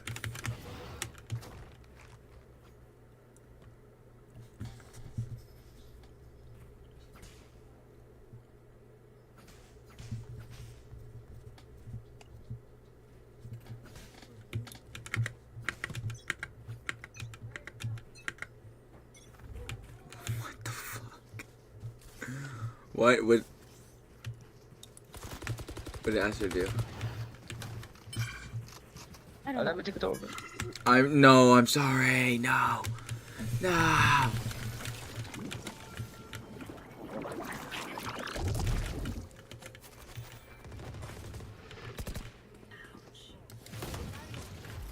Oh. Very good wall. Very bad. Blasted head off.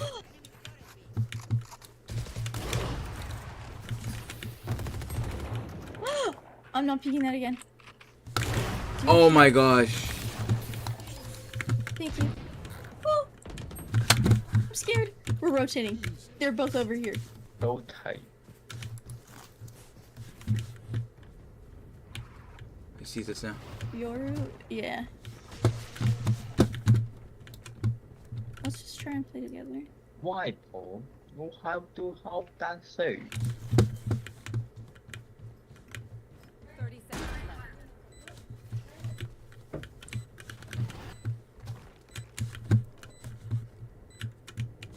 I'll hold left, I'll hold left.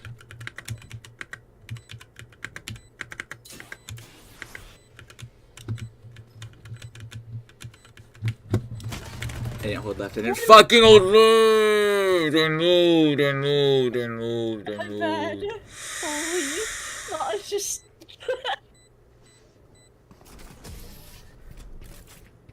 I moved to try and peek around the smoke. I don't know. My bad, bro.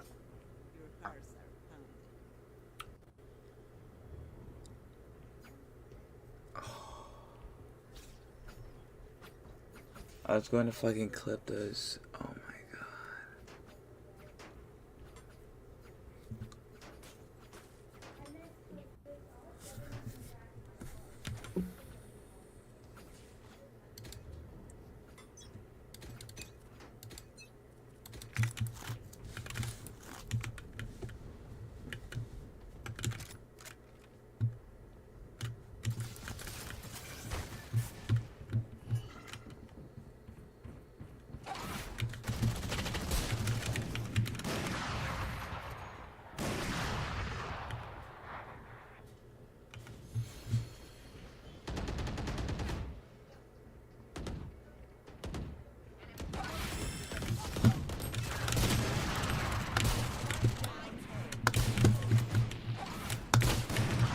Stage. Oh my gosh, I can't believe I missed the next 3 shots.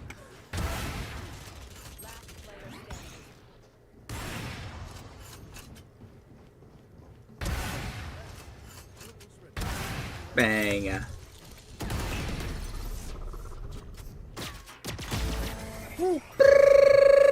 That's beautiful.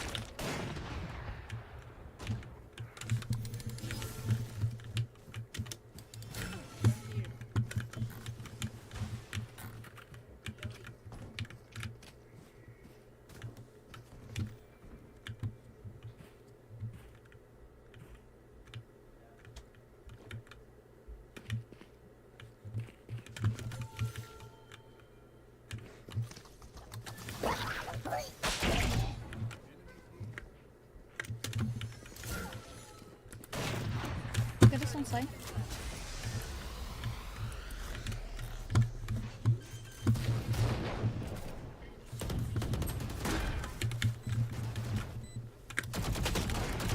Thank you.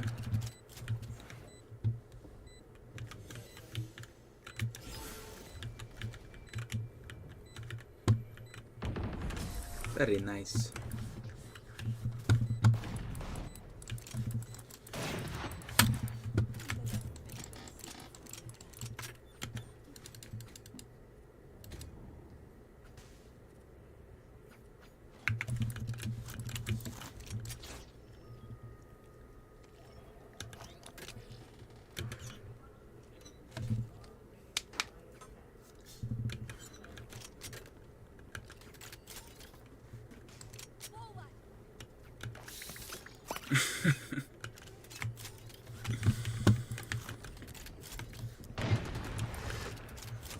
A 120 Phoenix.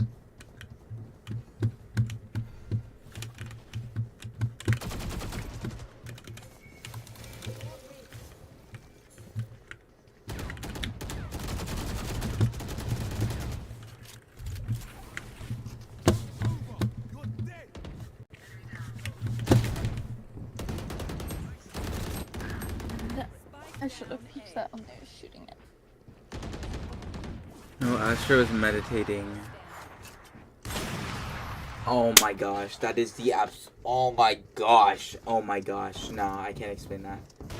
It's not even like rage inducing, but it's like. Let them try to get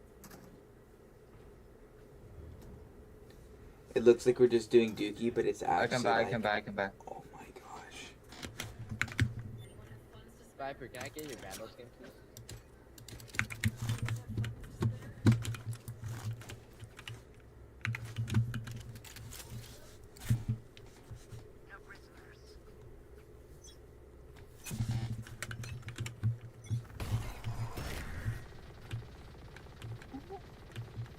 That's all.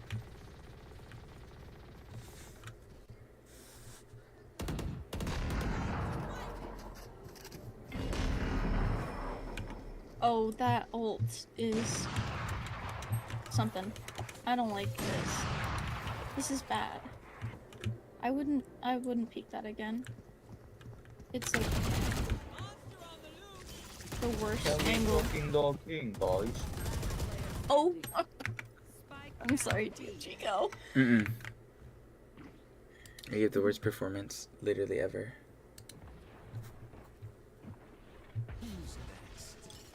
Ezra, are you mentally retarded or something? Even he was like, what is that? What is that plant?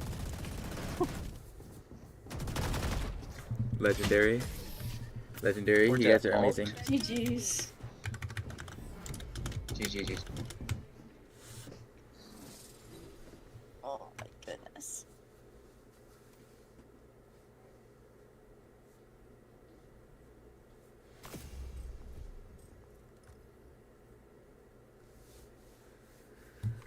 I am gonna be back on later if you are gonna be around later. I want a game or something. Potentially, yes. I don't really have any plans. Okay, I'll see if I see you on Valorant then. Okay. Okay, mate. Bye-bye, Take it easy. GG's. Bye bye. GG's.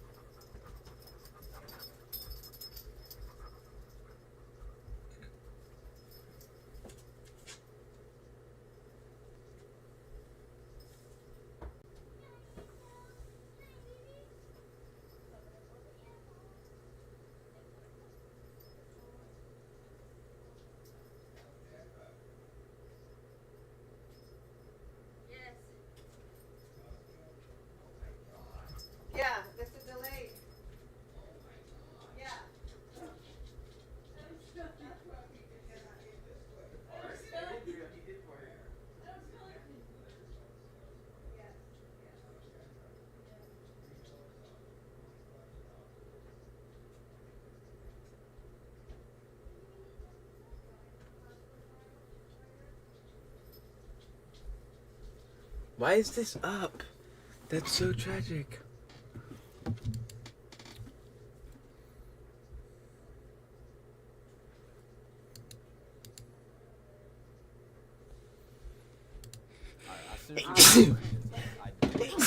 Uh-oh, wait, I'm about to shit my pants. Oh my gosh. But there is seriously something wrong with communication in people nowadays. And I'm not just talking about in relationships.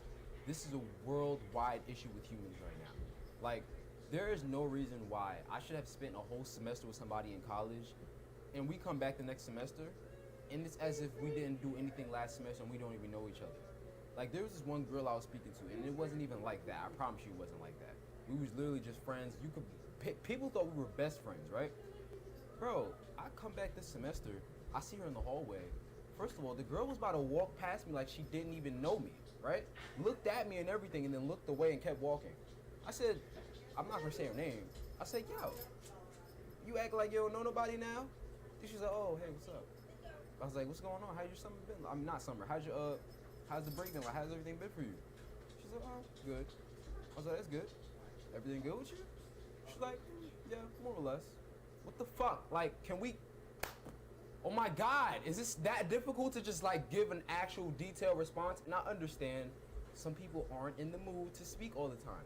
Right, me too. But that was the first interaction. There was no other interaction. Because every time I seen her after that, she didn't say anything. And it's like, okay, it's getting to the point where it's like, I thought that was just one person.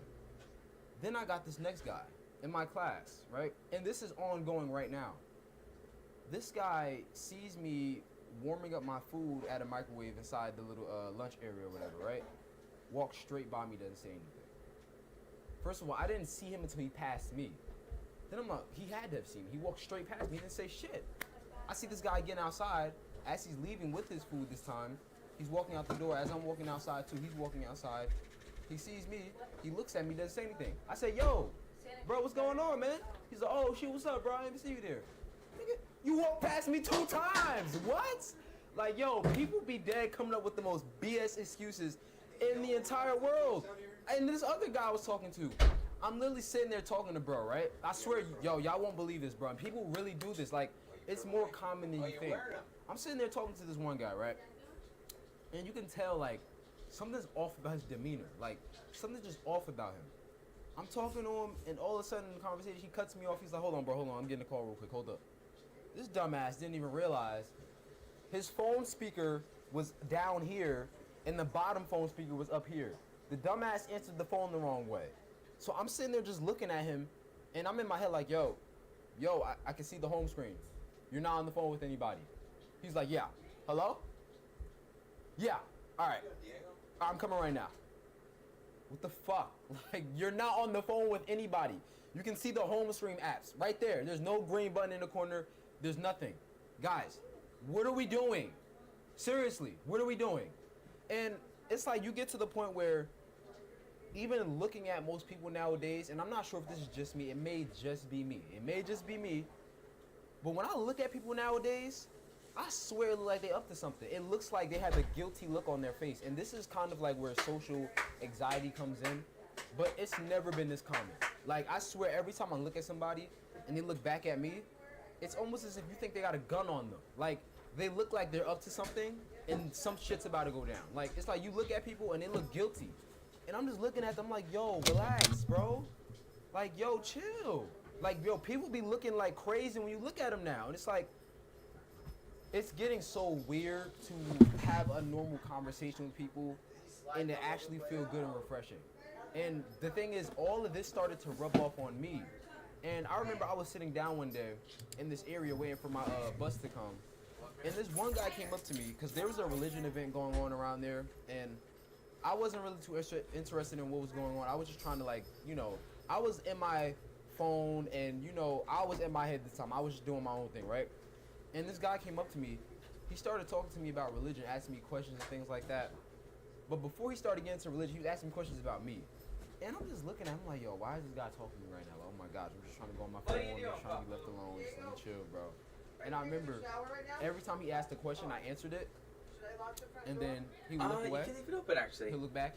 So yeah, I just want to know. And then I was just like, oh my God, like, bro, this guy won't leave me alone.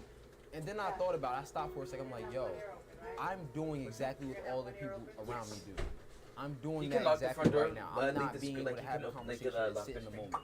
I had to think about it in the moment. I'm like, realistically, what the hell am I even looking for on my phone? Nothing.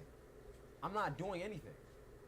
I'm just trying to fill a void until this bus gets here so I can get up out of here and still isolate when I get home. What am I actually doing? So then I put the phone down. I'm like, let me actually talk to him for a second. I see this guy is actually trying to talk to me, so let me actually put in effort to talk back. This was one of the most refreshing conversations I've had all year. All 2026. I swear. And the reason why it was annoying me was because I fell out of getting used to this. I wasn't used to people actually putting in effort in the conversation anymore. I wasn't used to people actually trying and taking it further and actually being interested in what you're saying and then feeding back off what you're saying and plus giving their info and more things like that. I wasn't used to that. I completely fell out of that. The last time I remember having conversations like that was in 8th grade. Not even high school. It started getting bad in high school, which is even worse in college. But the last time I had refreshing convos like that was generally 8th grade, like when time was just flying by and everything just felt beautiful, man. I was talking to this guy, 2 hours passed by, I literally missed my shuttle, and I was like, yo, that was the most refreshing convo I had in a long time. I left feeling great. I didn't even want to be on my phone after that. I was just thinking about the convo we just had and how much knowledge we just shared with each other. And I'm like, yo, I never had a convo like that in a long time. It really felt pretty good. But everybody is using their phone as an escape method to get away from the conversation. Even if it's like you see somebody that you know in the distance, you'll immediately look at your phone and act like you don't see them. The whole time, both of y'all saw each other. Y'all just walking past each other. Now, some people I be trying to avoid on purpose because they just a waste of energy. I ain't gonna lie. Some people is. But it's like you could be so damn close to somebody and you still act like that. And it's like, why the hell are we even acting like that? Like it doesn't even make any sense. And sometimes I really wonder, like, yo, the past generations before us, I really want to go back in time and see what did they do when things got awkward? And what did they do when the conversation wasn't flowing like how they wanted it to? What did they do when they didn't have a phone to escape to? What did they do? Because it's like nowadays, the phone is the #1 escape method. It's #1. It's undefeated, unpatched. It's unpatchable. As soon as things get awkward, as soon as things get like, people pull out their phone. All right, gotta go. It's like they're out of there. I wonder, what did people generally do back in the days? Can you please go in the comments and answer this for me? Because it's sad that I have to even be asking this question, but it's the reality of my generation. Because a lot of people use that phone as an escape method for everything. Another thing that might just be me, but I've noticed that when you're talking to somebody, they usually talk to an audience and not you. It's like they're talking at you, but not really to you. And this is why a lot of people in a trio find that once one person leaves, it kind of gets awkward because it's just them now and them to talk to each other. And this shows you right now, you guys are in a dynamic where you're talking at each other and not to each other. What I mean by this is, sometimes you could be talking to somebody, but you kind of want other people to hear what you're doing, whether it's talking about your victories or your achievements or things in your life. You could be talking to them, but you're talking at them so other people around you can hear, so they can be invested in the convo as well. And it's like when other people leave and it's just you and that person, that's why it gets awkward. Because now you're no longer talking to an audience, you're talking to that person. So you know nobody is there giving you validation or anything like that. So it becomes awkward, the dynamic becomes awkward. And this is a serious problem that I'm seeing nowadays too. Like, people will talk at me and not really to me. Like, I even got this one guy in my class, he will never say, like, he won't start the conversation saying something to me. He'll start the conversation saying something out loud, hoping that I respond to him, and then we talk. Like, the teacher said something the other day where she said, fun fact, I'm a teacher that doesn't talk about cats, which is like, but then he said, he looked up, like, in my direction, he looked up like this. He was like, yeah, that's sure a fun fact. Then I didn't say anything, he just looked at me, and then looked back. And in my head, I'm like, what the fuck is wrong with this guy? Like, I don't know what the hell is going on. Man, if you're watching this video, listen, you my boy, but bro, we gotta get it together. Okay, we gotta get it together, for real. But this is becoming a real big issue, man. We gotta get it together, bro.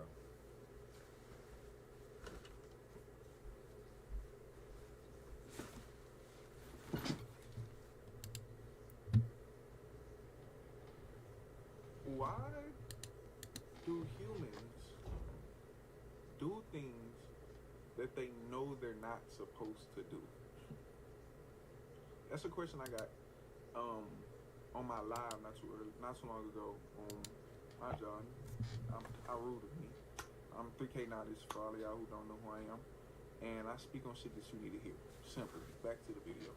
A lot of people asked me in my live not too long ago on my TikTok, which is 3K Nodis, got almost 300,000 followers over there. I love y'all unconditionally for that. But I went live and they were asking me questions, just like a little Q&A, and something stood out to me. Why do humans do things that we know we're not supposed to do?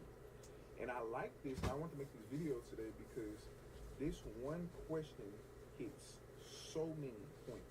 It hits so many points. This hits a lot of points because there's so many avenues that you can take this. Because the core behind doing things is actions. We know that actions stem from thoughts. You ever thought about something, it creates an action. You know what I'm saying? Before you do anything, you think about it, subconsciously or consciously. And then we go deeper into the root of it. Okay, then actions, if actions stem from thoughts, then what do thoughts stem from? And that is a question not even quantum scientists know. We do not know what field thoughts arise from. Some people call it consciousness. A lot of people call it consciousness. And I want to dive deeper into that. A lot of people can speak scientifically about a lot of things, but nothing can truly be observed outside of time and space. No science, no nothing. That's why people don't know what consciousness even is. No one, not even your smartest people, understand consciousness. It cannot be grasped because this is consciousness. Who else is watching me and looking at me right now besides you? Whose device am I on right now? Okay? And who's watching me right now? Okay? Not the general public, which you think, you know, that's just the illusion of this reality, which you don't even know how you're here, but somebody tells you something and you just go with it, just dick riding. No, you're not the illusion that everybody is watching me. You're watching me. Let's stay there, right? Because that is a fact, right? Who else is looking at my eyes as I talk right now? You, right? That's a fact, right? Okay, let's stay here. So these thoughts arise from something that cannot be grasped, right? Which is consciousness. So if the structure of the foundation of my actions cannot be grasped, then what the fuck is making me do what I do? Me? Okay, well, what is you? Who is you? Because the heart beats on its own. The stomach digests on its own. The brain generates 60 to 70,000 thoughts every day on its own. So where do you reside? If you're watching this video, who is aware of you watching the video? Where are you? Where do we grasp you? Oh, I'm the human, but you can see your arms. You can see your legs and your mouth. Who's making this? Who's listening to this? The ears? You're not the ears, but you're aware of what the ears are receiving. You're aware of this human skin and the eyes. You're aware of this, but who are you? If you're aware of you, then who are you? You understand what I'm saying? So if you're not the one that's doing it, you're the one aware of it. But then we can go deeper. If you're aware of the human, who's aware of the awareness of the human?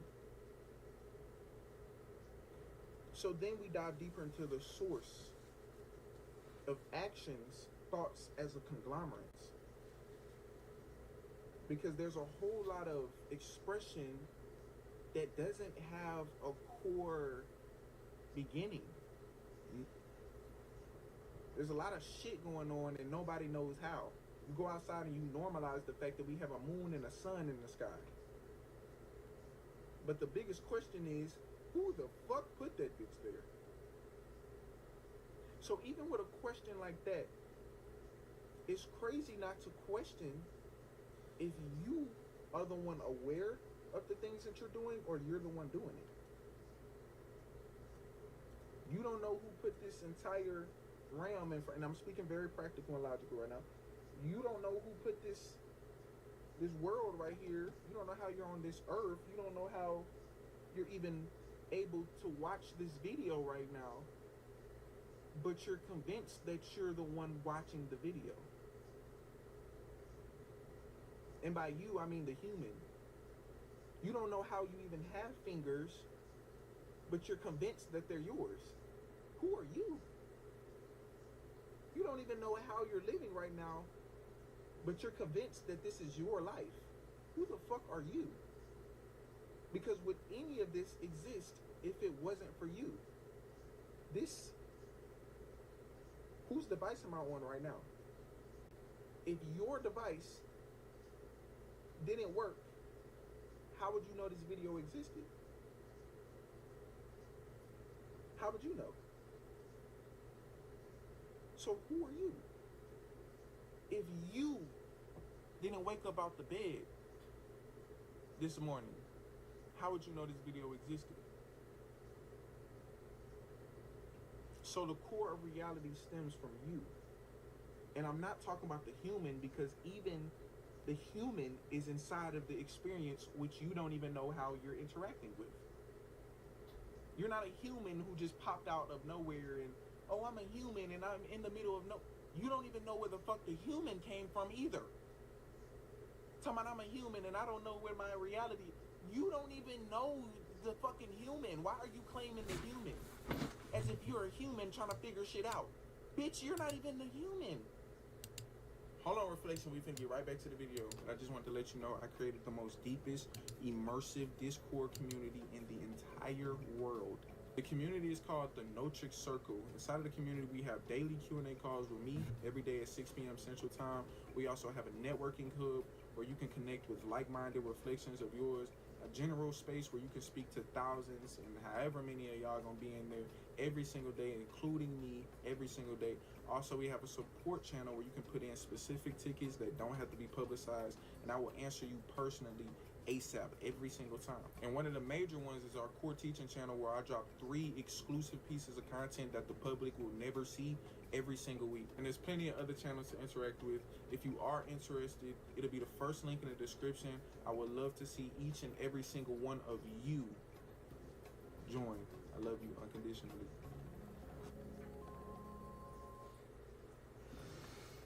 You don't even know how you have. Why is my face so proportionate? My nose, my lips, I have 2 of them. My eyes are literally mathematically perfectly away from each other. My eyebrows were just, all of this shit just appeared here. These 2 random weird ears that you normalize, all of this just came here on its own. I don't know how this shit got placed in, like, so who am I to say that this is mine? The fuck? You're just aware of it. What are you looking at? Look at my mouth as I talk. And you'll realize that my voice is not really coming out of my mouth. All of this is being produced by you. And the sense of it isn't physical. This isn't something that was crafted. This is something that appeared. This is something that arose. In your dreams, which are real, you really have dreams. You know that, right? You don't think this is just a video for entertainment, right? I hope not. Because you really go to sleep and have dreams. What are these dreams that feel so real and you just normalize them? Oh, fuck them. Let me worry about, how are you even looking at this video right now? So these dreams appear. Do you have control over what happens? Or does shit just happen to you? Do you, before you go to sleep, you say, okay, this is the script. This is the script we're gonna write for this dream that I'm gonna have. This is gonna happen in the dream. This is gonna happen. I'm gonna do this. I'm gonna do that. You don't know what the fuck is gonna happen in your dream. You don't even know if you're gonna have a dream or not when you go to sleep. When you fake go to sleep. You have to pretend to go to sleep, and then something just transitions, and now your awareness is in a whole nother fucking reality. Bro, you're still dreaming right now. You going to sleep is a part of the dream that you're in right now as you watch this. You don't know what the fuck is gonna happen in the dream. Shit just happens, and you're just aware of it. Fucking alligators coming from the ceiling. Your friend just got shot, and you're crying in the dream. You're running from monsters. You didn't ask for that shit. It just happened. So when you come into this dream, which you're watching me from right now on YouTube, in the universe, it's kind of hard to grasp. I know, because you think I'm still just You think I'm still just talking right now? Do you understand what the fuck I'm telling you right now? That's why I'm cussing and shit. Who gives a fuck about cuss words? What are cuss words? What are words in the first place? What is profanity? I don't give a fuck. Do you hear what I'm saying to you right now? Or do you still think I'm just making content? Okay, back to the video. Because you're the same one who normalizes a moon and a sun in the air. You know, yeah, and normalize the fact that you have weird alien arms and a weird alien neck with this weird ball up here that moves this bitch. And you still normalize this. Look at my body without adding context. What creature are you looking at right now? The same ones that you normalize every single day and have sex with and put your penis inside this weird organ hole and it feels good. Yeah, the same shit you normalize. I'm not surprised you're normalizing the shit that I'm telling you right now. But back to the case. These things that happen in your dream, the script, everything that happens becomes subliminal to you. You're like, oh, I had this dream that had to mean something. Because you know that this dream happened for you. You weren't the one truly experiencing the dream, but you are aware of what happened in the dream. So when you wake up and you tell somebody, you're like, this is what happened in my dream. It's like this happened and this happened. And man, I feel like this. You're not actually saying it. You're not saying it as if you went through it. You're saying it as if you're expressing what your human went through in the dream. Oh yeah, and in the dream, she came and did this, and I was like, hell no. You're telling a story of something you experienced in your dream. It's the same thing now. When you tell people memories and all, you're telling a story of what your human went through and you experienced and were aware of. So as controversial as this might sound, the decisions that you make were already made before you made them. In the Matrix, you weren't here to make the decisions. You were here to understand why.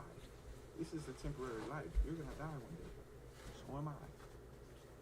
No one will care about this video in 100 years, but you're watching it right now.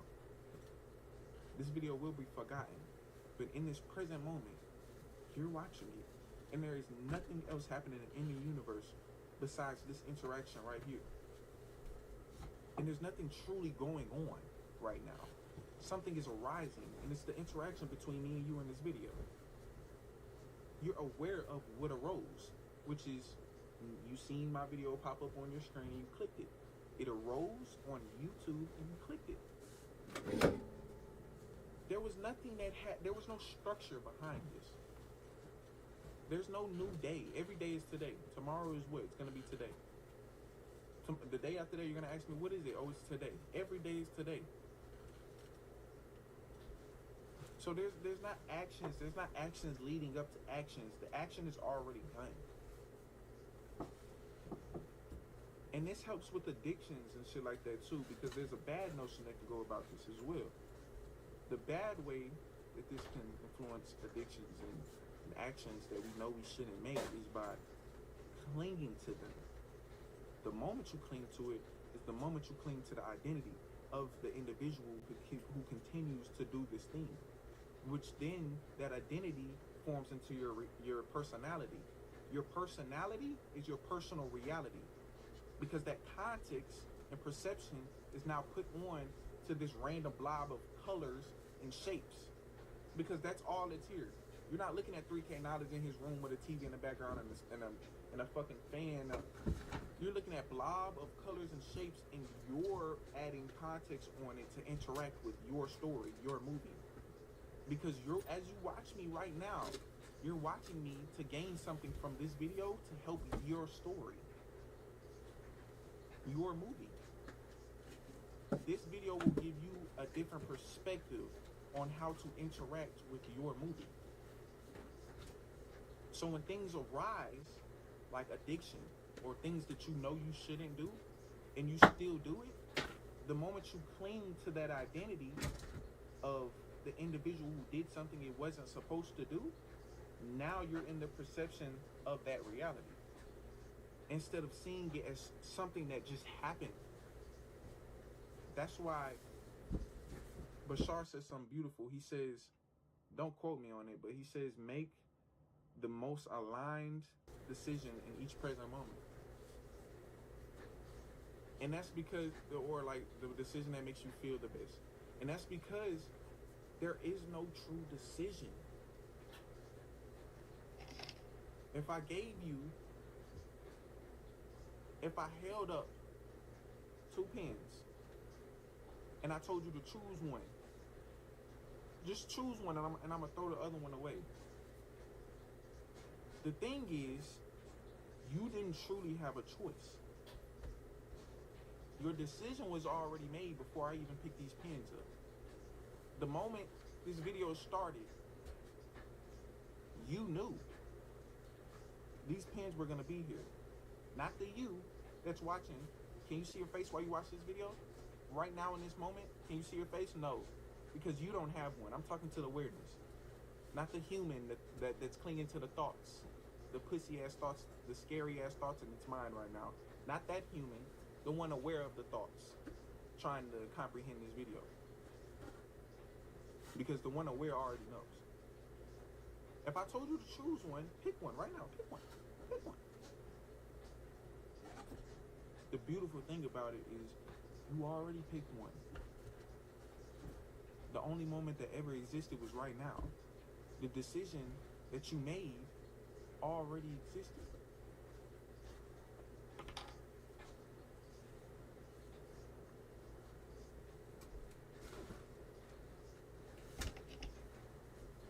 The decision was already made. The illusion is if it was the wrong or right one. That's where the illusion lies. Because making or putting the notion of something being wrong and right makes you feel as if you have a choice.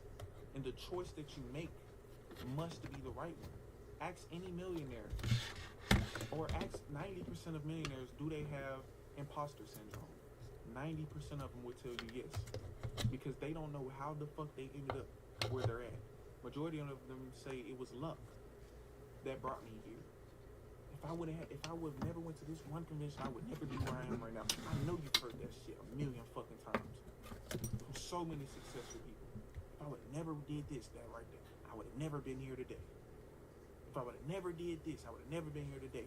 I know you've heard so many hospital stories where they say, the doctor told me if the bullet hit a little bit less, I would have been dead. If I would have been sitting out there for 5 more minutes, I would have. I know you've heard that before. If I would have been there for 20 more minutes, I wouldn't have made it. Bro, yes the fuck you were. That shit was already done, bro. You're under the illusion of having a choice.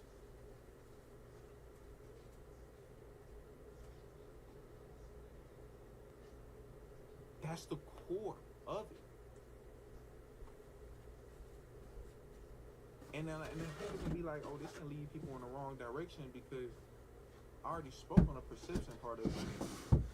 But in the midst of you right now, if your stomach growl and you gotta go shit, are you gonna say, no, I choose not to shit? Nigga, you're gonna get the fuck up and go to the toilet. Naturally. You didn't have a choice. That's just what's happening. Because the digestive system doesn't need you. It says, I need a shit. You feel it internally. Your mind says, go to the toilet. Without a thought, you get there. Because the body is doing what it needs to do. It's interacting. That's why you clicked on this video. You didn't say, oh, let me click on this video. You knew you were going to click on this video. Something, as soon as you seen this fucking thumbnail and title, it's like you felt a sense of comfort before you clicked it. That wasn't you. You were aware of the feeling.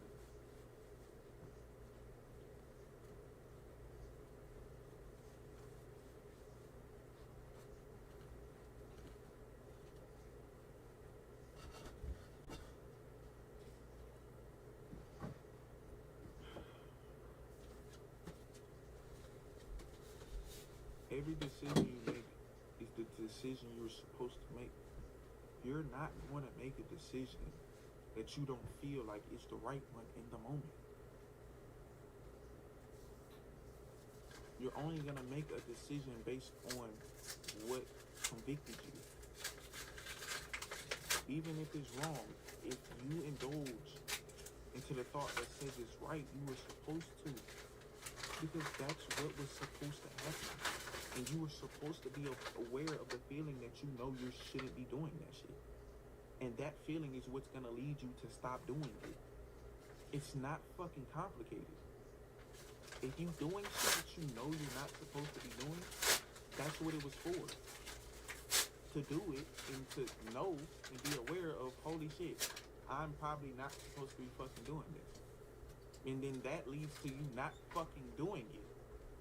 What the fuck are we overcomplicating to? You don't have to worry about what decision is gonna lead you to your dream life. It's already done. You don't jump into a new body into your rich individual or your successful life or your healed body, your healthy no, you just be that shit right now. You go to the gym. Oh shit, you weren't fucking consistent this week. That alone is going to make you say, oh shit, I wasn't consistent this week. Let me go and get more consistent. Oh shit, you weren't consistent the second week either. That's gonna make you say, oh shit, for 2 weeks I've been bullshitting. And my diet been bad. Let me get on my shit. And 6 months later, you still haven't been on your shit. And then 2 months after that, you like, let me lock in. You really start locking in for 2 months after the 6 months of bullshit. Now 6 months later, it's been a year now, you got an Instagram post, and the main thing that you're using, the main story that you're using to get fucking followers and sales for your online coaching program is the fact that for 6 months, you stayed lazy as fuck and didn't want to go to the gym. So now you can resonate with everybody who was in that situation with you, and you can show before pictures where you were lazy for 6 months, and now you can show after of the other 6 months where you're big as fuck. Now you got clients paying you money, and you're not working anymore off of the bullshit that you was going through for 6 months. The laziness. You don't have a choice.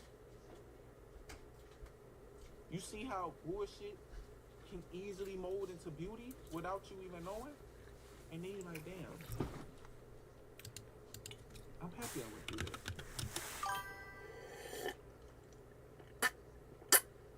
Because if you would have just let your thoughts get the fuck out of the way, the shit was gonna happen regardless of what you thought. Regardless of the decisions that you were dwelling on. It led you exactly where you were supposed to be, lazy or not.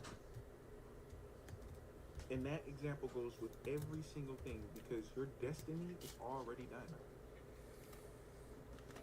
Coincidences? Oh shit, I left the house at this exact time.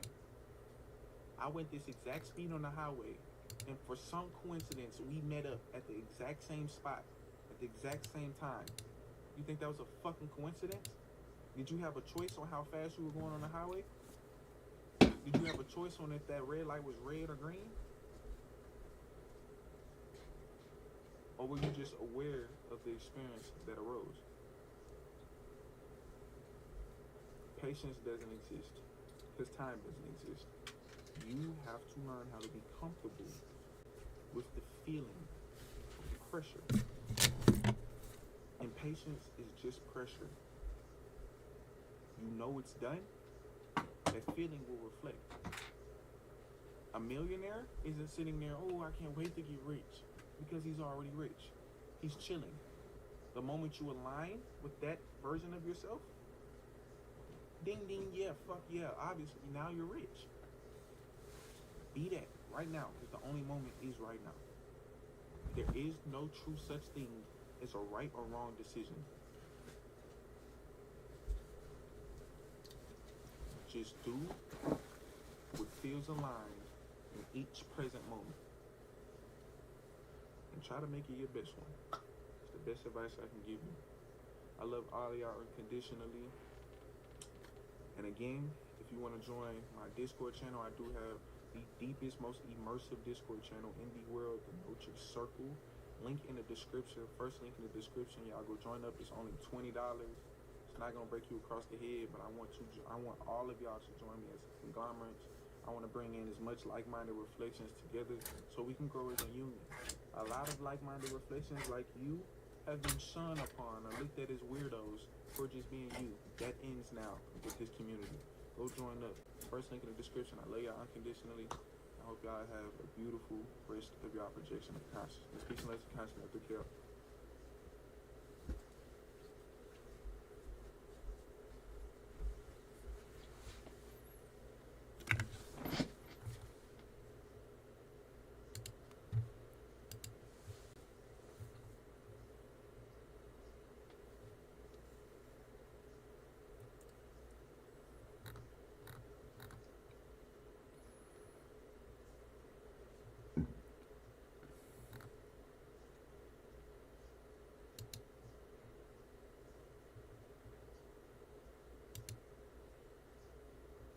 Are you climbing the mountain so that you could see the world, or are you climbing the mountain so that the world could see you?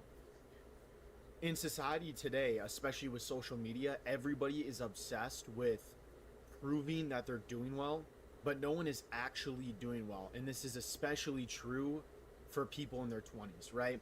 Because what social media did is it turned life into one giant performance instead of an experience, right? People care more about doing something not for the sake of doing it, but for the sake of showing other people that they did. And it's a performance in the sense that we're competing with one another, right? Everyone wants to have the most perfectly curated Instagram and make it seem like they have the perfect life. But what's really interesting to me is that I think that there's a correlation between how perfect someone like tries to appear and how much they're actually doing bad inside. Like, the people that are truly happy in life are the ones that are posting the least and that don't feel the need to, you know, post for external validation. And sometimes it's not even about posting. Sometimes it's just even like IRL, where, you know, these people, they'll buy like the fancy car and they'll wear like super nice clothes and they'll, you know, always try to be heavily presentable and all this stuff.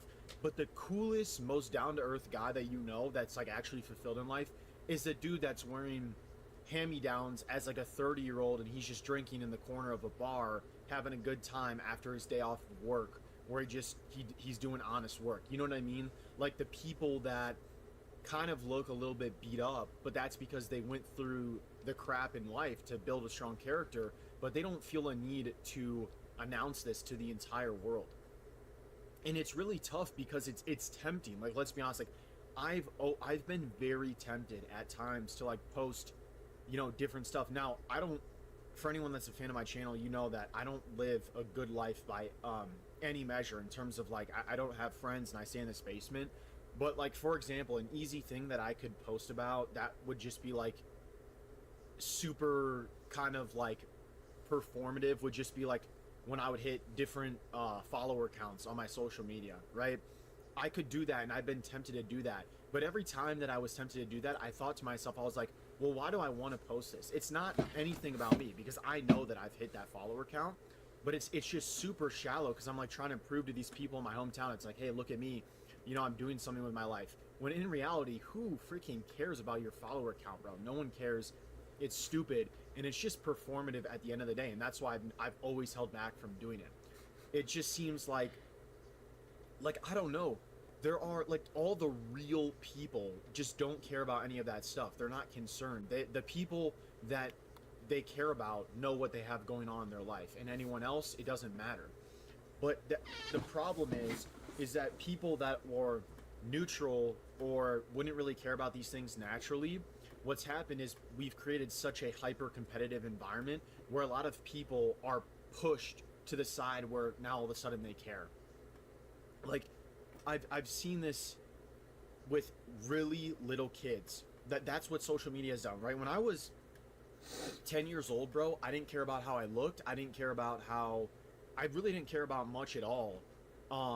Like, obviously you want your peers to like you when you're 10, but it's not like I needed a social media that was like highly curated, right? I have cousins who are really little, and at like 6 they have phones or something, or like iPads or whatever, and they're literally like talking about, they're referencing things on social media, and they're talking about how they want to like have a cool like post to put on social media. And it's like, bro, there's no way a child's psyche is like designed for this. And just think about this long term, not even just for children, but even for you if you're still like somewhat young. It's neuroplasticity, right? So if you're thinking a certain thought process, and it's negative thoughts, make no mistake about it.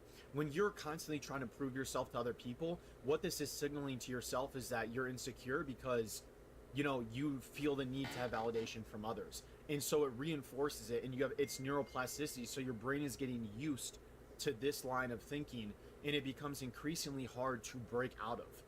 And it's like social media and peer validation is like might actually be the hardest addiction to break, because like you'll like almost anybody that you know falls victim to this. I fall victim to this. If you're watching this video still, I'm sure that to some extent you agree or relate to what I'm saying.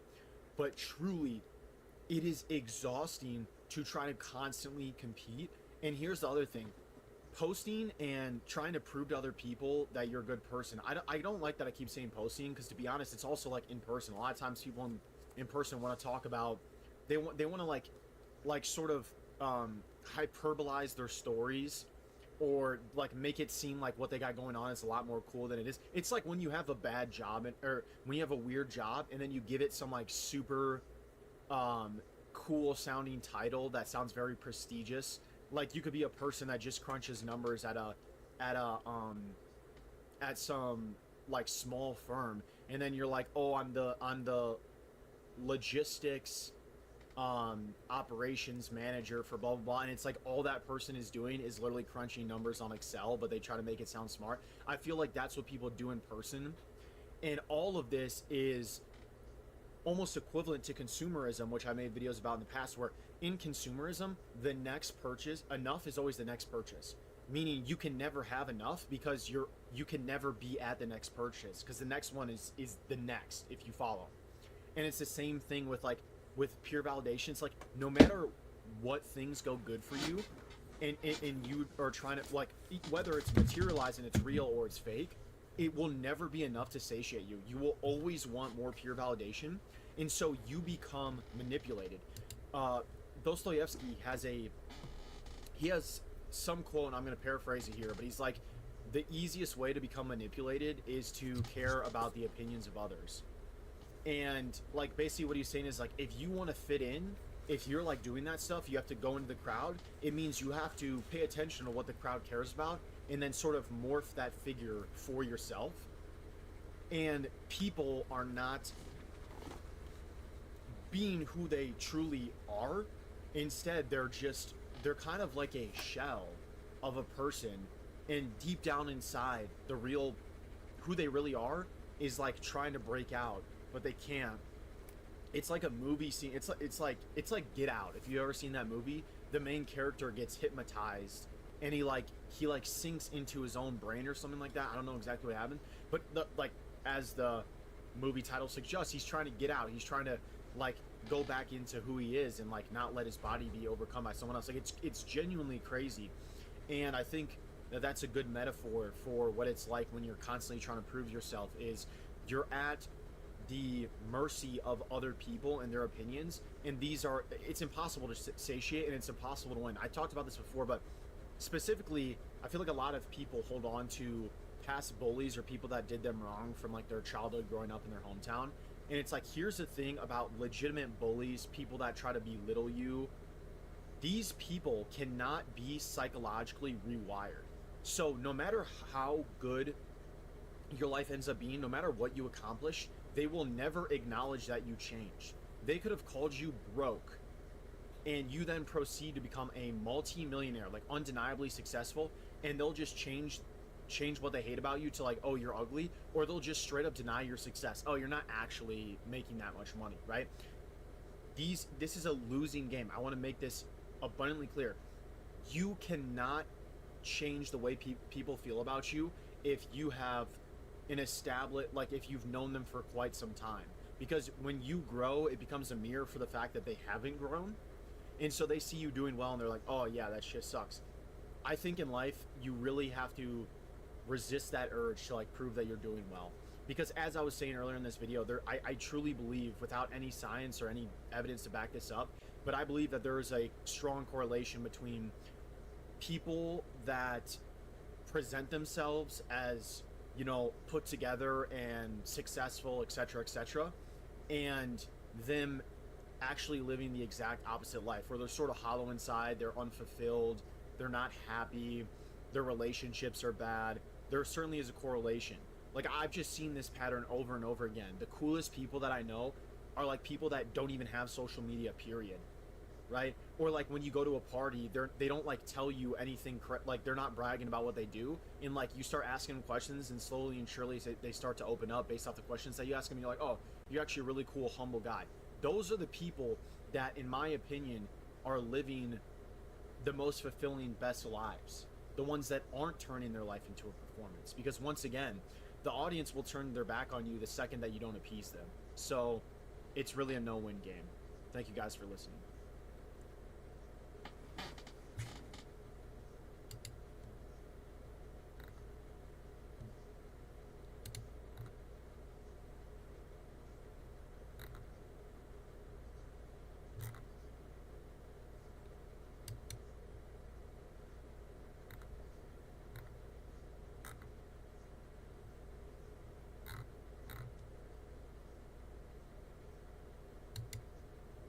This video I'm going to show you how to print money with AI before all the NPCs ruin it. And if you execute on what I'm going to show you in this video, you can go from idea to having an actual running business in under 24 hours. A few years ago, before AI got really popular, that would have sounded insane, but now it's actually pretty simple. Most people think that the competitive advantage when it comes to AI is that it saves you all this time or that it handles all these tasks for you, but that's actually not true. The real thing that AI gives you is speed. Specifically, speed to acquire data. We all know that in order to get good at anything, you have to have this feedback loop where you basically try something, you get feedback, you get the data, and then you make revisions and you repeat that process over and over and over again. Previously, before AI, this feedback loop would take days, it would take weeks, sometimes it would even take months depending on the business that you own. So what AI has really done is it's given you the opportunity to go from idea to launching something in the wild in under 24 hours. Now, how do we actually make that happen? Well, any business has 4 key variables that you have to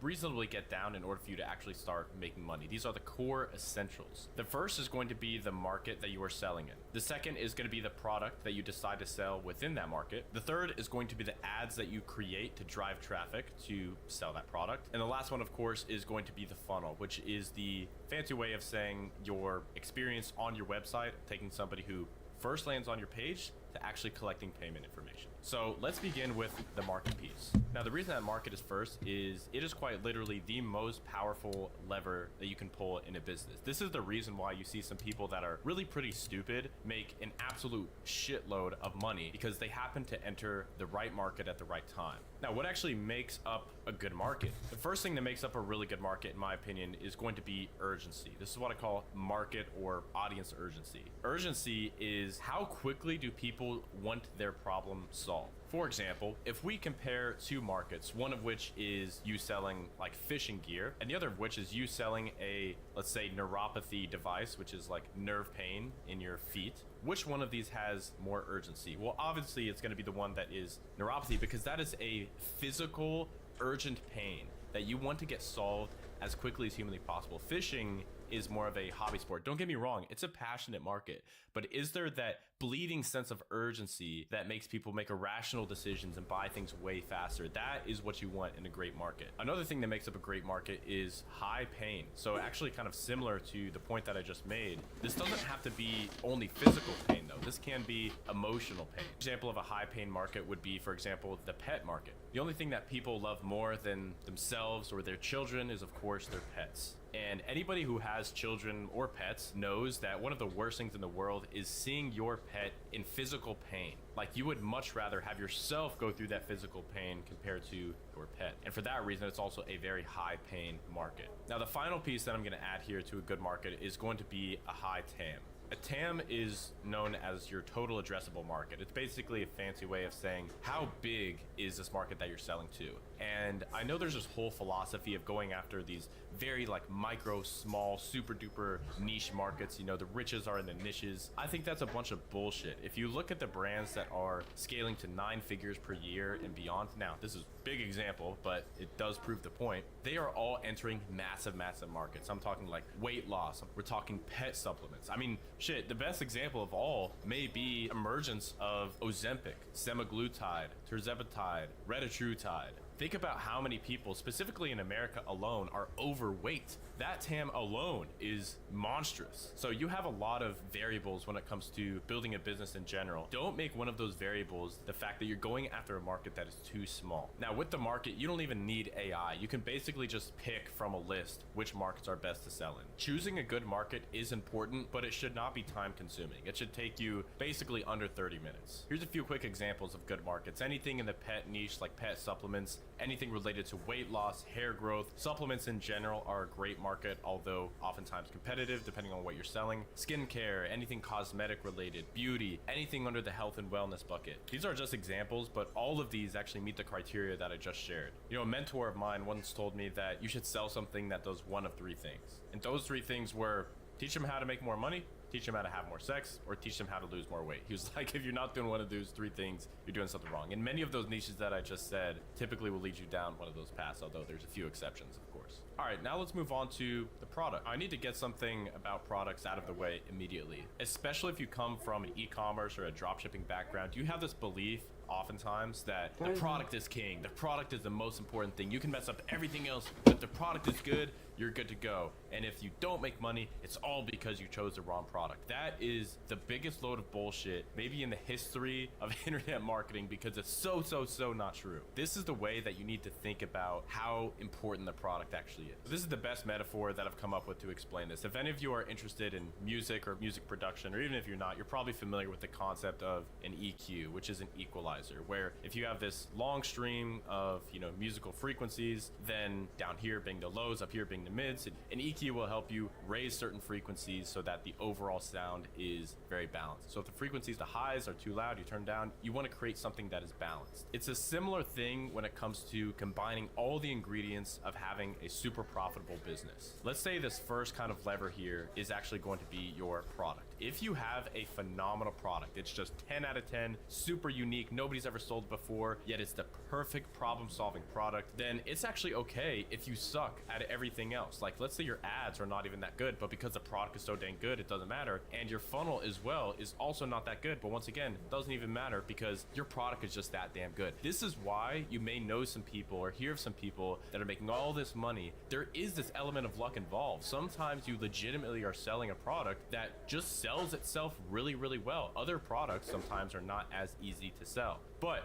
this is the thing that people don't talk about. Let's say your product is actually not that great of a product. It's decent. It's maybe like a 5 out of 10, but it's not going to carry you all the way to the finish line. So what do you have to do in cases like this? Well, naturally, you have to make better ads like this, and you have to make a better funnel in order to compensate for your product not being able to totally sell itself. So no, the product is not the most important thing, but it's also not nothing. It is definitely going to help you, and you should try to find a good product, but don't be so quick to blame your lack of success on the product, when a lot of times it's actually so much more likely that your ads just suck or your funnel just sucks. And you should probably spend a lot more time here compared to just obsessing about this, because these are relatively simple to fix. Finding a product that is able to completely sell itself, that's tough. All right, now that I got that out of the way, what is the criteria for actually finding a really solid product? Number one, and most importantly, this product has to, what I like to call, solve a problem in a passionate market, which we kind of already covered with the first step where we talked about the market. Second is going to be margins. Now, just saying, you know, sell a product that has good profit margins, that's not super helpful. So let me break it down. To sell a product that has good margins, you need to accomplish 2 rules. Rule number 1 is to have at least $30 of gross margin. Gross margin means if you are able to get this product sourced from your supplier, you want to be able to sell this product for at least $30 more than what you're getting it sourced for. I see that I can sell a product that cost me $10. I need to be able to sell that for a minimum of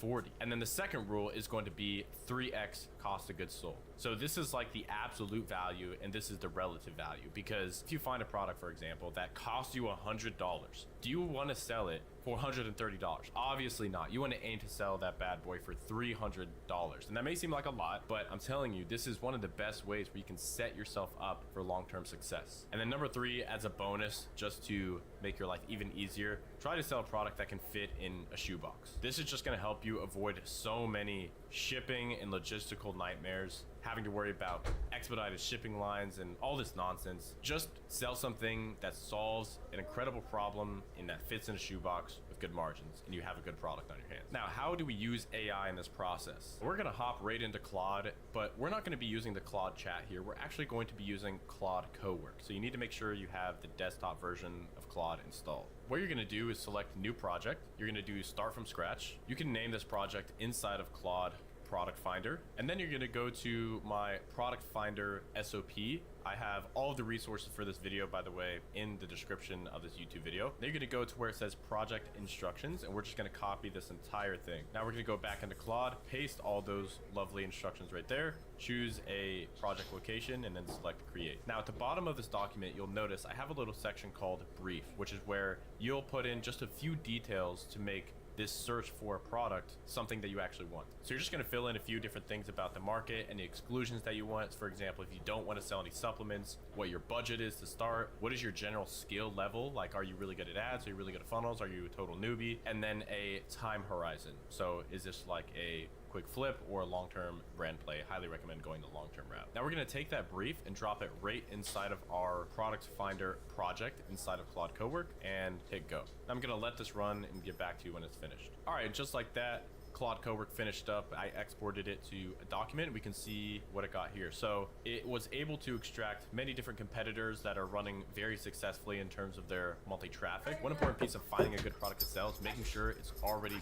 proven to sell with a lot of traffic. So a few of the products it came up with is a jaw attention supplement for TMJ. This competitor here did $10 million in 2024, definitely proven, and also hits all the other criteria. We also got a perimenopause brain supplement. A competitor here, Bonafide, doing over 300,000 visits per month. Another one we got here is Senior Dog Non-Slip Paw Grips. And I could keep scrolling to show you all the other products, but honestly, this Senior Dog Non-Slip Paw Grips is an interesting one for this video. Let's run with that. So the product here is essentially these tiny little rubber grips that go on the nails of your dog so that they don't slip when they're walking on like hardwood floors and whatnot. So it definitely hits the criteria of being a really good market. The margins on this product are probably absolutely insane. Selling for 40 bucks, one of these probably costs less than 1 cent to produce. And we got a competitor selling it very successfully. It fits in a shoebox. Literally every piece of criteria is hit, and I didn't have to do anything. All right, now that we got the product and the market covered, let's move on to the ads. The ads is also a super duper simple process. When it comes to launching ads for your new product, there is one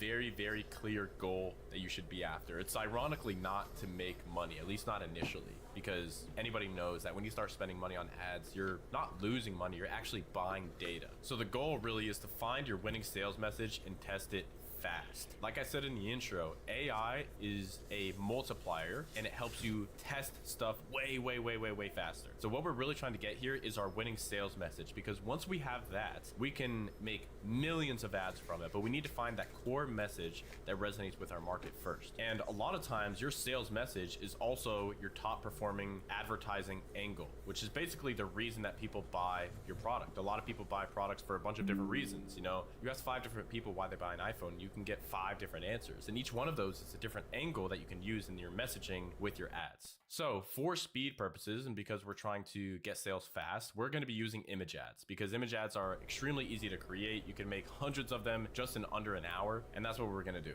All right, now we're going to go back into Claude to come up with ideas for particular angles that we can use to sell our product with our image ads. And to do that, I created this SOP here that you can quite literally copy and paste. The only thing that you need to fill in is going to be these first 3 lines. So what is your product name? What is a quick description of the product? And what is the primary angle that is currently being used by the competitor, let's say, to sell the product? So I entered in all that information and selected enter, and this is the output that I got here. So for this product, the first angle that I got is post-surgery and injury recovery, the rehab tool vets are already using. Another angle is neurological and special needs dogs, finally something that works for his condition. Another angle is for people that have new hardwood floors installed. Another angle is floor anxiety and confidence loss. He won't even come greet me at the door anymore. That one's pretty good. I'm going to be running with that angle. So now that we have the angle, what we need to do is actually generate the images that we're going to be using for our advertising. Now for this process, we're specifically going to be creating a special kind of image ad called a native ad. Native ads are designed to look like actual posts that people would make on Facebook, in this case about their dog, but in the actual ad copy, we're going to be selling people on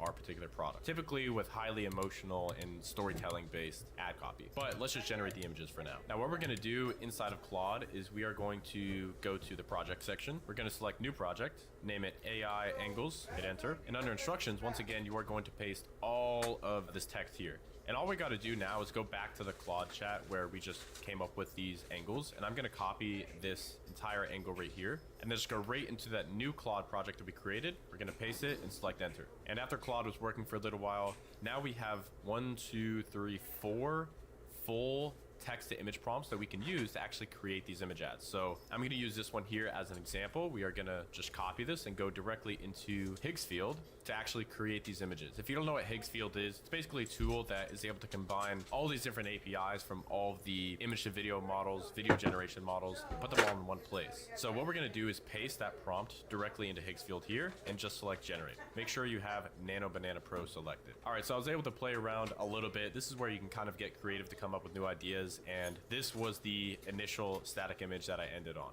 And as you can see, the hardwood floors are very scratched, and you have a relatively older senior dog that has a cast on his right paw here. At this point, you have your ad. You just have to slap some ad copy on there and run it, and you're good to go. The final piece after we have the ads covered is going to be your funnel. Now, if we were like most people when it comes to running ads, what we would do is take this image ad that we have and drive it directly to our sales page, or our PDP, as most people call it, which is just a typical product page. And from there, you would go to the checkout, people would buy, and that'd basically be it. This flow here is essentially the equivalent of me asking a girl that I have never met before, hey, do you want to go back to my place and have sex with me? It's not going to go very well, at least the majority of the time. Instead, what we're going to do is run this style of ad to what's called a pre-lander or a pre-sales page. Specifically, we're going to be running this to a format of a pre-sales page called an advertorial, which is the combination of an ad and an editorial. And really the purpose here is to be able to sell our customers without them feel like they're being sold to, because nobody enjoys being sold to.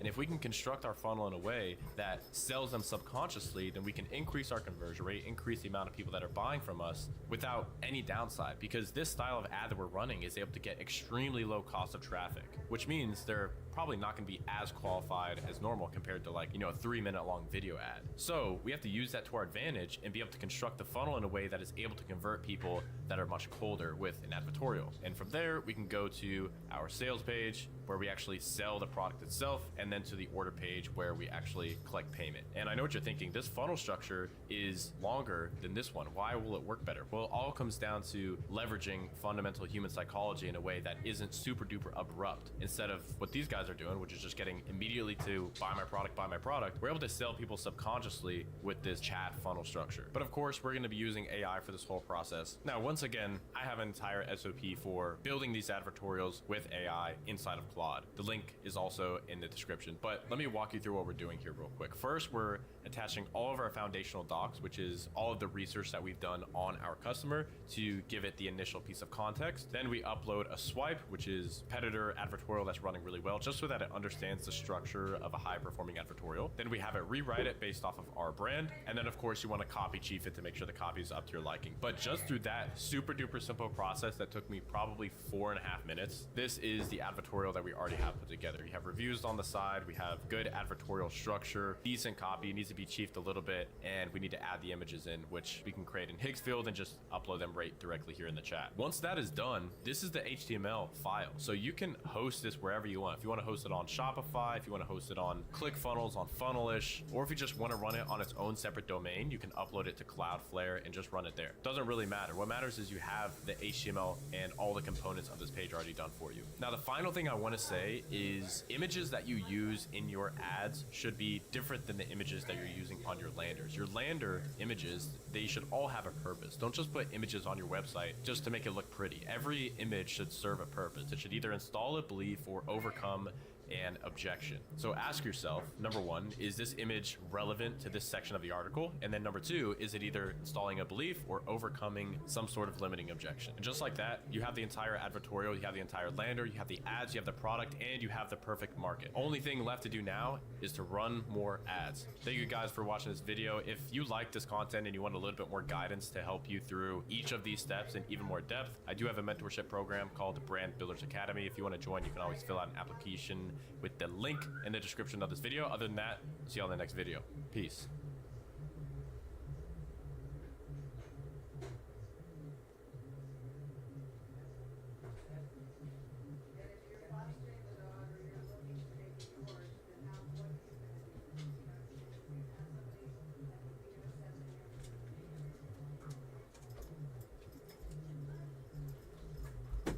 Ryder. Come. He's still chewing on stuff. Diego, I know you're hiding. Come on. I don't want, come on. No, I don't need you to bite stuff, Diego's stuff. Let's go right here. Just come now. It's because of your food, son. Now, go in the bedroom. Shut the door. That.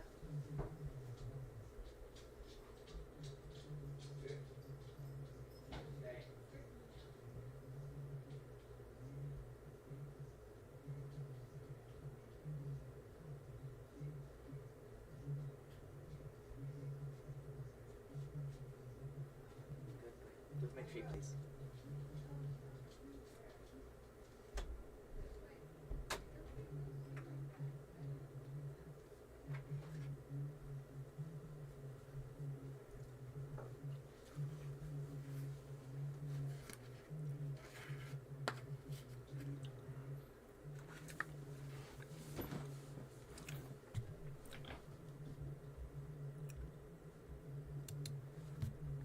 I don't usually say stuff like this to people. And I don't even really know what to say, because even the things that you say to yourself about it don't seem to make any difference for you. But here you are, you're still awake and you're still scrolling, and you said you were going to stop doing this to yourself.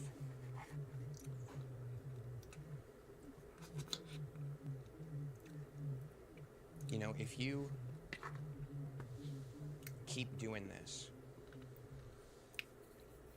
you do realize that your life is going to pass you by. That's not news to you, but it's very easy to ignore the part of you that realizes that when you're constantly distracting yourself. And that is exactly what you're doing. If you can't sleep, then my question to you is, why are you not wringing out 100% of your energy and effort every single day? Because that's the only reason why you have so much energy left, that you just keep spinning, that you just keep scrolling. It's not a motivational speech, it's the truth, that if you had actually shown up today in your life and given it everything that you are, you would be asleep right now. It's just the way it is. But right now, the way that the world is, it's becoming way too easy for people like you and me. People with big hearts, a lot of passion, a lot of courage and strength. It's becoming way too easy for people like you and me not to achieve the life that is the most fully realized version of you and who you are. You got things that you know in your heart you're meant to accomplish and do in this lifetime. But you keep saying tomorrow, tomorrow, tomorrow, but look at the pattern. You don't do it. And if you really can't sleep, that's why. But some part of you already knows that too. I mean, let's just call it what it is. We're being straight up with each other right now. You already know. The reason you can't sleep is because there's a question that you haven't answered. There's an action that you haven't taken. There's an energy in you that you have not actually applied in your life. That's why it's all still lingering. That's why it spins. That's why it spirals. That's why you're up night after night scrolling, even though you keep telling yourself you're gonna stop. How disgusting does it feel, though? Like, it feels gross in you. I know it does. It feels gross to sit there and just keep scrolling. It doesn't really satisfy what it is in you that's screaming for your attention. It just keeps postponing it. And the more you keep doing this, the more disgusting you're gonna feel. And I just wanted you to remember something that I know you know, but you haven't been seeing because you've been too busy with your eyes on your scrolling.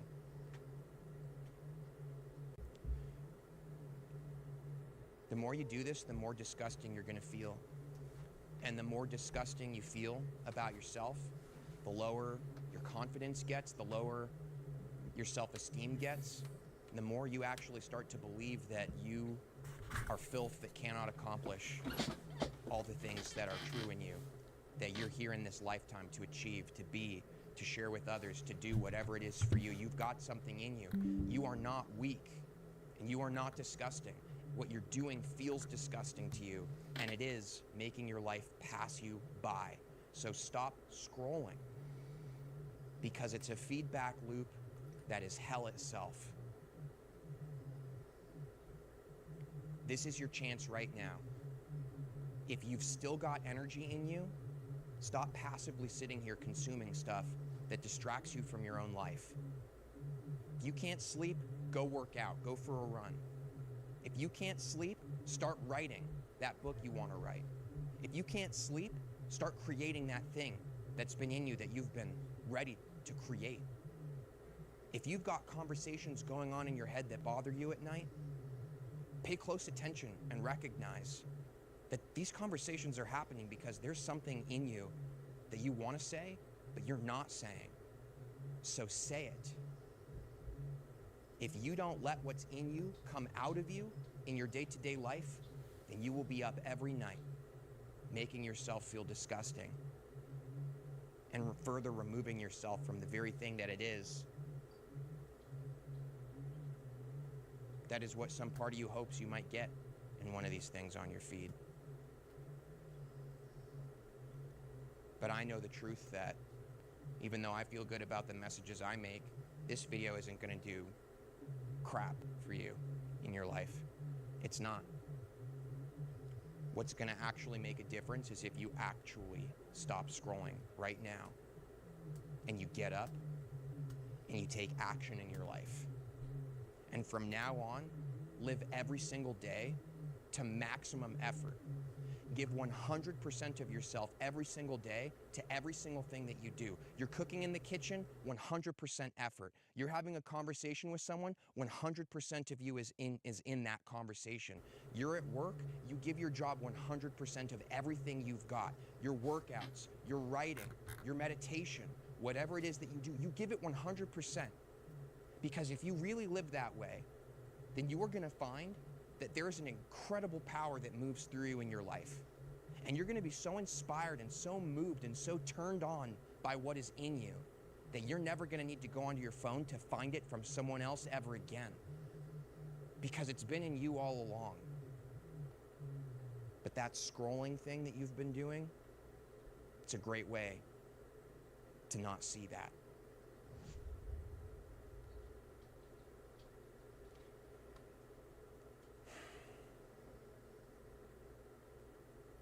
Be the change, dude. Stop waiting for it. It's you. You already know that. That's the worst part of this.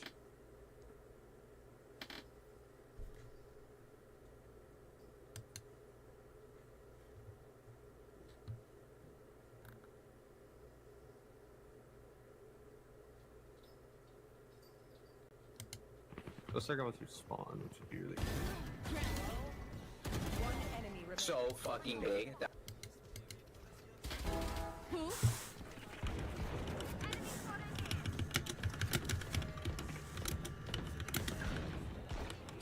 Walls, up top. One enemy remaining. Let's start going through spawn.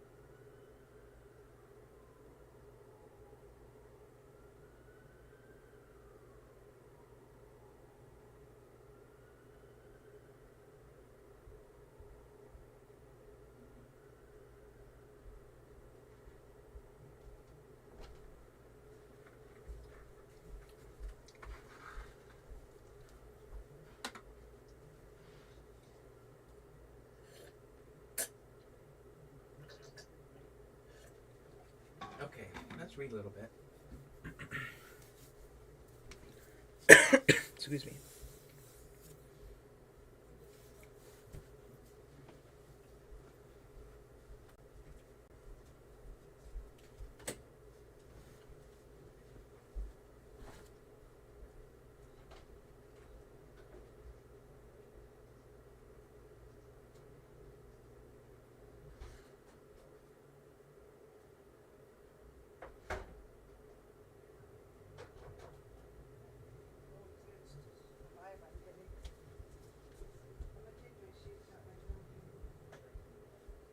Yeah, I was gonna leave the flannel in, they're almost dry.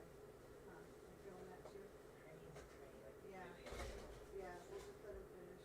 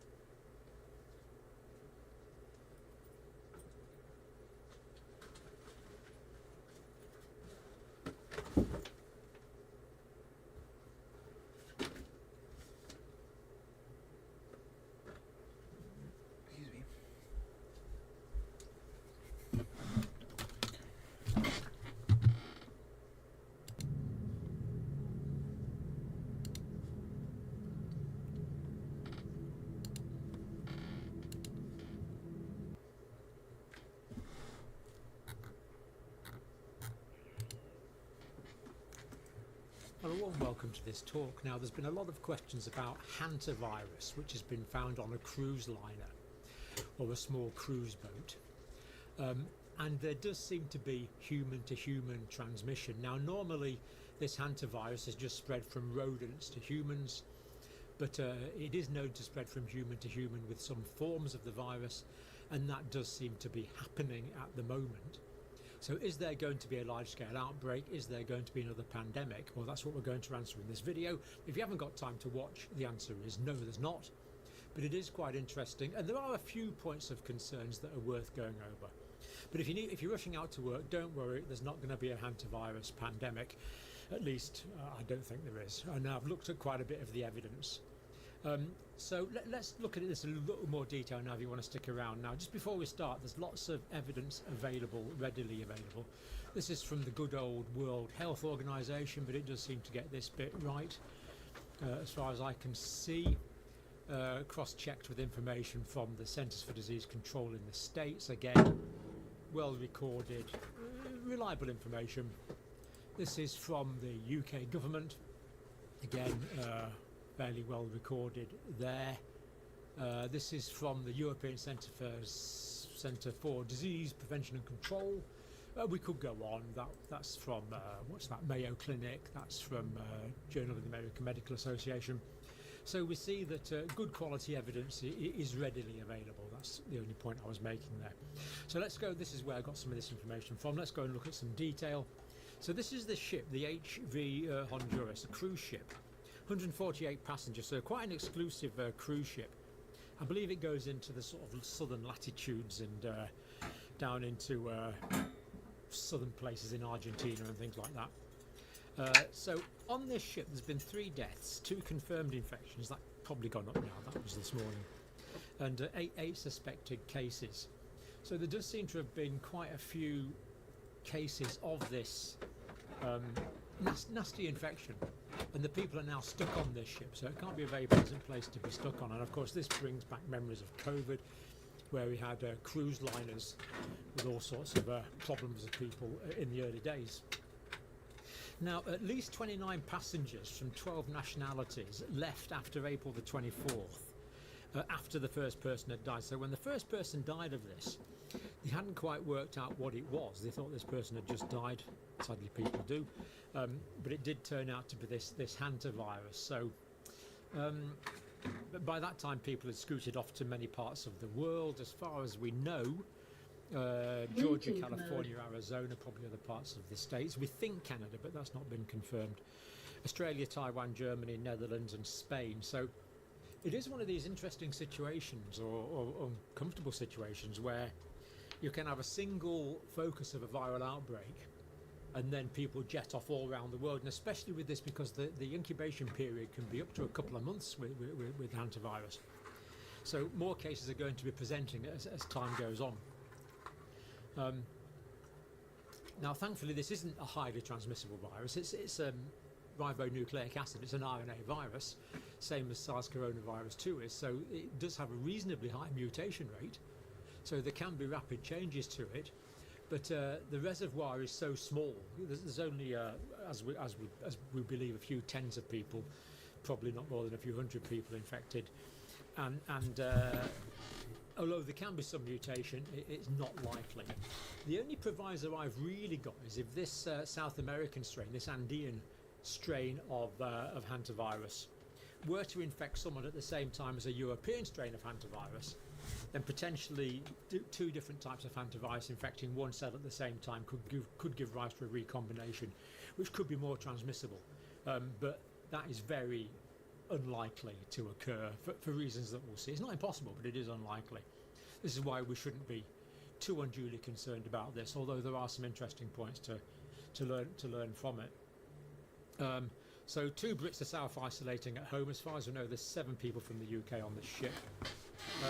One woman who's not a passenger from the Netherlands, presumably a family member, is being assessed, and there's a KLM stewardess who looked after someone on the way home.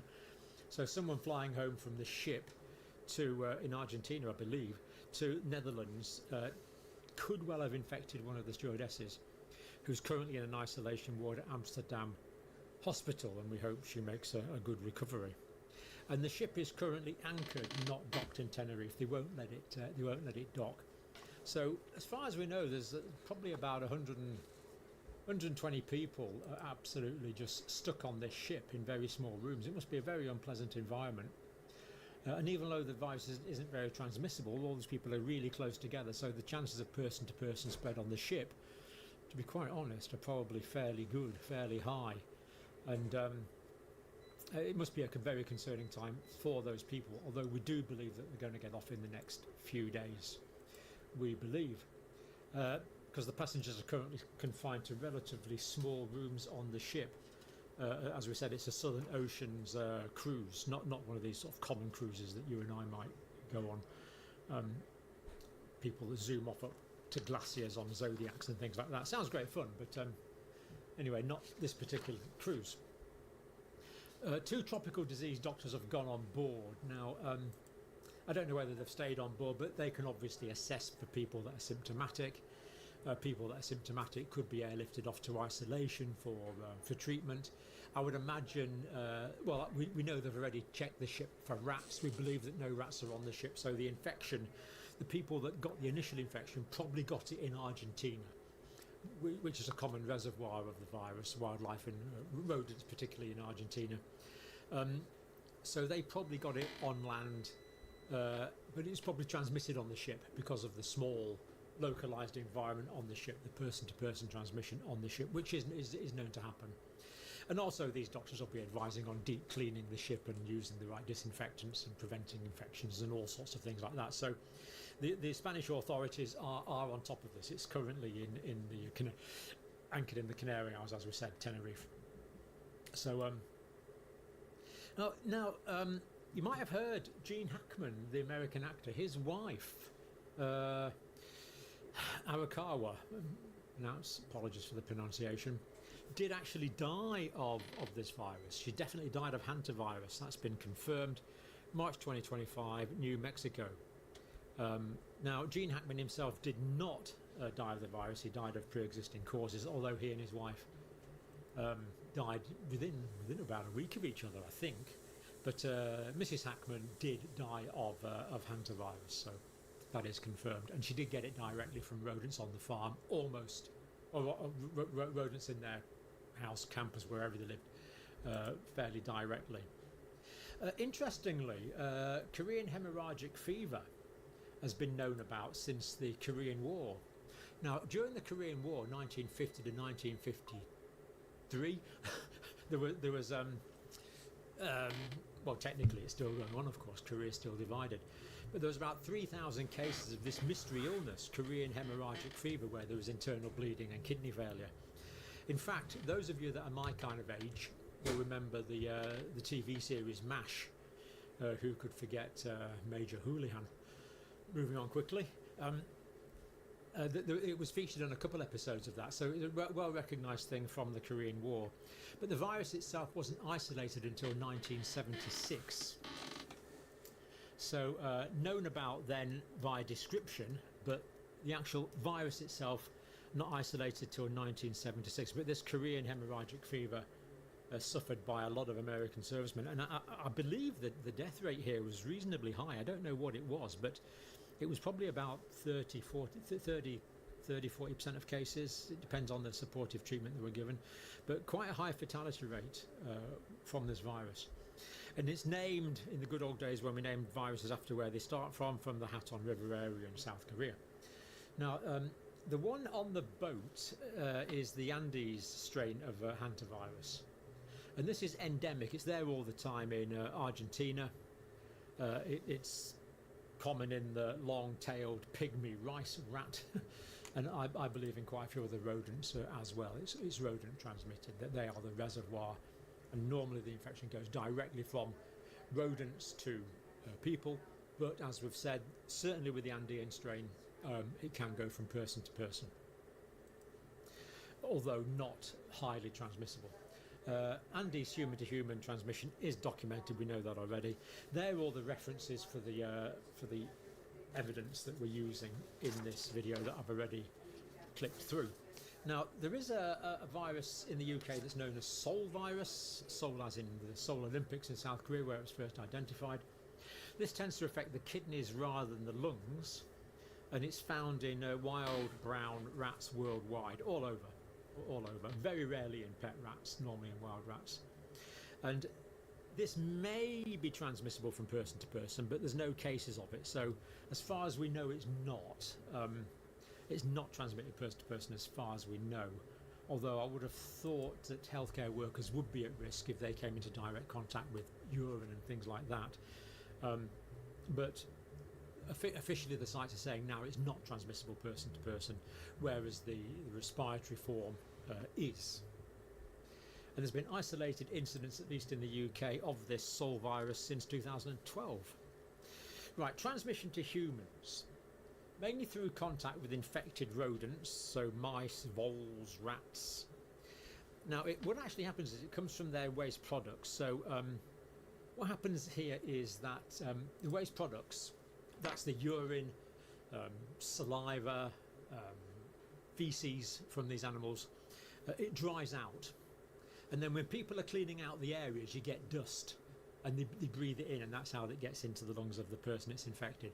So it is from airborne, dried urine, feces, saliva, presumably blood, from infected rodents. That's how people get it. Therefore, people that are more likely to get it work with rodents, keep rodents as pets, are generally exposed to rodents, or cleaning them out more commonly.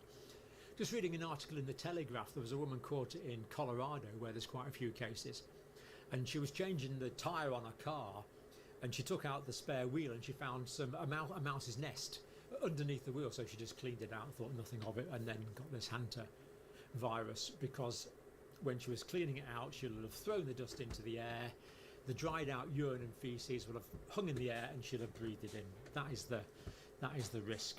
Most cases are transmitted that way. Breathing in contaminated particles is basically how it's transmitted.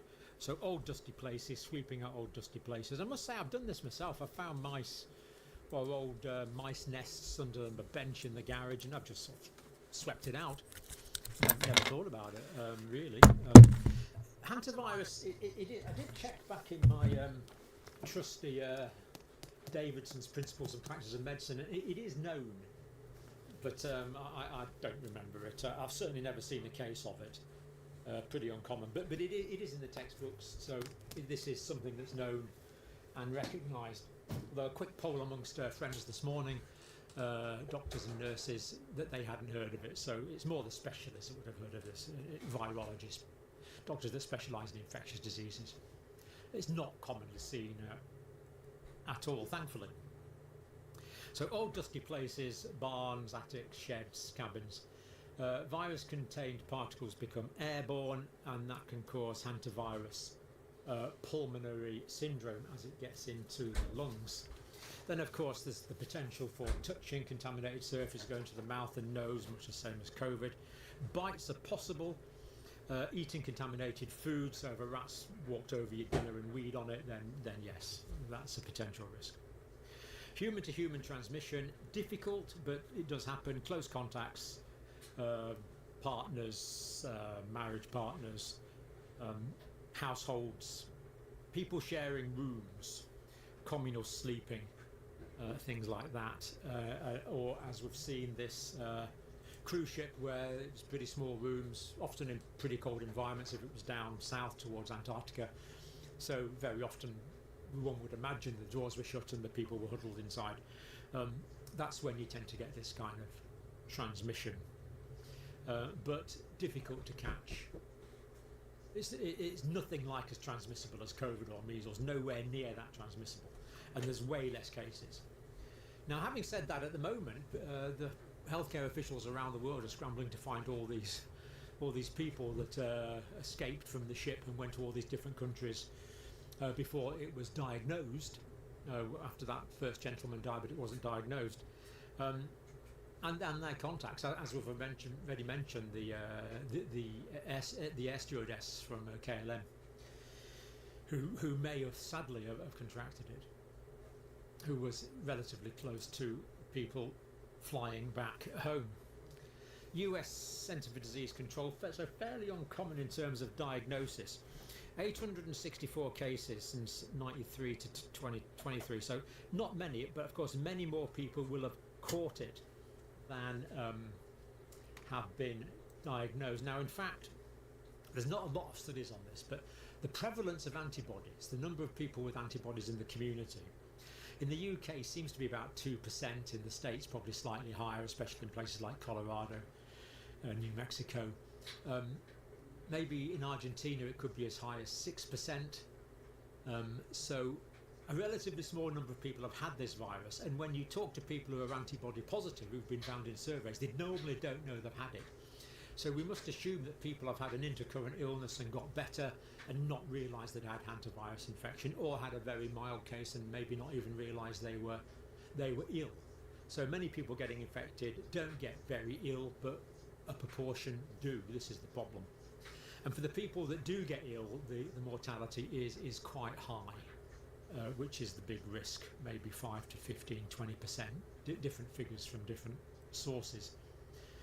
So yeah, some has been identified, but of course the vast majority won't have been tested. 40 states in the United States for sure, mostly from rural areas in the West, including California, Washington, Arizona, New Mexico and Colorado are the main areas. Now the rodents themselves, the rats, mice, voles, once they're infected for life, but very often they don't, well, you can't say they're asymptomatic because you can't ask them, but there's no obvious signs that they're ill. They don't demonstrate clinical features. You get clusters in some areas. It seems that it's spread in areas where rats and mice breed in close proximity. So there are clusters. So it's quite possible that the rats in your compost heap don't have it, but the rats in 50 miles away do. That's quite possible. But not many of us have had it. Of course, that's good because it means that it's not a common disease, but it's bad because it means we won't have much immunity to it. Not that we're expecting an outbreak, we are not. Although there could be localised cases, as we've said, which are being checked up on. Can be a very long incubation period. I mean, 8 weeks would be, I guess, the upper limit. I mean, 6 weeks is probably more common, but very long incubation period, but certainly potentially up to a couple of months. Now, what's going wrong here? There's immune reaction. So there's an immune reaction in the lungs, a bit like in COVID, really, in immunological inflammation. Causes inflammation, and that causes fluid to accumulate in the lungs. They get pulmonary edema and breathing difficulties.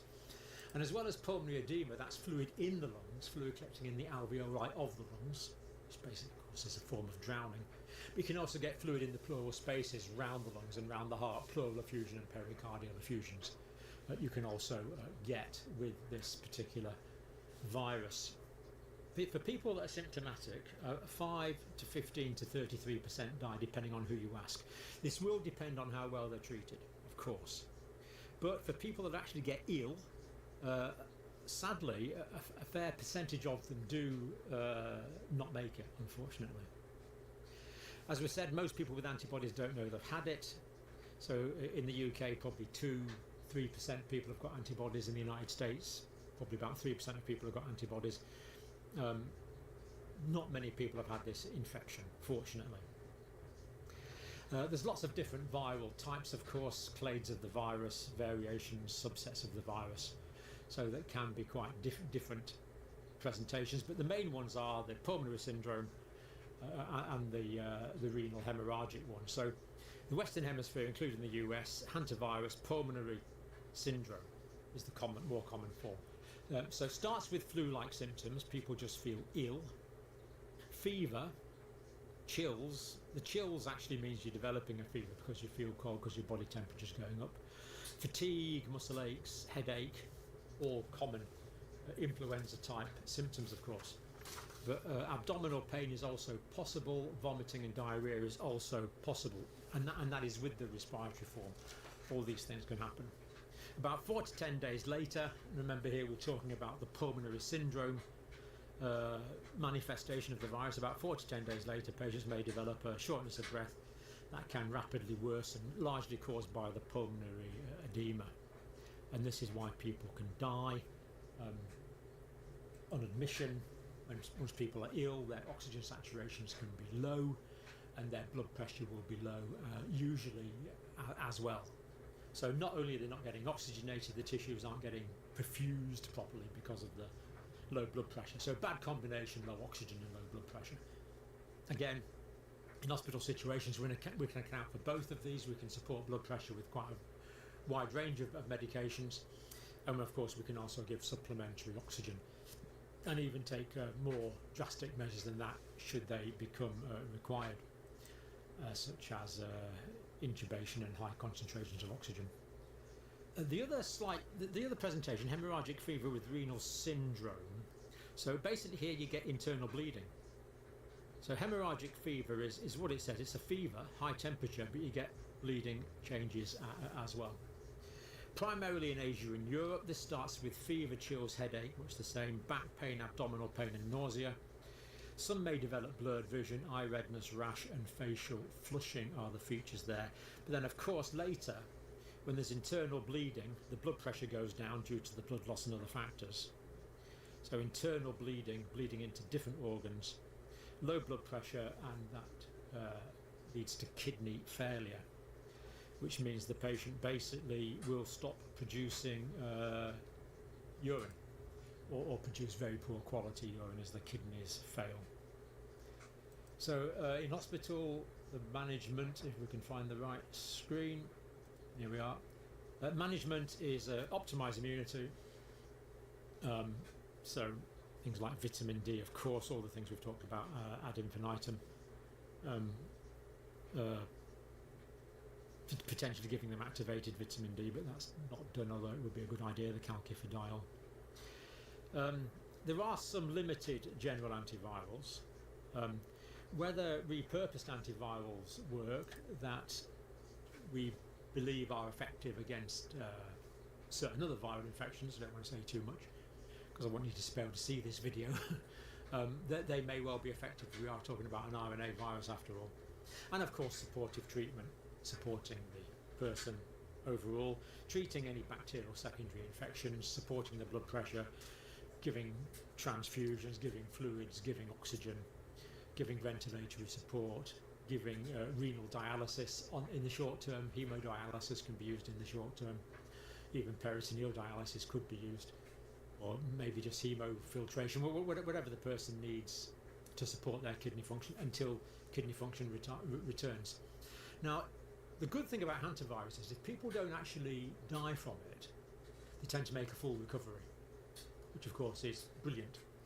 But any contacts of these people need to have a high index of suspicion and get checked out very quickly if they start developing fevers and feeling unwell, and then their mind can be put at rest with a simple blood test to test for the presence of the virus and the antibodies. And it's overwhelmingly likely they won't have it, but human-to-human transmission does seem to be occurring. So that's hantavirus. I'm not really remotely concerned about it. If I was, I would certainly tell you, and I would err on the side of caution, indicating things are perhaps, I wouldn't say things, I wouldn't give the impression things are more risky than they are, but I wouldn't downplay risks if I thought the risks were real. But in this case, the risks are absolutely negligible to public health, thankfully. Although it does show the very viruses can spread around the world really quickly, and next time it could be a much more transmissible virus. But if you think about it, if the death rate in this one's between say 5 and 30% and it was highly transmissible, that would be bad. That would be seriously bad. But fortunately it's not very transmissible and there's not much of it, so I expect these cases will be isolated and it will simply die out and will return back to the endemic problem that we always have. So protect yourself from rodents, especially if you're cleaning out like a rat's nest or something. You could disinfect it first and clean it when it's wet. What you don't want is you don't want it to be dry, so that all the dry urine and feces are going up into the air. That's the main thing. Of course, masks and gloves and all that kind of stuff. But avoiding contacts with rodents is the main thing. Unless someone's been acutely infected, then avoid contact with them for a period of time. But as we've said, thankfully very uncommon, so don't worry about it, but let's take notice of it because it does illustrate the risks that we're living under as a result of globalization. And that's without talking about the other meaning of globalization. We'll leave that there. Thank you for watching.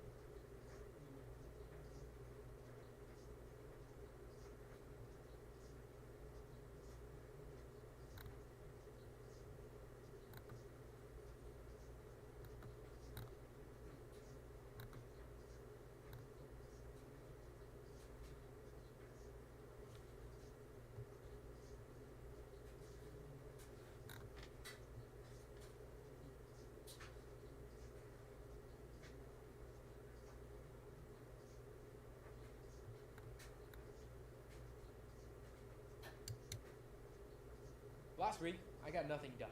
Every day, I felt like I couldn't think straight. I couldn't focus, and I always felt tired. But after just a few small fixes, this week was probably my most productive. So this is proof that small habits can practically instantly improve your life. And today, I'm going over 25 that actually make a difference. Starting with waking up earlier. This is something that you've heard plenty of times, and I'm not telling you to be a 4 a.m. warrior, but I am saying that from personal experience, the difference between waking up at 9 a.m. to 5 a.m. has made a massive difference on how I feel throughout the day. It gives me a lot more time to do things in the morning that really benefit me throughout the entire day, which we will talk about later. But I also do understand that everybody's schedule is different. Sometimes you have to be somewhere at a certain time. However, if you could just wake up just a little bit earlier and allow yourself to have more time in the morning, you would probably be able to do a lot more throughout the day, as well as just feel better. And I always get asked, how do you wake up earlier? And the second habit is what made that possible, and that is slowly shifting your sleep schedule. If every day you're waking up at 9 a.m., if you try waking up early, you're probably just going to hit that alarm and go straight back to sleep, because your body works in routines, especially your sleep. You just develop a circadian rhythm that makes you tired at a certain time and makes you wake up at a certain time. Like I said, these days I'm waking up at 5 a.m. Most of the time, I don't even need an alarm. So if you're waking up at 9, try waking up at 8:30. Of course, that also means going to bed 30 minutes earlier if possible. Do this in small increments, and the idea is that eventually you will be able to start waking up earlier. Granted, if you're going to the right time. These days, I'm knocked out by 9 p.m., which I know, I feel like an old man doing that, but I think it's so worth prioritizing your sleep. So although sure I'm not able to go out to dinners or I'm not able to go out to bars, at the end of the day, that doesn't really matter to me. I'd much rather just feel better throughout the mornings, throughout my day, and sleep is the #1 way to do that. Okay, now that you're waking up earlier, the next habit is to start your mornings off slower. If you're a guy watching this, you've probably seen those motivational videos about waking up at 4 a.m. and immediately start grinding. Trust me, I've tried doing that. It might work for a couple weeks, but you eventually fall back into your old routines.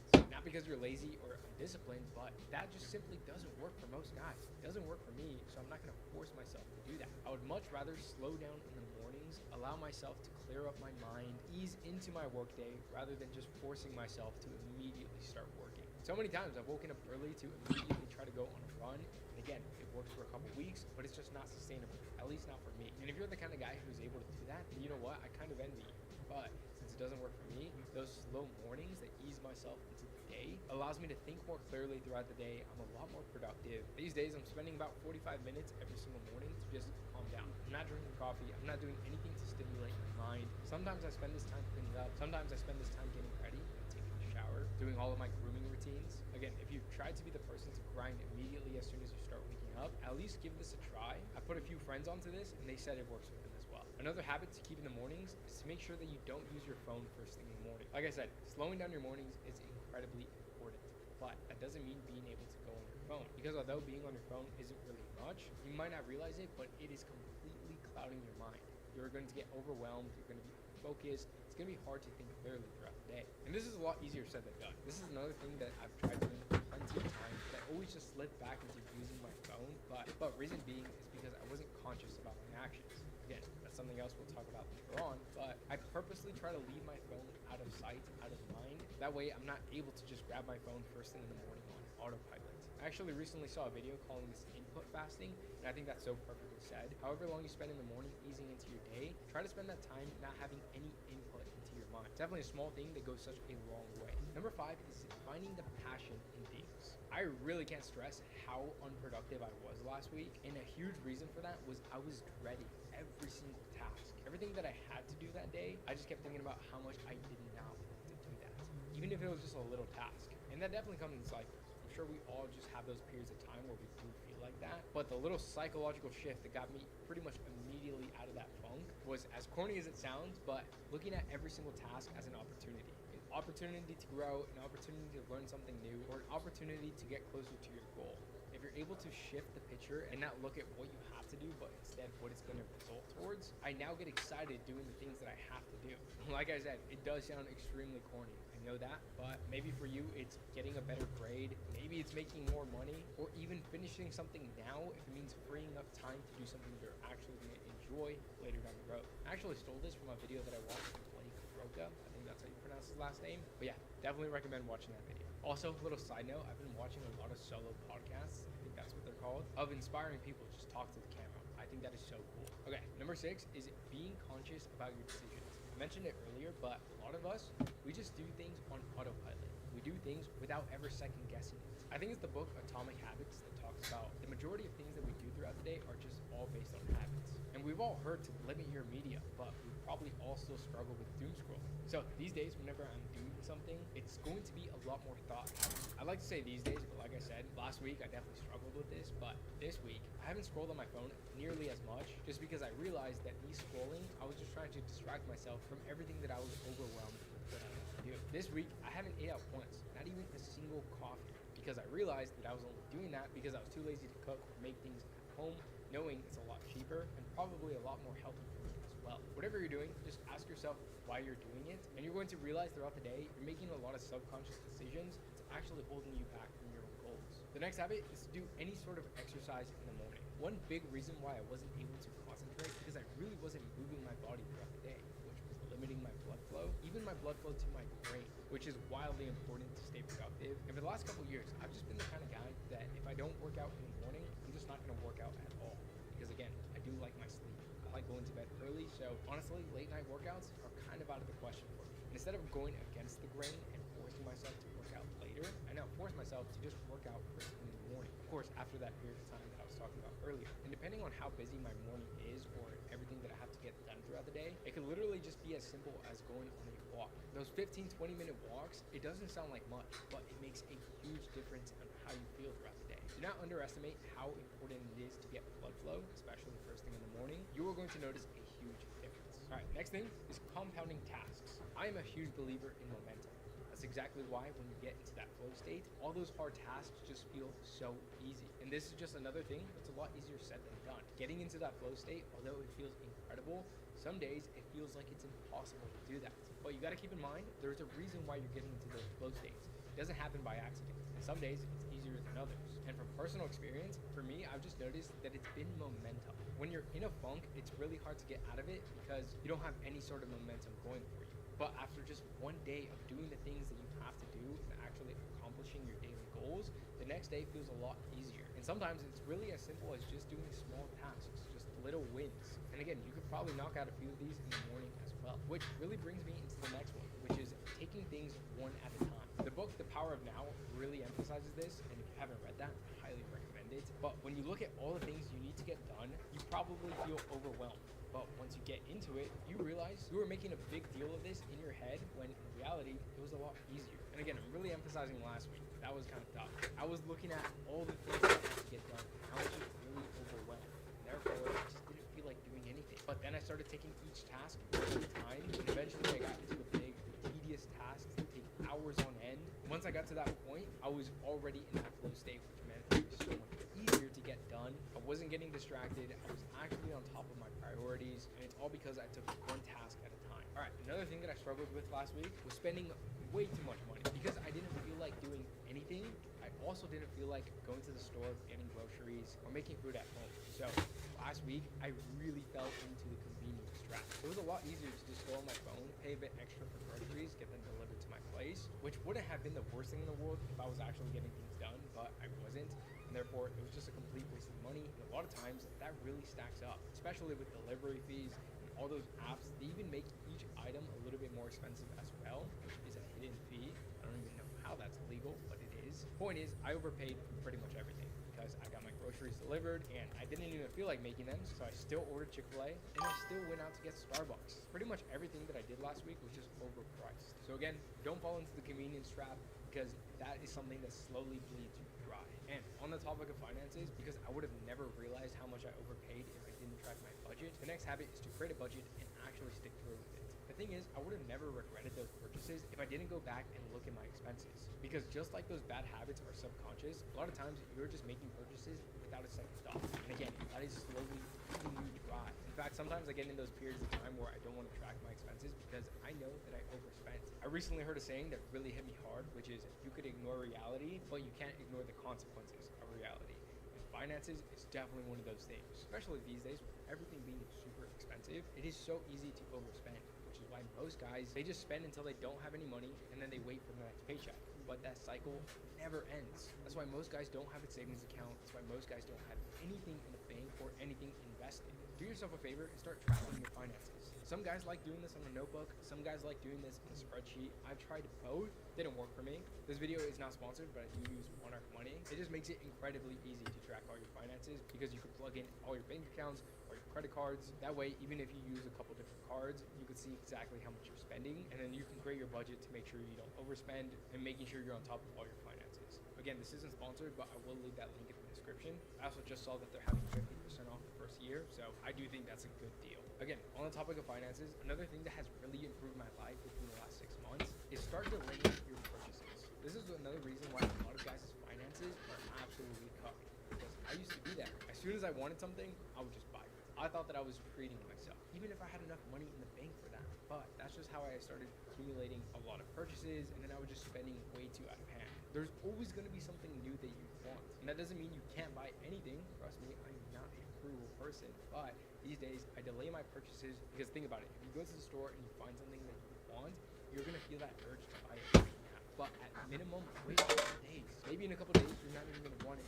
And even if you want it, simply just wanting something for a while isn't a good enough reason to actually buy it. For example, I really want that new MacBook Pro, and I've held it off for about a month now, but though I've been wanting it for a long time, I finally started to weigh it out, and I finally just decided to just hold off until the time is right, not even just financially, but just when I absolutely need an upgrade. The next habit is to go back into your finances and start finding the leaks. I'm just a huge believer in the idea of death by 1,000 because a lot of times you're just going to look back and think, damn, where did all my money go? And it really could just be a few simple things. Subscriptions you completely forgot about. Maybe you're paying too much in insurance and you haven't gone out to go shop for cheaper rates. Or maybe just Wi-Fi in your phone service. Again, these are all things that you can get slightly cheaper if you just take the time to actually just shop around. Now, once you have that down, the next habit is to start percentage-based investing. Bluetooth mode. Another trap that a lot of guys fall into, me included, is as you start to make more money, you start to spend more as well. Which, don't get me wrong, I still think it's completely acceptable as long as you are still saving. Instead of just saving a set rate, go off your percentages. I'm still able to live in the apartment that I want to. I'm still able to buy the things that I want again when I justify it, all because I still save about 20% of my income. As soon as I get paid, I don't even spend a single dollar until I put 20% into my savings and then about another 15% into my investments. Just for the sake of numbers, I promise you, if you make $1,000 a month and you can't invest 100, then there is no way that you're going to be making 10,000 and investing 1,000. So build a habit of saving and investing into percentages, and I promise you, your future self would definitely be happy that you started doing that. Okay, another thing that I struggled with is organization. First thing I started doing recently is doing 10-minute declutters. Whenever you have a small break and you're just chilling at home, instead of pulling out your phone and immediately going on social media, just set a 10-minute timer to declutter and clean up a specific area. If this is your bedroom, you don't have to clean your entire bedroom in 10 minutes. But maybe your desk is just a little bit messy. Spend 10 minutes to clean that up. This is small, but it works. And to avoid just creating a mess in the first place, the next habit is just to put things away or throw things out immediately. I said it in one of my previous videos. I just think as a guy, your default setting is to be a little bit messy. And I was getting cooked in the comments, and I still really think that every guy in there was lying, but I tend to be a little bit messy. Sometimes it just doesn't register in my brain to put things away. But once you get into the habit of throwing things out, creating a mess in the first place is out of the picture. For example, bottles and cans, those stack up so fast because I drink a lot of water. I do drink a fair amount of sodas and energy drinks, and I usually just create a mess on my desk. But right now, as soon as I finish one, I'm putting that straight in the recycling bin. Okay, maybe not immediately, but yeah, you get the idea. The sooner, the better. The next habit to stay more organized is having space for specific things. I'm a huge believer that in your workspace, you shouldn't have anything that doesn't revolve around work. Just like in the places where I consume media, like where I watch TV, none of that is going to have anything that revolves around work. And this has been a game changer.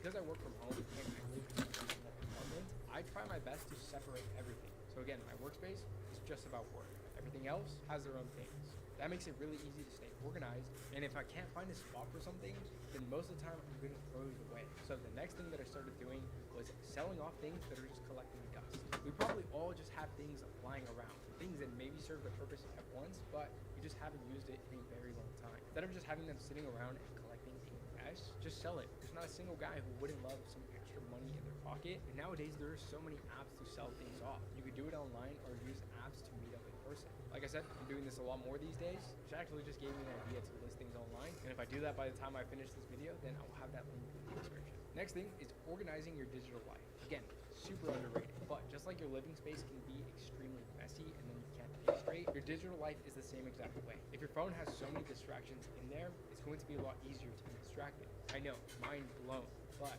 that's exactly why I have my home screen pretty much designed to try to limit distractions. This takes like 5 minutes, and I promise you, it makes a huge difference. And the next habit is to do brain dumps. Just like everything else, your mind is going to get cluttered as well. And having an outlet for that is definitely one of the best things that you can start doing. I love using pen and paper for this. I think it's just a lot more intimate, writing down whatever you're thinking about. And you should absolutely be writing things that you're grateful for and literally everything else. I have a lot of notebooks and I'm constantly just writing things down. Heavily recommend that to everybody. All right, this next habit I'm definitely struggling with, but I'm trying to make it a priority, and that is reading. In your downtime, you're probably going to consume media. Again, doom scrolling, maybe it's movies, TV, whatever. And most guys these days can't just sit down and read a book because they're so constantly distracted. And I would love to say that I do this every single day. I'm not quite there yet, but I am finding more time to just sit down, put away my phone, try not to think about anything else, and just read. I'm actually trying to pick up fiction for this as well. I love self-help books, but I found it a lot harder to get into those and just read for an extended period of time. But I started reading fiction, and that's been a great way to pretty much develop my mind into becoming a reader and actually get lost into a book. It's actually quite nice. Next habit is learning something new every single day. When I was younger and when I was in school, I pretty much rolled my eyes at trying to learn something new. But making this a habit of just learning something small every single day, that compounds so heavily. Whether it's learning about finances, investing, or whatever industry you want to work in, that is how you really start to excel. It's kind of underrated for younger guys, but sign up to a newsletter. Some of these have some great information that I find extremely useful. The next habit is to talk to somebody that inspires you. If you're able to learn from somebody who's smarter than you, you are going to pick up on things so much faster. You are going to make way more progress in whatever you're working on a lot faster as well. But that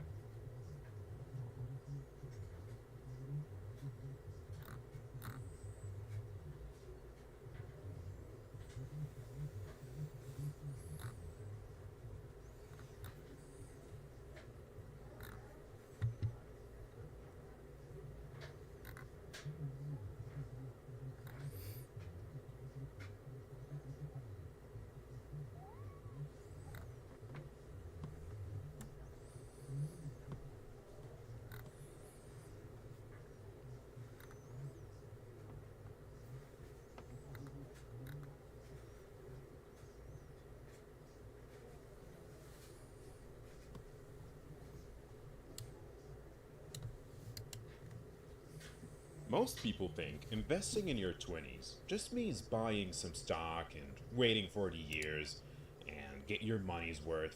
But if you're 20 or 30 and your net worth is basically zero, then putting 50 bucks into an index fund is not going to change your life today. You are the highest leverage asset you own, my dude. So let's start actually ranking these. First, we have high income skills. I have a question for you, bro. If you lost your current job today, do you have a specific skill that someone would pay you $5,000 plus a month for by the next Monday? Because I mean, have you noticed that most people invest in degrees that the market does not seem to actually value? They have a piece of paper but zero technical leverage.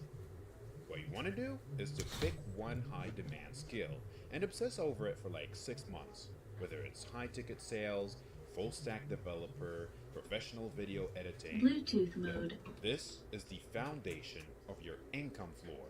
So it's going to be an S tier.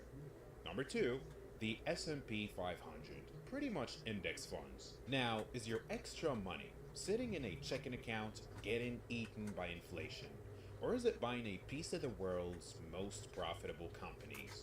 Because trying to beat the market by picking individual stocks is a full-time job that most people miserably fail at. What you want to do here is to set up an automated monthly transfer into a low-cost index fund like VOO. Don't look at it, don't trade it, just let the math of the world work for you. This is going to be in B tier. Number 3, physical health and testosterone. I have a question for you. Do you have the energy to work a 10-hour day and still hit the gym? Or are you burnt out by maybe 3 p.m.? Now, you simply can't build a business if your hardware is failing. Hardware being your brain, your physicality in general. Low energy, Brain fog and poor sleep are usually just symptoms of a neglected body. What you want to do here is to clean up your diet. This is pretty underrated. High protein, zero trash. And you might want to lift heavy things 4 times a week. Your 20s, bro, are the peak of your biological potential, so do not waste them being soft. This is going to be an S tier. Number 4, a personal board of advisors. Pretty much mentorship. Question: are you trying to figure out everything by yourself? Or are you learning from the mistakes of people who are 10 years ahead of you? Now, the biggest problem that I see with this is that ego. Ego, bro. It makes you want to do it on your own. But this is the slowest way to win. Think about it. You are literally paying for your own mistakes instead of investing in someone else's teachings. Solution? Find 2 to maybe 3 people who have the life you want. Provide value to them first, whether it's free work or a genuine connection, and listen more than you talk. I'm gonna leave it at this. This is going to be an A tier. Number 5, therapy and mental health. Now, are your choices driven by your goals or by unresolved insecurities from your past? Let me explain something to you. Most men are running on trauma fuel. Just look at your circle. And don't get me wrong, I mean, it works for a while, but it leads to burnout and self-sabotage right when you're about to win big. Solution here? Talk yourself through it and communicate with your inner citadel. Or, if you feel it's so severe to the point of being paralyzed when trying to win, then you might want to spend the money to talk to a professional. The objective here is to clear your mental space from the old stuff, which pretty much makes your daily decision making 10x more effective. So this one is going to be an A tier. 6. High-end computing. What I would like to call tools of the trade. Now, does your laptop take hours and hours just to export a video or open a simple program? Now the problem here is that you're saving $500 on a cheap computer, but losing $5,000 in time and frustration over the next year. If you specifically work online, your PC or laptop is your primary weapon. Invest in the best one you can afford. And please, bro, I mean, don't think of it as a luxury, because it's a productivity multiplier. So this one is going to be in B tier. Number 7, quality books and specialized courses. Are you learning from 30-second TikTok gurus or from the people who actually built the industry? People who actually build TikTok and YouTube, X and whatnot. People will tend to spend $100 on a night out, but complain about a $100 course that could save them like 2 years of trial and error. What you want to do here is to buy the book, buy the specialized course. Even if you only get one aha moment, the return of information is infinite. But be wary. Be wary of those fake people trying to sell you courses to benefit their own selves. I'm talking about people that are actually reputable, and if it is a course that has a teacher to student dynamic, maybe in real life or through Discord calls or Zoom calls or meetings, then that's even better. This one is going to be an A tier. Number 8, a high yield savings account, pretty much emergency fund. If an unexpected bill for $2,000 hit you today, would you have to put it on a credit card?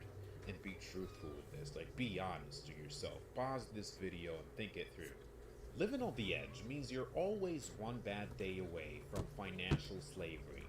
I mean, I've seen a lot of people go through this, and I don't want you to actually fall into the same trap, you know? It makes you desperate, bro, and desperate people naturally make bad decisions.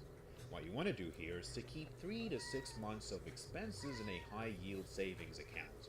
This is not for growth, it's freedom insurance. Think about it like that, okay? So this is going to be in B tier. Number 9, professional appearance and tailoring. When you walk into a room, do you look like a struggling student or the person in charge? Because people judge you in the first 3 seconds. If your clothes don't fit and your grooming is a mess, then you're starting every interaction with a penalty. You don't need designer logos, okay? Get that thought out of your mind. buy 5 to 10 high quality basics and get them tailored to your body. A 20 bucks shirt that, fits perfectly, it'll look better than a $200 shirt that's baggy and messy and doesn't really fit you. So this is going to be in marginal gains tier, C tier. Number 10, crypto and individual stocks. Now, are you buying meme coins because you understand the tech, or because you're hoping for, that lucky exit? For most 20-somethings, this is just gambling with a different name. It's like modern gambling. It's a distraction from the work that actually generates cash. What you want to do is to limit speculative investments to maybe 5 to 10% of your portfolio. If you want to play the lottery, do it with fun money, not with your actual rent money. So this is going to be in D tier. Number 11, communication and sales training.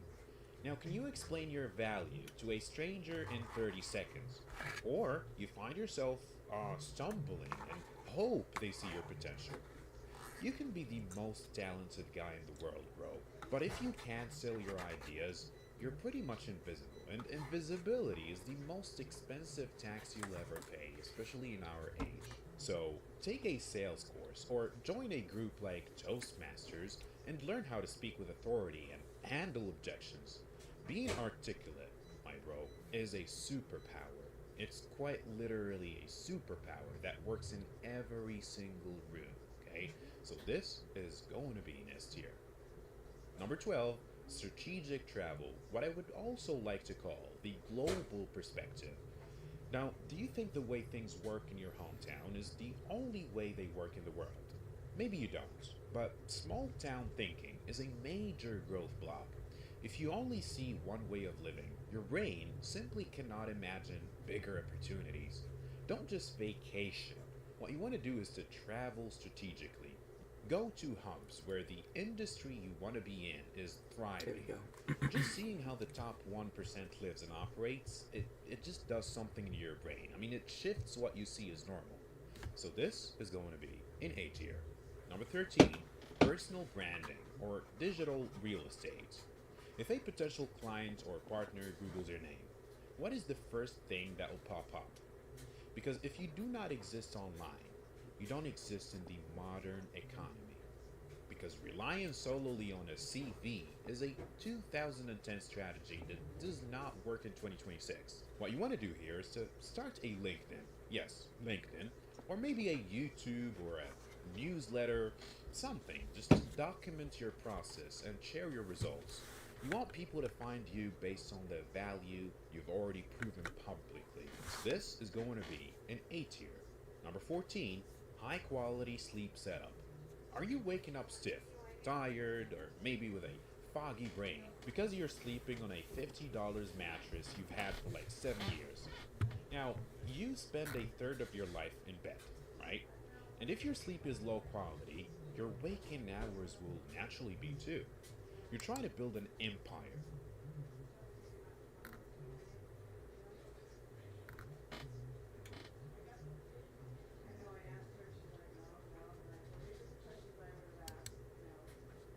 Summer break is literally less. Sorry, y'all. I was weeding.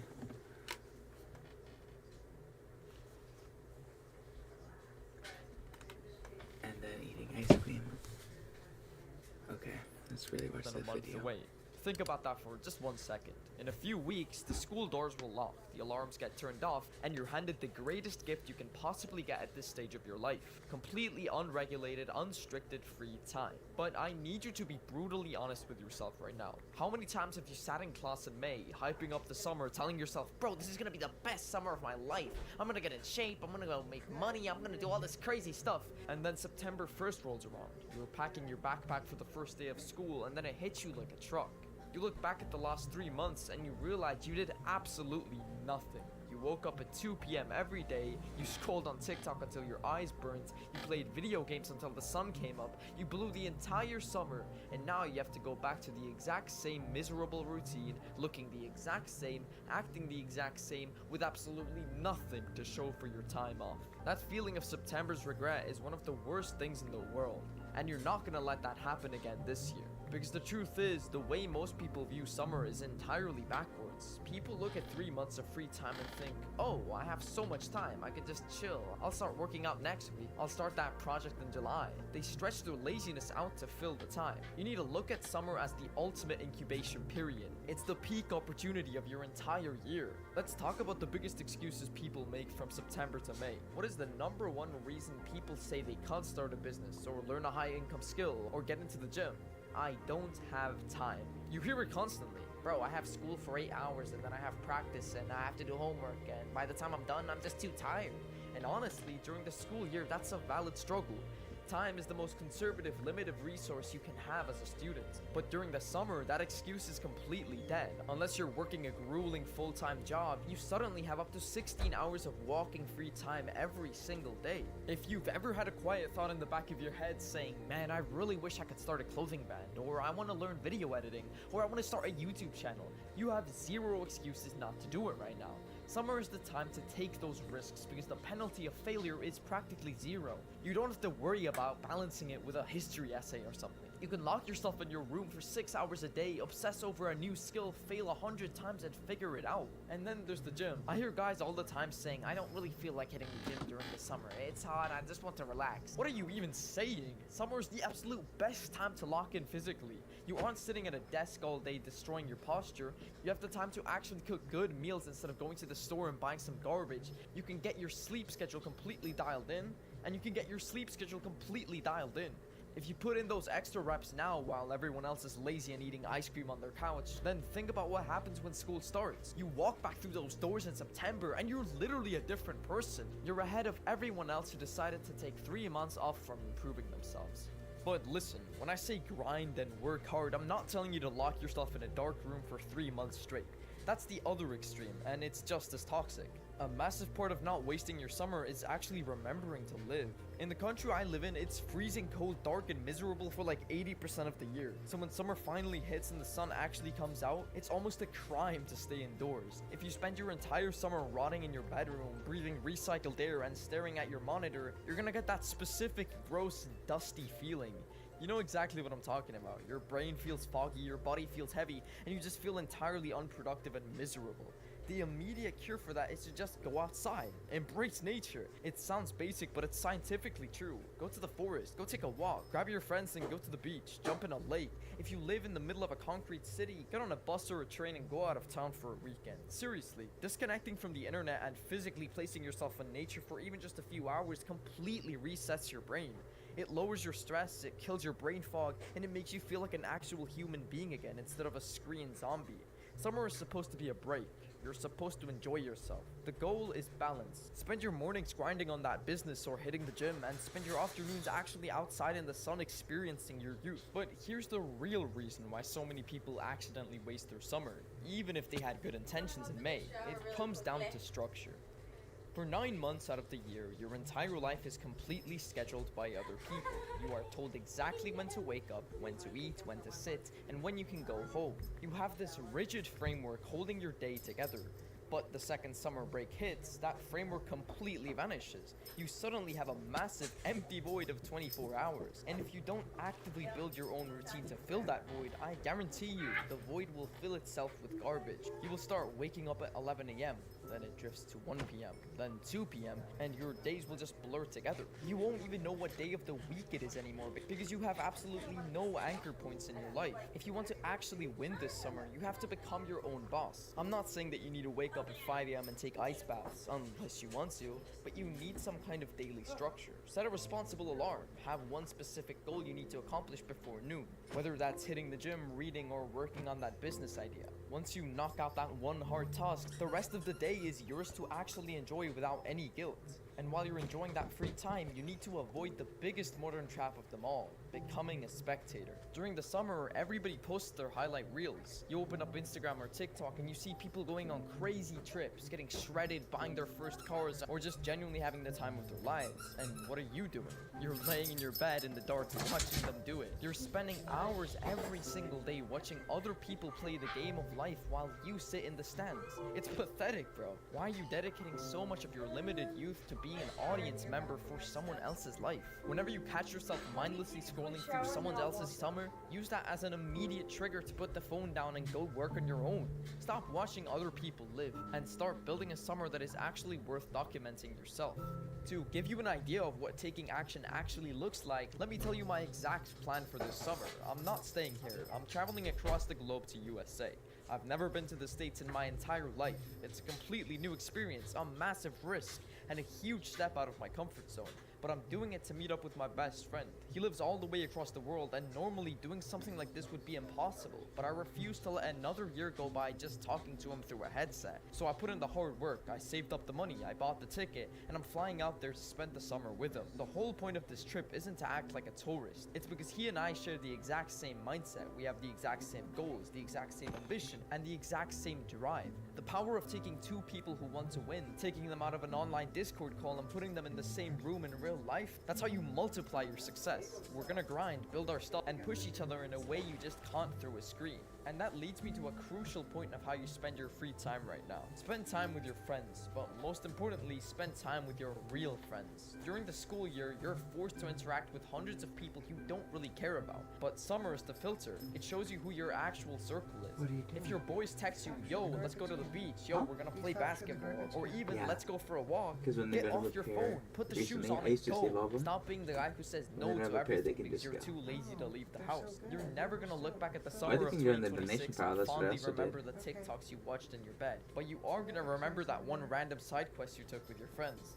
Appreciate the people who actually want to see you and spend time with you. Ditch the fake friends who only hit you up when they need something, and invest your energy into people who match your interests. So here's the bottom line. We're a month away from the starting line. You're about to be handed a blank check of time. Are you gonna cash it in for sleep dopamine, sleep until noon and wake up in September full of regret? Or are you going to use it? Don't let this be another regular summer that just blurs into the background of your life. Don't be the exact same person in the fall that you are right now.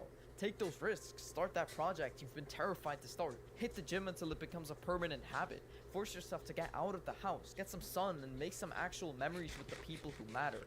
You have the time, you have the opportunity. Go do what you want to do, and use this summer to completely change your life.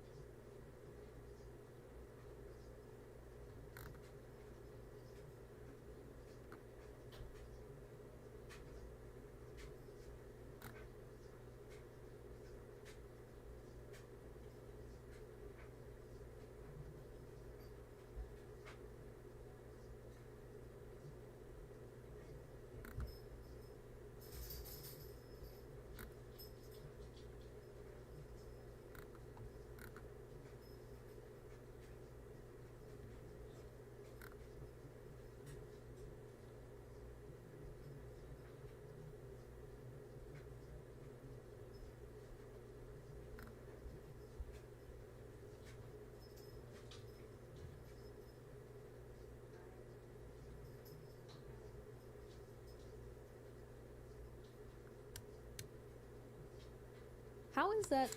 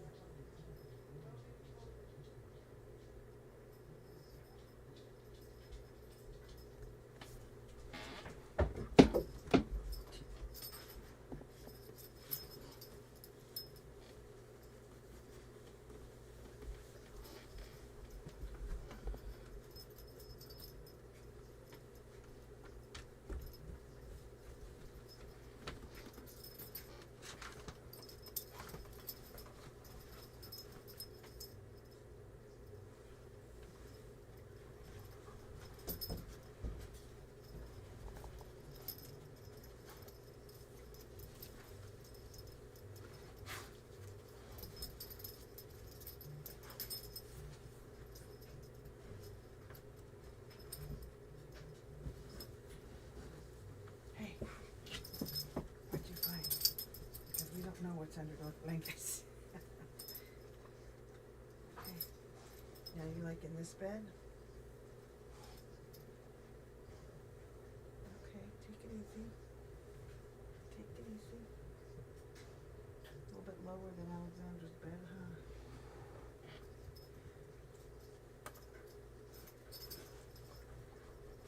Please do not feed any human food, okay? Till we get to establish till we get it established. Because we're still in training mode with him.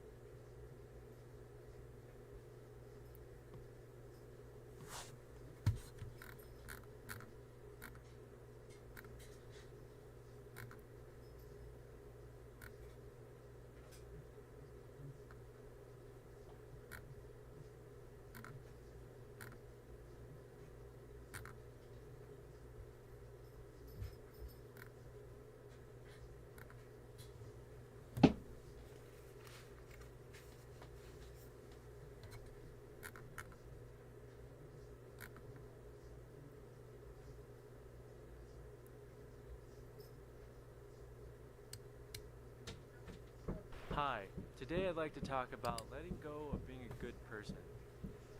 I think I finally understand the lyrics to that song, sung by Billy Joel, written and sung by Billy Joel, called Only the Good Die Young. That song perplexed me for the longest time. I heard it when I was a kid, and I always thought, why would only the good die young? I mean, shouldn't the good live for a long time? Shouldn't the bad people die young? Why is this guy singing about how only the good die young? How does that make any sense? Well, I think I understand now. And I think I understand that I want to let go of being a good person. Now, that might sound weird. But I don't plan on going and being a bad person. I don't plan on going and hurting a bunch of people. But I also don't plan on being a good person. And that might sound weird, especially in today's culture and environment where everyone's trying to be a good person, or everyone thinks they're trying to be a good person, or everyone thinks they should try to be a good person. So what's that all about? And why do only the good die young? I've kind of thought about this in several videos of what is being a good person, and why do good people die young? I know when I was practicing medicine that it seemed like the nicest people got these horrible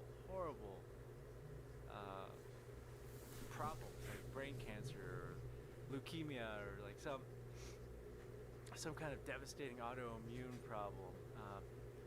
It seemed to me that it's like the nicest people literally did die young, and then people who were very disagreeable or cantankerous, ornery, they seemed to last forever, even if they smoked and didn't eat healthy and they just seemed to somehow keep kicking it. They wouldn't die. I mean, everyone dies eventually, but it seemed to me that there was a correlation between good people dying and bad people living. I was like, what is this? What is this cosmic injustice? And I think I understand. I think. So here's I'm gonna share what my thoughts are on this. I think being a good person is being a good person to everyone else but not yourself. I think that there are societal rules, morals, a moral code that is used to use people. I think people that want to use other people, they try to make them think that they're good people. I think if somebody wants to use another person, a very, very effective way to do that is to make the other person think that they're a good person. And now all of a sudden they have this image that they've got to uphold. I'm a good person. I'm a good person because I did this. I helped my neighbor. I helped this person. I'm a good person. And then the person that they help. Was I tricked? I'm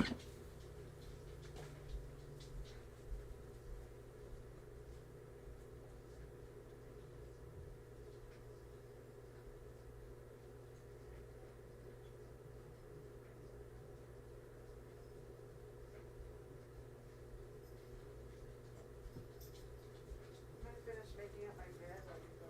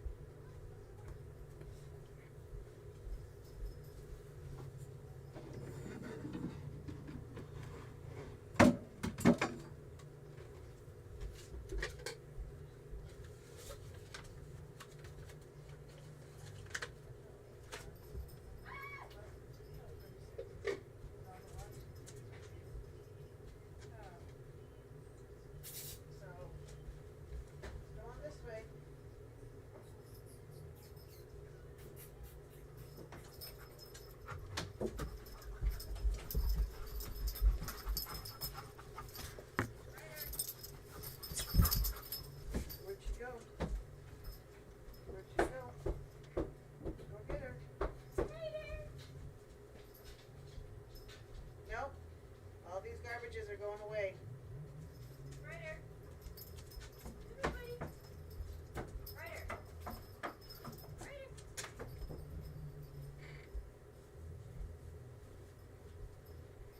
Just put a leash on him and go.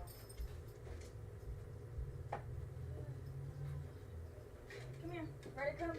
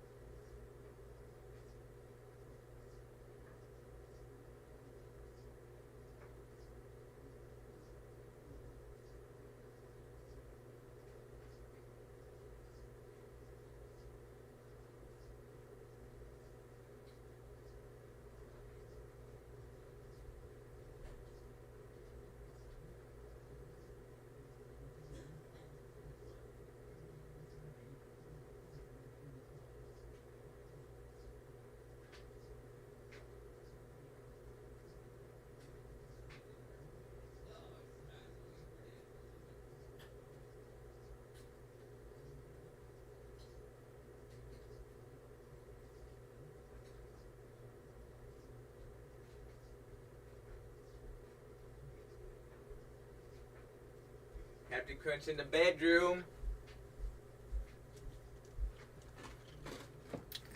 Wait, it works actually really. It works good. Say, oh, you're a good person. You helped me. You're a great person. You're a good man. You're a good woman. You're a good boy. You're a good girl.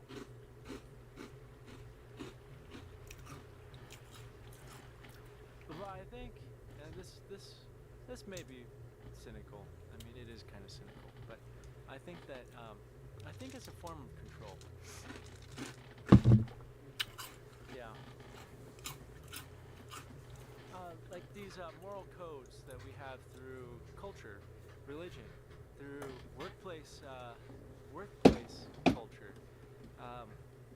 through Hollywood, through entertainment, through stories and books, through stories we tell each other, through family traditions, community traditions, national traditions. There is a code of what a good person is, what a good person does, and I think that they are ways for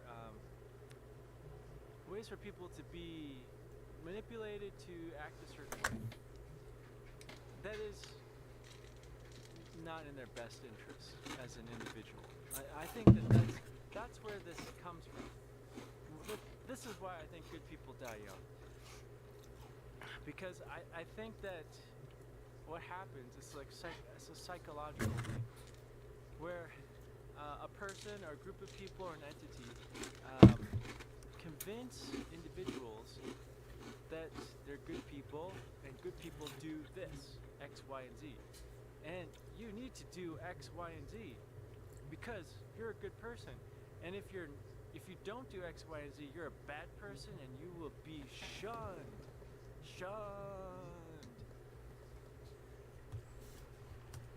You will be kicked out of the community. You will be abandoned to the wilderness. You will be cut off from society. You will be cut off from your neighbors. You will be cut off from assistance. You will be cut off from survival unless you can survive out in the wilderness yourself, all by yourself. Yeah. That's pretty powerful. That is very powerful. I think it makes people... It's a very powerful motivating force to make people behave a certain way.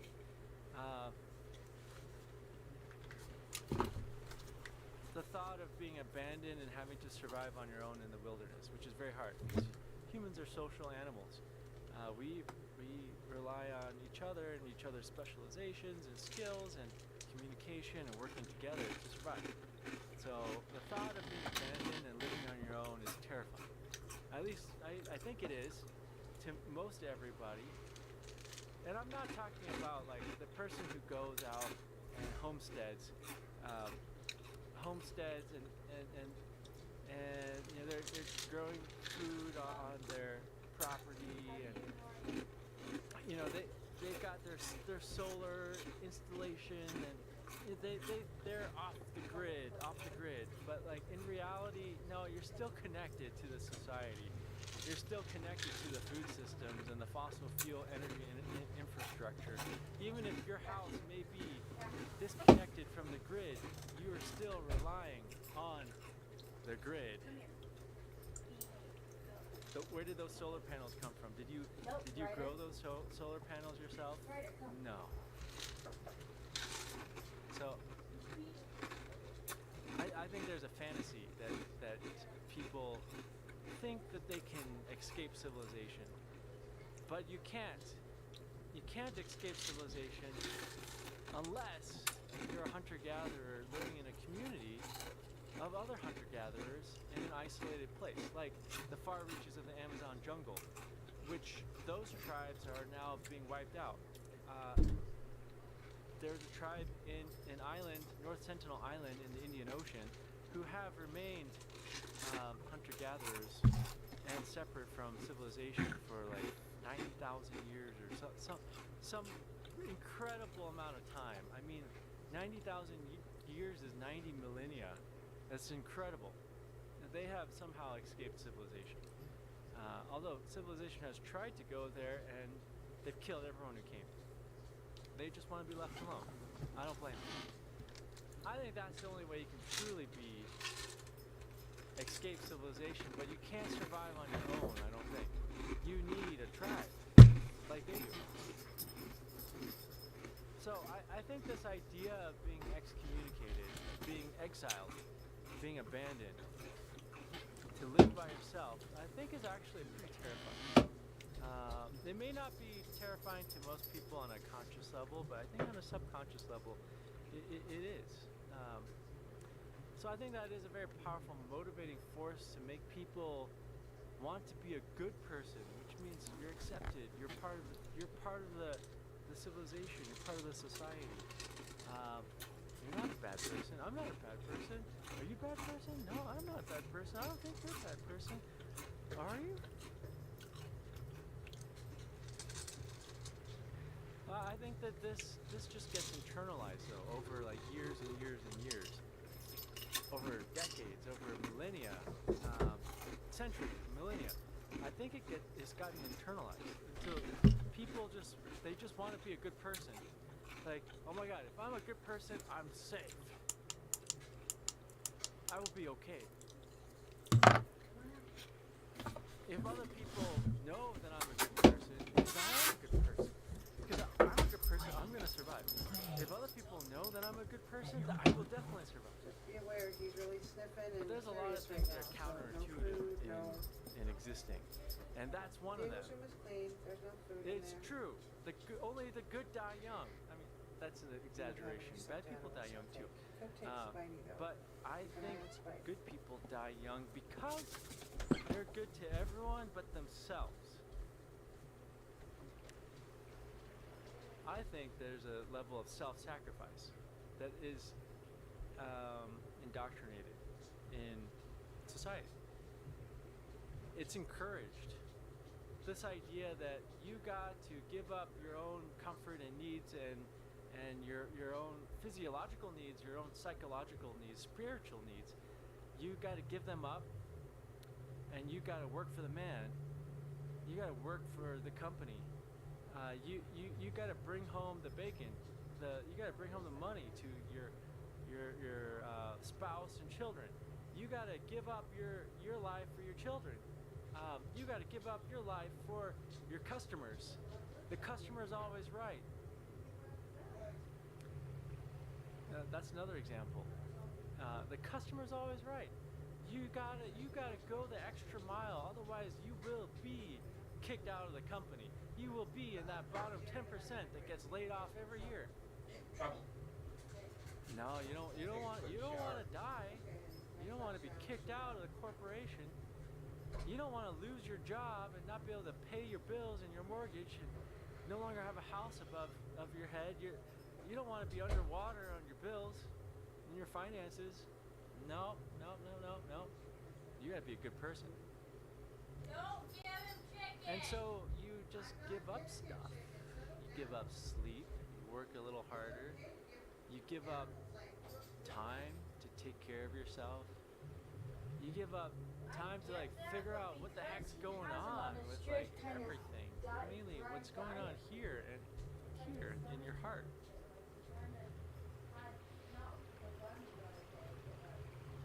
You give up that time that you would enjoy with your friends. You give up that time you would enjoy just being by yourself in the mountains, sitting by a beautiful turquoise, emerald, green, blue pond with this pleasant sound of water trickling down from that creek over there. And it's blue sky with white clouds. Gorgeous. Yeah, you give that up. You give that up so that you can make your boss hit that metric, that quality metric, productivity metric. You give up that so that your company can make that extra 0.001% on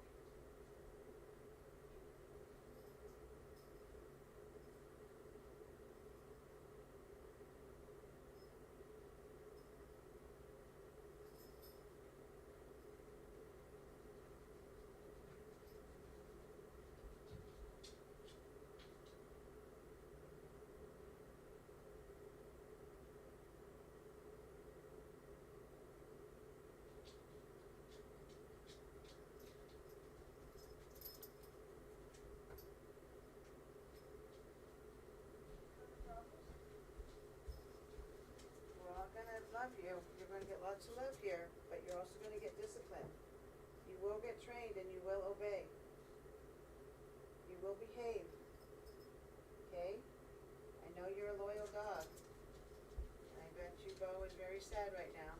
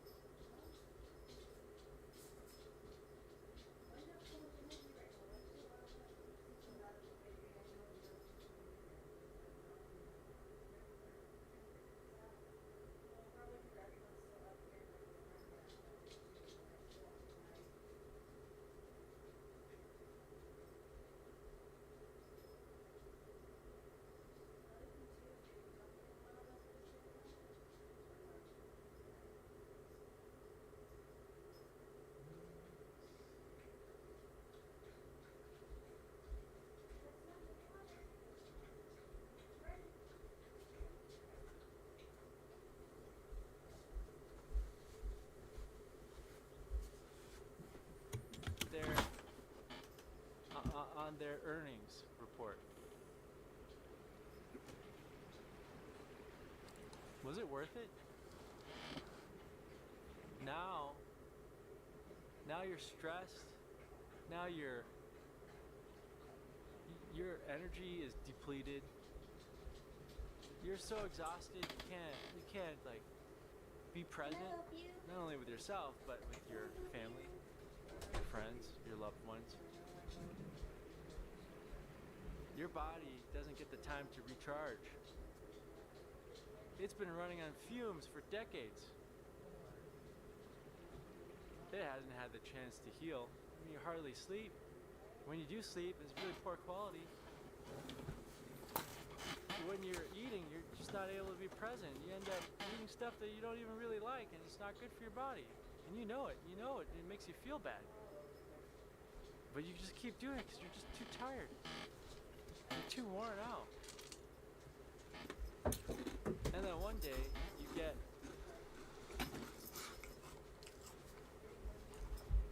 You love all of some us ducks. already, I can tell. I don't know if you can see I them. can tell. Here, I'm gonna turn the Sit on camera the couch and hang out with him. Turn on TV. He wants to be with you. over there. He can sense something. Some ducks. He can sense And then cheese. one day, you get some weird Alexandra, he can a sense the weird facts that pain in Caden's gonna come your over. stomach or something. That's what it is. And you go to the doctor, and the doctor says, "I'm sorry, but you got you got some bad news. You got cancer." How did that happen? How did that I happen? knew This it. wasn't supposed to happen. This was not supposed to happen. I'm a good person. I'm supposed to survive. I'm supposed to live. I did everything right. I sacrificed myself. Because I'm a good person, how can I have cancer? Or autoimmune disease, or a bad back, or whatever. Who's here? Who's here? That's how. That's how you end up with these things. Yeah.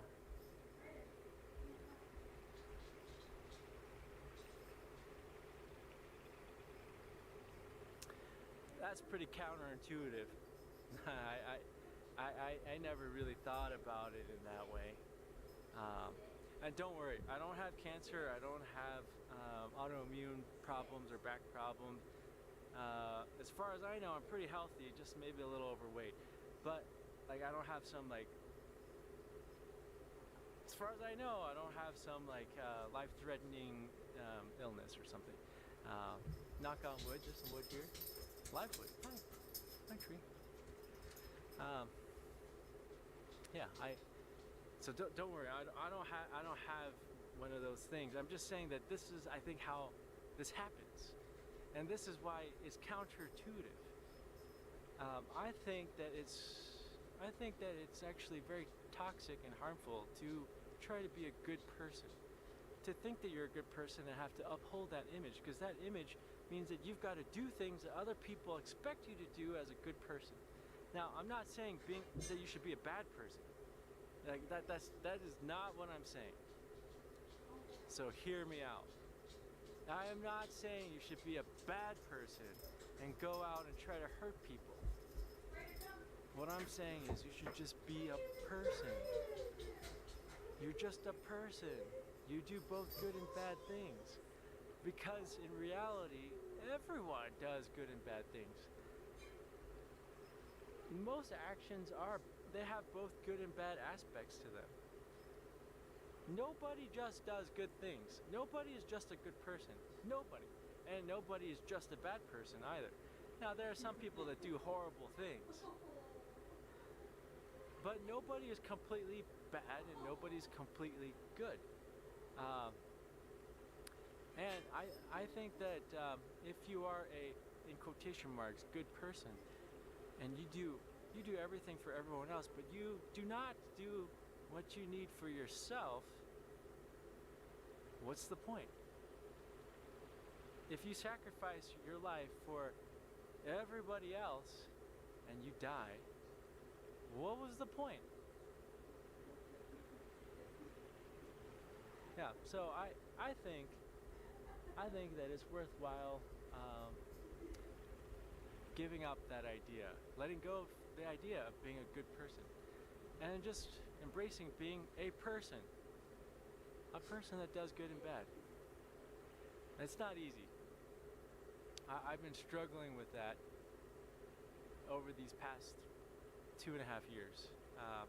Well, I mean, my whole life, but I've been really struggling with this a lot over the last 2.5 years, trying to figure out, like, what the heck's going on? Yeah. I've had to be honest with myself. And that's not easy. I'm not really the good person that I thought I was. I'm not really the good person that I kept telling myself I am. I'm not the good person that goes and helps people all the time, makes YouTube videos so that people can help themselves. That's the only reason why I make these videos. That's not true. That is not who I really am. I'm a person. I like making YouTube videos. I'm really making these YouTube videos to help myself, honestly. Like, I'm trying to figure out, like, my own life. And it just so happens that talking to a camera, like, kind of like a crazy person in the middle of the woods, I'm like talking to a camera, and there's no one else. No other They're people so smart, here dude. right now. They don't know what's There's a going bunch of on, other but like people, emotionally these trees intelligent, and they the can birds and like you're the always saying, pond feel and those the vibrations. mountains. Even They're Winston, listening. after I had kicked him, Hi, trees. after I kicked him, I had my pass out in the bathroom, right? But When yeah, I I'm not, put Nicotine the first I'm time not right there. making these videos I was to help laying on the other ground. people. I'm trying to help Anytime I myself. came near him And plus, before, I find it before fun. after I It's kicked him, he would entertaining to me growl at me and try and to charge at me. talk I was to these on the ideas. ground and he's I'm licking really my doing it face, for myself. sitting there, laying And next I to just me. post it. Yeah, I guess some people might find it helpful. Like they're I think some other super people smart little find it creatures. really like unhelpful or like Where's his why dad? the heck did I just watch this for 20 He got put minutes? down. And that's all right. Like, Yeah, I don't but care. That's yeah. your choice. You watched it. Why'd you watch it for 20 minutes? And, I mean, if you liked it, But yeah. that's cool. That's cool if you liked it. I'm happy that you found something. Same, Ryder, same. I'm like sitting here, I'm like, I mean, wow, it this is is vibing nice with everybody. Like, what the heck? we Like, have this beautiful again, it's just pond, like this watching this forest, dog, right? Like, dog clouds, sitting. I'm like, oh, it's she has a beautiful. like, sick. What? Like, yeah. let me take a picture, send it to Leah. Like, I've had to be my mom honest said with something like myself that I'm not a nice person. 20 minutes ago, and I'm then I not a clicked, and good I'm like, person. I'm same just thing, a yes. I'm just person. like, Again, people might hear me say those things. I'm like, oh my you- god, that was I crazy. felt it. Like, that's He's actually a bad person. He's actually a really mean person. He actually- I don't know, man. He says he doesn't want to help people. No, oh my That means he god, must no, wanna literally, hurt come people. here. Oh my god. Who is this? You've got the nose. Wow, he might You got be the a nose, you serial know. killer. You see the nose For all before, we come here. know, who knows? I'm not a serial killer. And then you might say, well, that's what all serial killers say. They all say they're not serial killers. Oh my God. No, for reals. I'm not a serial killer. I wouldn't want to kill anybody. I'm just saying that I don't want to be the person that kills myself for other people. That's what I'm saying. I'm going to take care of myself, and sometimes that requires me. Sometimes it requires me to be a nice person, literally a did the helpful belly person, up for you. a good He person. Literally the exact Also, way. sometimes it Ryder. requires me to be a jerk. Like head into my Sometimes like it leg and requires flip me over to like be a mean person. Sometimes it requires me to hurt other people so I can take care of myself and the people I care about. Sometimes. Not all the time. I'm just a person. And I've let go of the idea of being a good person. It's not that I want to live forever, you know, like that Billy Joel song, Only the Good Die Young. Like, I don't want to live forever. Nobody lives forever. And I don't even want to live to like, I don't know, I don't plan on living till like I'm 90. Yeah, I see what it's like to live when you're 90. It's very limiting. Your body's very frail and limiting. There's a toilet. It's not that I want to live the longest. I just want to like make the most of my time in this body as me, Gooby, and this earth at this time. That's all I want. I just want to live a full life. I want to live a full life that I want. I also want to be part of my community. I want to live with others. I want to be connected with other people. And I understand that there's all these different aspects to it. Well, that's what I wanted to say today. And yeah, I'll leave you to this pleasant view. Bye. You know what's crazy too? We were talking about Ryder earlier for a family. And also we were talking about Gooby earlier.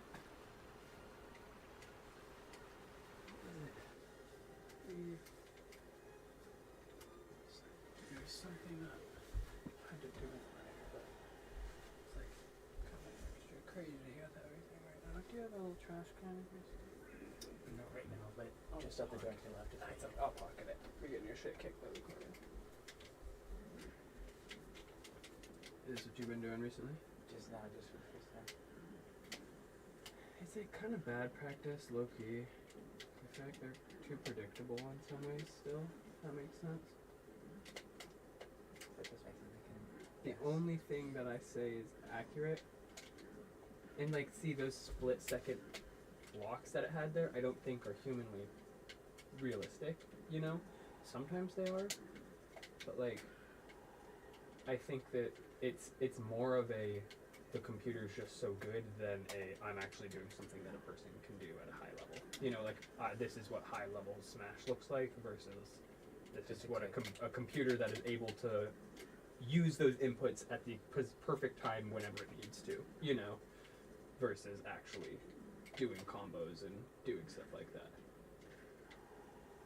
Know what I mean? More number based versus like critically thinking and Exactly. reaction It's like, oh, here, you're stuck. Now I can go for a grab. You know, it's like, or I'm gonna get exactly like that. Waits for the fucking punch because now it reacts instead of, oh yeah, I'm gonna fully walk. It instant stops on the dime before it could connect to that punch. You know what I mean? a perfect hit. Exactly. I heard it. I heard the block. So it's like, there's stuff like that, and it's done that now 2 times in this fight, or 3 times in this fight. So it's like stuff where it's like, I don't know, just seems unrealistic. Very clearly a CPU. Exactly. Very like saving that on 120%, And then getting hit by that, like. and saving it again, and then dodging into. He somehow still got stuck, but I saw the iframes as he dodged that too.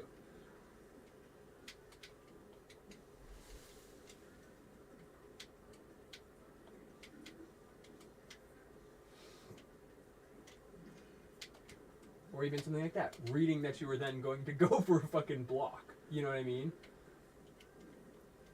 And perfectly just threading the needle into that hit, dodging both the suck and the fucking and then drops down for a perfect recovery right after getting a fucking slam. A perfect drop down slam, like between the ledges slam. Like Exactly. A curvy down beat, It's barely not. there. It's not. And then dodges that split hair second too. Like, there's. It's computer. It's not very inconsistent. Exactly. It can't be like comparable to like to a person. us. Exactly. Especially us, especially if they're down. And then the the more line. used to you get, exactly, the more used to it you get, you start to see the patterns it's going for. The 1 0 1 0 1 0. You can see it in its gameplay. Okay, computer, let me spike. No, literally, it's like that's how it feels though. It's like computer, like.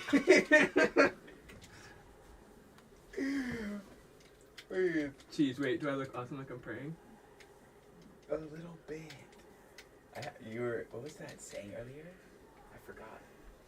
But anyways, on the knees facing the sun. I wasn't doing it, but I was like part of my like yogic routine. So chill, so refreshing. I feel refreshed. The body language speaks. Man, that was a good cry. That's so real, cheese. I think also with all this stuff with my mom maybe having cancer a second time, and then Ryder passing from that, and then seeing another Ryder that does the same thing, that's a similar type of dog too. YKWIM. IKWIM. Nice suck. Goes for the down, goes for the smack. Gets a little dodge there. Puts the crown on. Jeez. Gets smacked. Gets another smack though. Goes for the crown. Hits it. No perfect dodge this time. He's charged up looking to go for a smacky cheese with a little clap. Side air. Doesn't hit it but gets the smack. And he gets the finish all over. No, he doesn't. Lucario with it down. Gets the dodge though. Cheese. Smacks him off the map. Will he go for the blast? Yes, he will, and he sucks him in. No, he doesn't. He gets the grab in time. And then the ball to finish him off. Another new 3-star.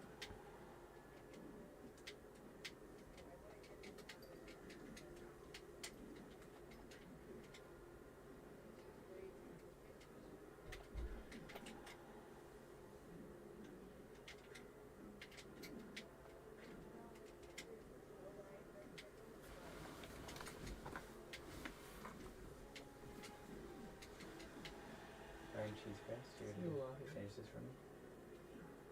Say wallahi cheese. There, that was the word. Wallahi. Wallahi was being performed earlier, but not actually. But like, I was thinking about it. I was thinking about the cheese. I was thinking about that moment. That's all, chat. Say goodnight. I hope you know while I was at Zitter, I saw you streaming stuff. I tried to tune again, but my YouTube was hella behind, so it didn't work. Not on YouTube. Oh, dude, I've been locked in for almost. It's been a minute.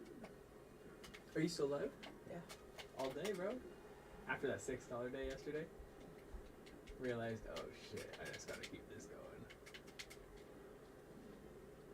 I can get those payouts every fucking day if I'm getting $6 a day.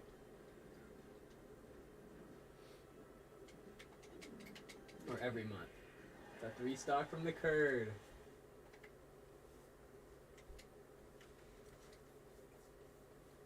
Maybe it'll help with my confidence against them.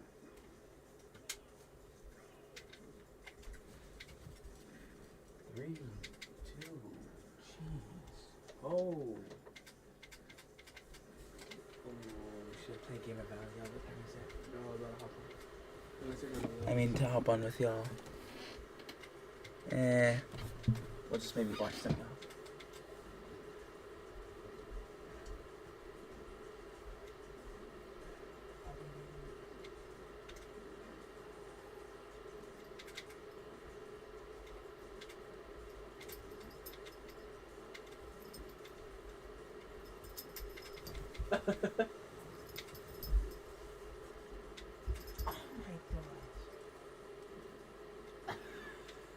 This character's so stupid.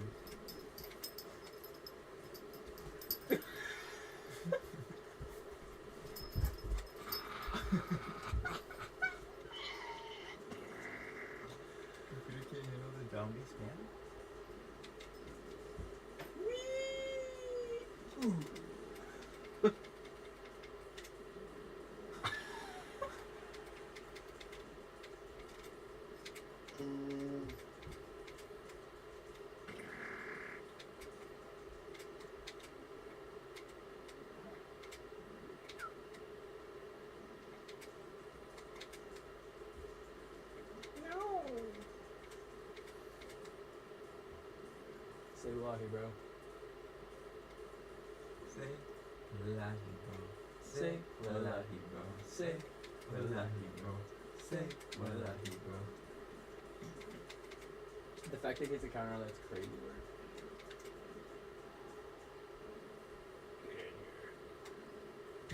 Say wallahi. Say wallahi, bro. Say wallahi, bro. Say wallahi.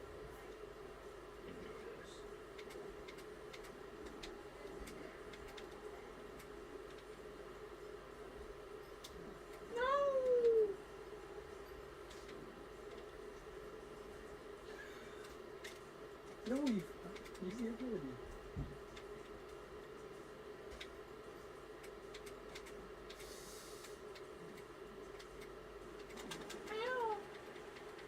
Come hither.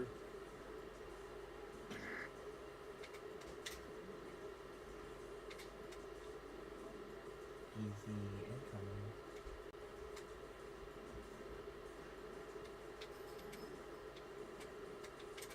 Pyramids into wow.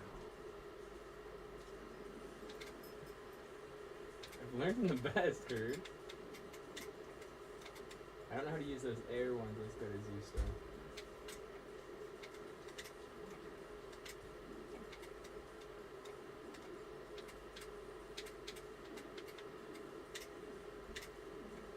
I need to figure out the timing for that later.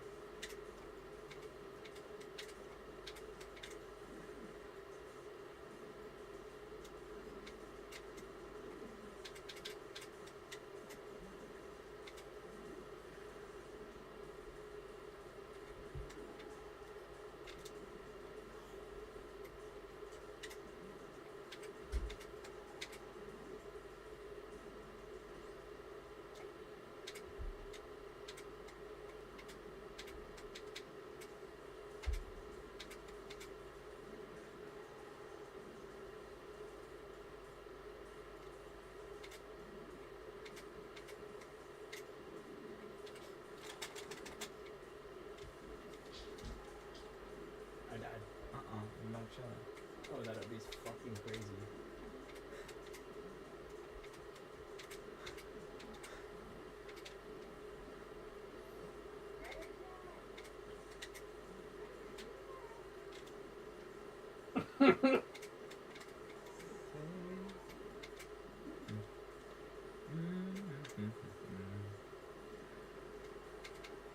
Snipe City, Snipe City.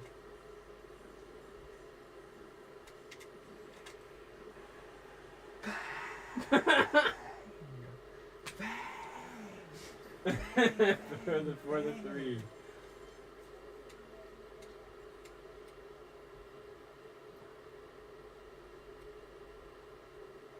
I know I single-handedly got those smash attacks from probably like 10 up to 22. I think I probably did like 10 of those smash attacks just in that game. How many of those? I just did one after another at that thing after the fucking. That's sick. Beat a level CPU by at least 2 points in a 2-stock. Most read them as your top effect. That's cool. The fact that it's King K is actually fire, yeah. Alright, shall I play a game here? Or were you saying you're not gonna get a game here? I'm not gonna get any game in. I'm gonna watch you guys. Give me the stream. On Discord to you? So you can show the chat what the game is going on.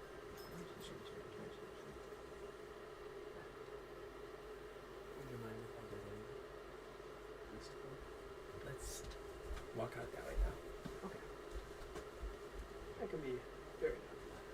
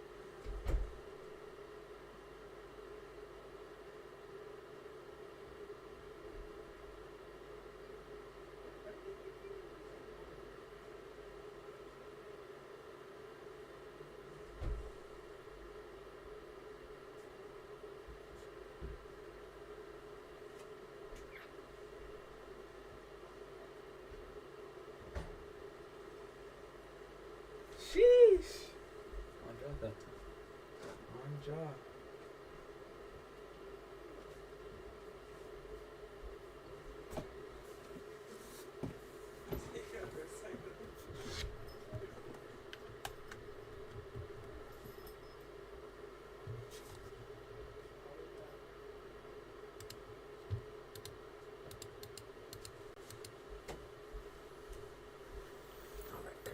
Alright, Hambies. Quick little outside trip. Yeah. Okay. I'm just gonna go start up my car actually. Oh, you're dipping on out? You like to join me there for a sec? I would love to. I want to see if Twitch, if it shows today real quick. Let's see. Creator dashboard. May 10th. Maybe not showing. Oh, I have an interview tomorrow too. Doesn't show for today, but that's okay. Jeez. Where? That's crazy. That's good. What? Aptos. Street barbecue?